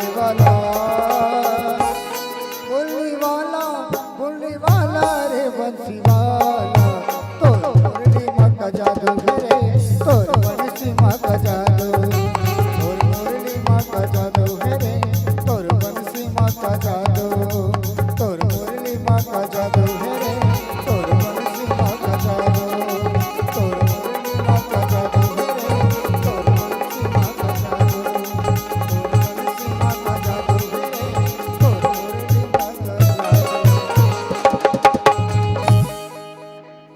पहले परीक्षित आएंगे और परीक्षा के बाद उनके जो परिवार है सब सुनाई सुनाई और उसके बाद फिर ग्राम कोने तोला टीके नोनी लाली लाली लुगरावो लाली लाली लुगरा की कोने टीके सोलह सिंगार किया नोनी कोने टीके सोलह सिंगार कोने तोला टीके नोनी लाली लाली लुगराओ लाली लाली लुगरा की कोने टीके सोलह सिंगार किया नोनी कोने टीके सोलह सिंगार।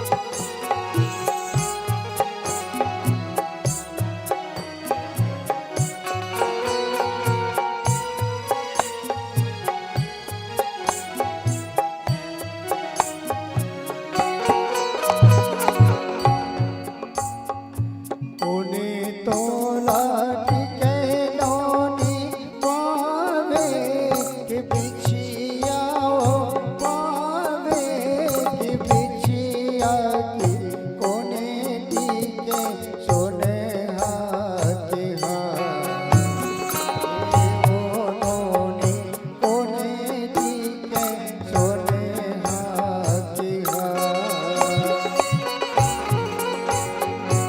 काई तोला टीके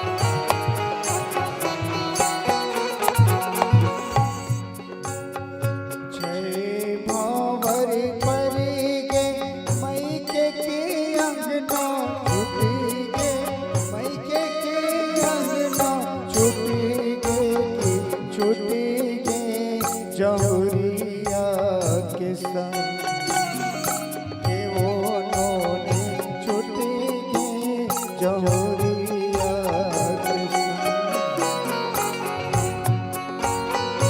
साथे भावर परेगे मैके के अंगना छूटेंगे मैके के अंगना छूटेंगे छूटेंगे दाई के तोर संग हे वो बेटी छूटेंगे तोर दादा के वो संग तुम्हें तो लाटी के नोने लाली लाली लुगेराओ लाली लाली लुगेरा के कोने टीके सोना ए वो नोने कोने टीके सोना हो सला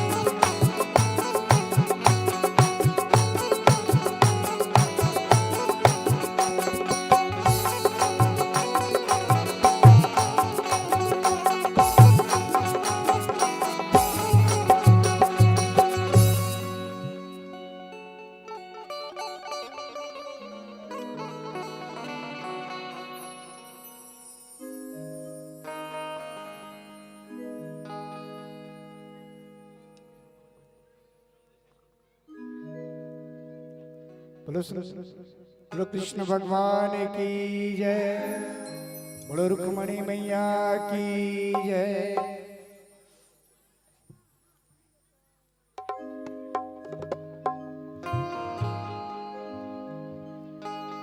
अरे रे मेरी जान है राधा,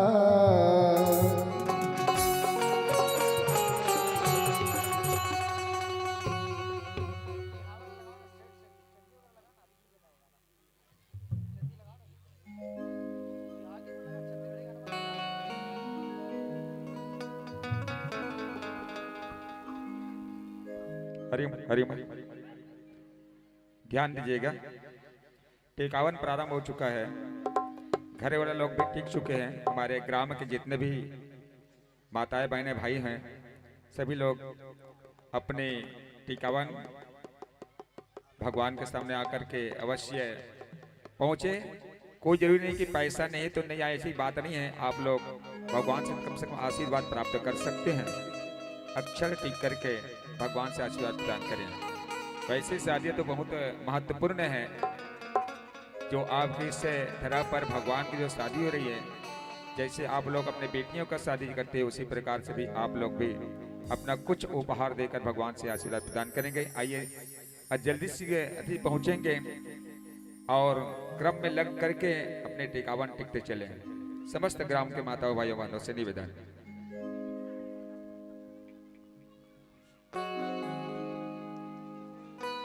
मुना निकला के कान्हा,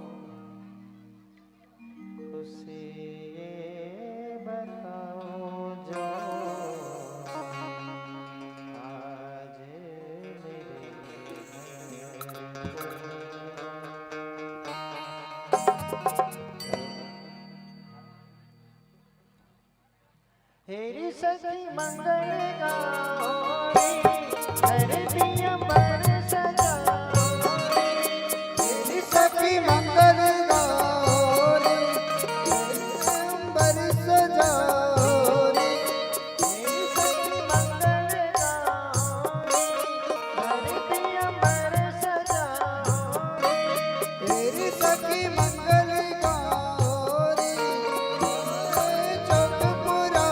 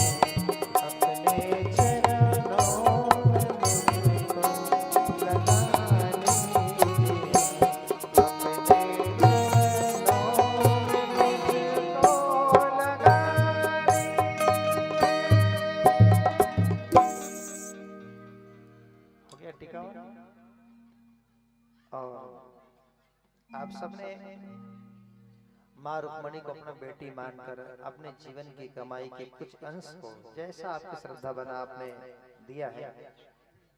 सज्जनों, कोई माँ बाप क्या दे, सबसे बड़े कीमती चीज तो अपने बेटी को देता है। बाप बेटी को घर से विदा करती है तो ऐसा लगता है कि कुछ छीन गया है, पर दस्तूर है साहब। छूट जाहे अंगना अटारी, छूट ही भैया के दुआरी, छूट ही बाबू के पिठैया, छूट ही संगी संगवारी, बेटी हाँ जाही परदेस हो।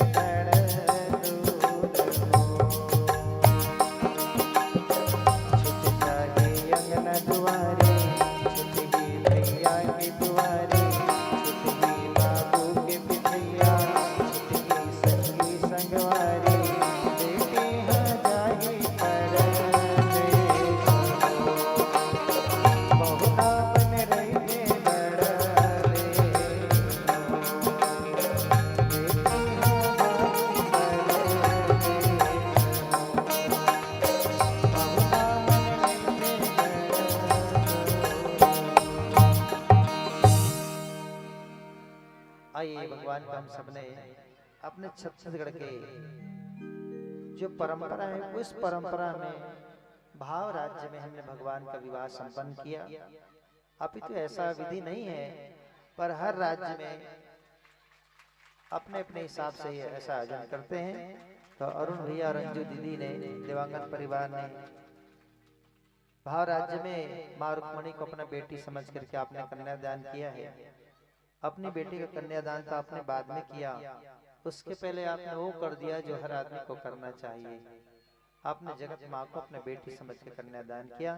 व्यासपीठ से भगवान से प्रार्थना कि आपकी बेटी को ऐसा होनहार गुणवान दवांद मिले, उनको सुसज्जित संस्कारवान और अर्थ धर्म काम मोक्ष चारों चीज प्राप्त करने वाले आपको दामाद मिले, और सीता सावित्री रुक्मणी जैसे सुंदर सुशील लक्ष्मी जैसे बहू आपके घर में आए। मैं भगवान से प्रार्थना करता हूँ कि भगवान इनके परिवार में, इनके जीवन में ऐसे चारों पदार्थ की वर्षा हो। इन्हीं शुभकामनाओं के साथ मैं व्यासपीठ से देवांगन परिवार को, साथ में आपके घर में जितने भी स्वजन मेहमान आए हैं उनको, समस्त ग्रामवासी दोनों कलों को बहुत बहुत धन्यवाद देता हूँ। आप सबने भगवान को टिकावन स्वरूप दहेज में जो भी दिया है, व्यास जी उनको स्वीकार करते हैं और आप सबके जीवन में शुभ मंगलमय कामना हो। इन्हीं शुभकामनाओं के साथ आइए भगवान को, द्वारकाधीश को, माँ रुक्मणी को यहाँ से विदा करें। जब तक पूरे ना हो तेरे साथ,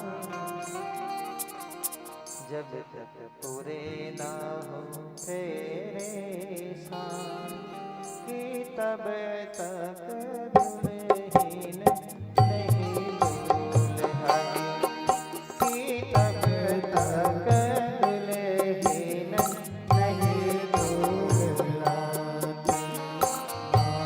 जब तक पूरे ना हो तेरे साथ,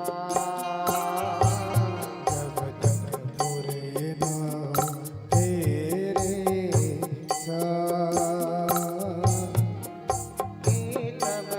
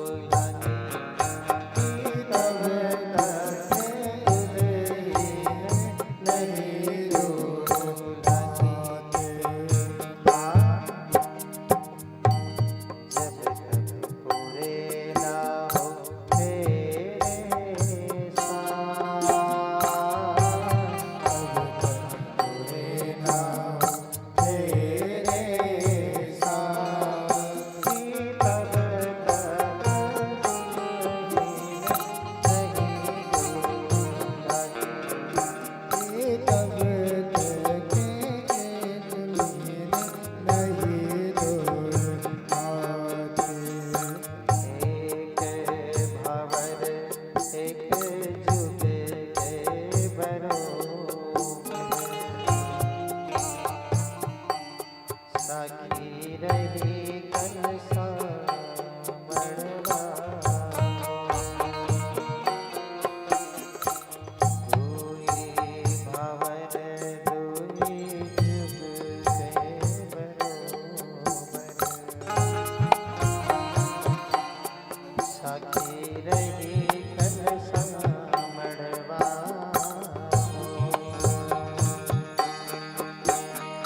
तीन भावर तीन जुग के बरोबर तीन भावर तीन जुग के बरोबर यही रे साकी रही परानी जना हे रानी रे साकी रही परानी जना चार भावर चार जुग के बरोबर चार भावर चार जुग के बरोबर एहिया रे साकी रही धरतिया हे रानी रे साकी रही धरतिया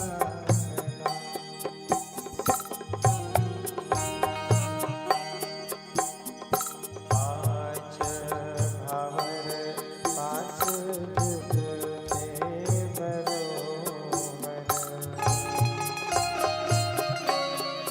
साकी रही बाट के कर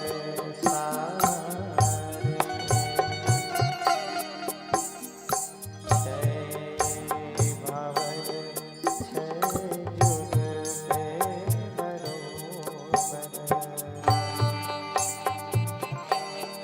साकी रही कलसा मड़वा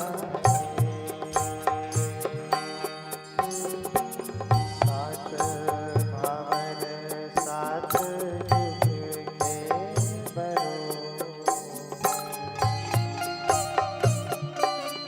साकी रही पररा बिना रे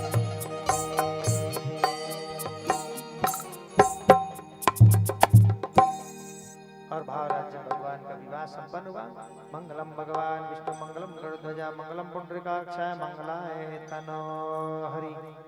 और भगवान को हम यहाँ से मन से विदा देते हैं कि भगवान भाव राज्य में आपका हमने विवाह संपन्न किया महाराज। हम तो आपके संतान हैं मालिक, आप हमारे माता पिता है, हम आपका विवाह कैसे संपन्न कराए, लेकिन आनंद उत्सव लेने के लिए भाव राज्य में हमने संपन्न किया। कोई भी प्रकार की त्रुटि हो भगवान क्षमा करना। इन्हीं भाव के साथ भगवान क्या से विदा कर दे दीदी लोग बहन लोग। आज के चंदा नीरे वो नीरे आज के चंदा नीरे वो नीरे दाई में तो जावत हूँ पर दे और दाई में तो जावत हूँ पर दे अपन पापा के महल डुलोरी अपन पापा के महल डुलोरी पापा में तो जावत हूँ पर दे और पापा में तो जावत हूँ पर दे अपन चाचा के महल डुलोरी अपन चाचा के महल डुलोरी दादी में तो जावत हूँ पर दे और चाची में तो जावत हूँ पर दे।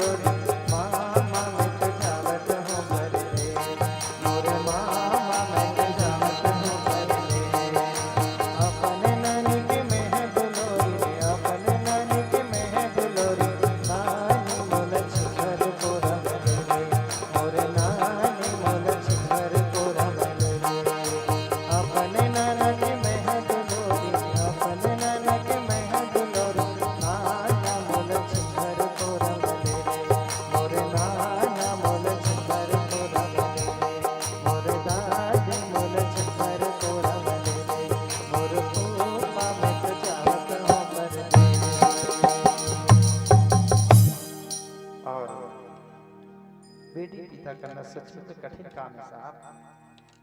और भगवान चले गए। इन्हीं के साथ बोले द्वारकाधीश भगवान की जय हो। रुक्मणी मैया की जय हो। इन्हीं शुभकामनाओं के साथ आज की समस्त कथाओं को मैं विश्राम देता हूँ। और विद्या श्रोतागण इन्हीं के साथ साथ अब हमारा कथा भी विश्राम की ओर चल रहा है। बहुत दिन आप लोग के साथ आनंद से रहे, एक दिन कथा शेष है और अब ये आनंद उत्सव विश्राम की गति पकड़ लिया है। तो कल कथा का अंतिम दिवस है, कल श्रीमद् भागवत कथा संपन्न हो जाएगा। भैया और दीदी का जो संकल्प था वो संकल्प कल पूरा हो जाएगा भगवान की कृपा से। तो कल आप सब कथा में आएंगे। कल का जो कथा है सुदामा चरित्र होगा। उसके लिए आप लोग चने की पोटली ला सकते हैं। सुदामा जी के लिए चना की पोटली बना लेना। परीक्षित जी चना पोटली। भागवत निरूपण की कथा होगी। परीक्षित को मोक्ष मिलेगा और अंतिम होगी चढ़ोतरी। आप लोग चढ़ोतरी में क्या करेंगे सुनिए ध्यान से। चढ़ोतरी कितना चढ़ाएंगे वो भी सुन ले गांव वाले। मेरे भाई बहन हम लोग जितना कमाई करते हैं उसका 4 हिस्सा करना चाहिए। पूरा हिस्सा को दान भी नहीं करना है और पूरा हिस्सा अपने पास रखना भी नहीं है। हम जीवन में जो भी कमाते हैं उसका 4 हिस्सा करना चाहिए। एक दाएं तरफ, एक बाएं तरफ, एक पीछे, एक सामने। जो भी कमाते हैं उसका एक हिस्सा पीछे रखना। पीछे किसके लिए? पीछे घर में हमारे माता पिता है, वृद्ध दादा दादी है, बुजुर्ग है, उनके देख रेख के लिए, दवाई पानी के लिए, स्वास्थ्य के लिए अपने कमाई के एक हिस्सा पीछे रखो। एक हिस्सा सामने रखो। सामने क्या है? सामने हमारे बच्चे हैं, उनको पढ़ाना है, लिखाना है, शिक्षा दीक्षा करना है, उनके लिए एक हिस्सा उनके लिए। एक हिस्सा बाएं तरफ रखो। बाएं तरफ का मतलब अपने लिए भी रखो, अपने जीवन के लिए। आपको भोजन करना है, वस्त्र पहनना है, आना जाना है। और एक हिस्सा दायां तरफ। दायां का मतलब मेरे भाई बहन अपने कमाई का एक हिस्सा दान कर दीजिए। 3 हिस्सा यहीं रह जाएगा। एक हिस्सा दान करेंगे वो जाएगा। तो आप समझ रहे हैं जो दान करना है आप लाएंगे। दूसरा, दान में सज्जनों कथावाचक को जमीन दान देने का परंपरा है शास्त्र में। पर वर्तमान में जमीन इतना महंगा है कि सामर्थ्य नहीं है देने लेने की। लेकिन जमीन दान नहीं देंगे तो पुण्य भी नहीं मिलेगा। तो इसलिए एक विकल्प है, आप लोग घर से जो भी अन्न, रुपया, फूल, तुलसी दल लाएंगे उसमें जमीन दान के स्वरूप में आप अपने घर से जिमी कांदा लाएंगे। और कोई जरूरी नहीं है बड़ा जिमी कांदा लाने के लिए। आपके घर में छोटा सा जिमी कांदा है तो भी लाइए, बड़ा लाएंगे तो भी लाइए। तो जिमी कांदा देने से जमीन दान का ये पुण्य आपको मिलता है। तो कल चढ़ोतरी होगा। दूसरी बात, चढ़ोतरी को आप लोग सवेरे से प्रारंभ कर सकते हैं, कथा प्रारंभ होने के पहले। कल यहाँ टेबल लगा दिया जाएगा, भैया लोग बैठे रहेंगे। टीपू भैया की जवाबदारी है, कल दुकान नहीं जाना भैया, पूरा 7 दिन तक दुकान गए हो। अरुण भैया बहुत शिकायत की आपके, देख ले टीपू भैया एक दिन ही रहा है। शुरू में थे आरती करे बार चल देते, बीच में कहाँ जाते, मैं क्या दुकान जाते पैसा कमाए पर। कल सब चढ़ोते चढ़ाई। तो टीपू भैया की जवाबदारी, कल आप टेबल लगवा देंगे भैया आपके निर्देशन में।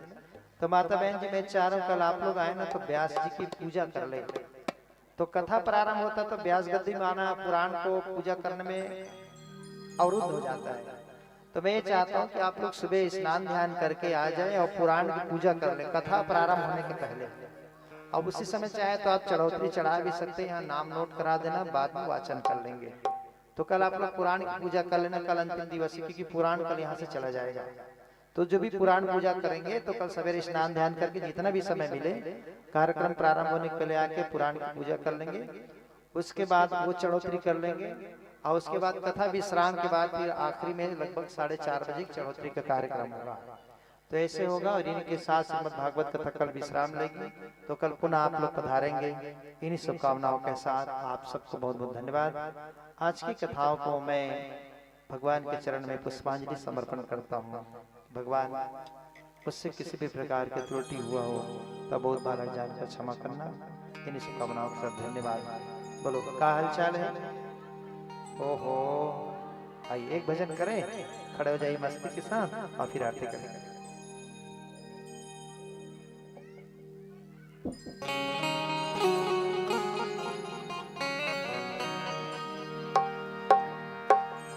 कभू रामा बन के कभू श्यामा बन के तह आवेगा मोरे अंगना। भागला मोरो जगावेगा मोरे अंगना। अंतस्म हमरो समावेगा मोरे अंगना। आरती करेंगे, गाना गाएंगे।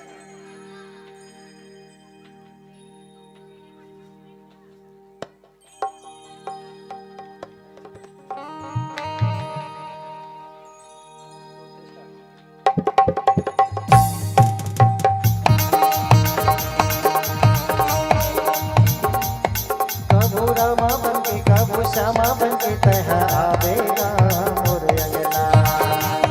कभू रामा बन के कभू श्यामा बन के तैयार आवेगा मोरे अंगना।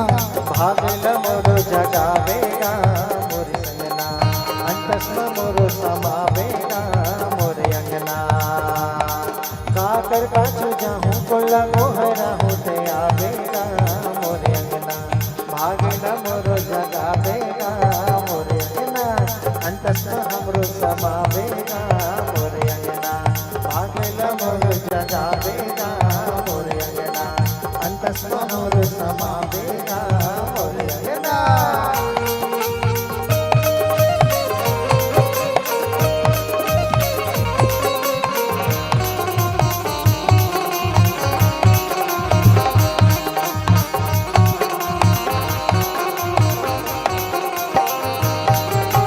सुरहीन गैया के गोबर मंगवाऊंगा, गोबर मंगवाऊंगा। सुरहीन गैया के गोबर मंगवाऊंगा, गोबर मंगवाऊंगा। खुट दर में तो अंगना लिपवाऊंगा, अंगना लिपवाऊंगा। खुट दर में तो अंगना लिपवाऊंगा, अंगना लिपवाऊंगा। लगी हूँ पिड़वा पानी और सुना हूँ मोर कहानी गा बनवारी। तो लगी हूँ पिड़वा पानी और सुना हूँ मोर कहानी गा बनवारी। दया बन के आवे माया बन के आवे दया आवेगा मोरे अंगना। भागला मोरो जगावेगा मोरे अंगना। अंतस्म हमरो समावेगा मोरे अंगना।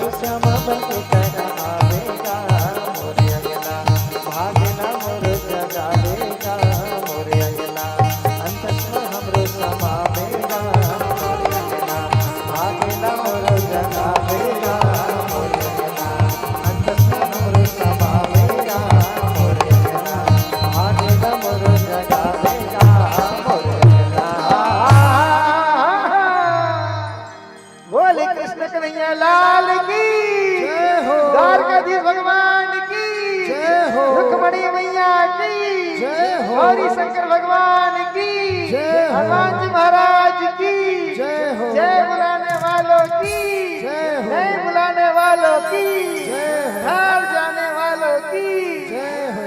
ओहो का हाल चाल है। आइए भगवान की आरती करें। आरती के तुरंत बाद लड्डू बांटा जाएगा। बटा कि नहीं बटा? बट गया एकदम वहां सेंटर में ले जाओ। कर्पूर गौरम चालू हुआ तो लड्डू बटना चालू हुआ। ले जाओ सेंटर में। हमारी माता बहन को विलम्ब नहीं होना चाहिए। बहुत विलम्ब हो रहता है ना, लोग को भी जाना है, भोजन बनाना है, तो अब विलम्ब नहीं करेंगे।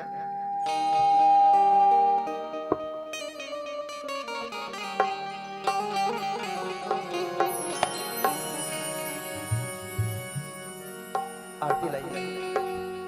एक लोटा जलला चढ़ाओ तो लगा, बेले के पतिया चढ़ाओ भो लगा, मन के मनाती मनाओ तो लगा, भक्ति के रंग मारा चाहो तो लगा, एक लोटा जलला चढ़ाओ हो लगा। आइए भगवान के चरण में पुष्पांजलि भी हो गया। शिव जी के चरणों में सामने बैठे मेरे भगवान गौरी माता, आपके चरण में प्रणाम। और आइए आरती करते हैं।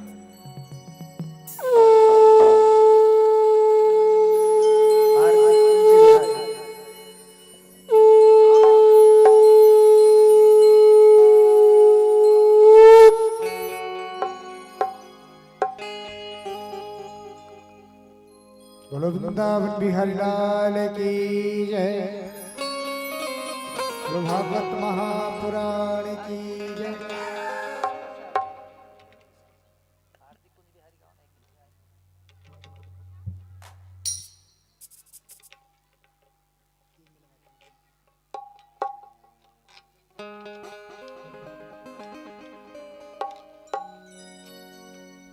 वृंदावन बिहारी लाल की जय। आरती कुंज बिहारी की, श्री गिरिधर कृष्ण मुरारी की। आरती कुंज बिहारी की, श्री गिरिधर कृष्ण मुरारी की। आरती कुंज बिहारी की, गिरिधर कृष्ण मुरारी की। गले में बैजंती माला, बजावे मुरली मधुर बाला। श्रवण में कुंडल छलकाता, नंद के आनंद नंद लागा। गगन सम अंग कांति काले, राधिका चमक रही राई। रतन में ठाड़े बनवाड़ी, भ्रमस सी अलग कस्तूरी तिलक। चंद्र सी झलक ललित छवि श्यामा प्यारी की। गिरिधर कृष्ण मुरारी की। आरती कुंज बिहारी की, गिरिधर कृष्ण मुरारी की। आरती कुंज बिहारी की, गिरिधर कृष्ण मुरारी की। कनकमय मोर मुकुट बिलसे, देवता दर्शन को तरसे।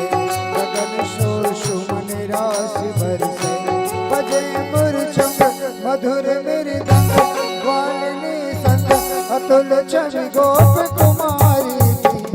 गिरिधर कृष्ण मुरारी की। आरती कुंज बिहारी की, गिरिधर कृष्ण मुरारी की। जहाँ से प्रकट भई गंगा, कलुषकारी हर श्री गंगा। स्नान से होत मोह भंगा, बसंत शिव हरे अधिक चरण छम सेवन वारी गिरधर कृष्ण मुरारी आरती कुंज बिहारी गिरधर कृष्ण मुरारी चमकती उज्ज्वल तट रेणु बज रही वृंदावन रेणु चहु दिस गोपी ग्वाल धेनु हसत मृदंग चांदनी चंद कटक भव पंद तेरे सुन दीन दुखारी गिरधर कृष्ण मुरारी आरती कुंज बिहारी आरती कुंज बिहारी गिरधर कृष्ण मुरारी हरे राम राम राम राम राम हरे हरे हरे कृष्ण कृष्ण कृष्ण हरे राम राम राम हरे हरे हरे कृष्ण कृष्ण हरे हरे शिव जी की आरती। सभी लोग शिव की तरफ मुख कर लें, शिव जी की आरती कर लेंगे।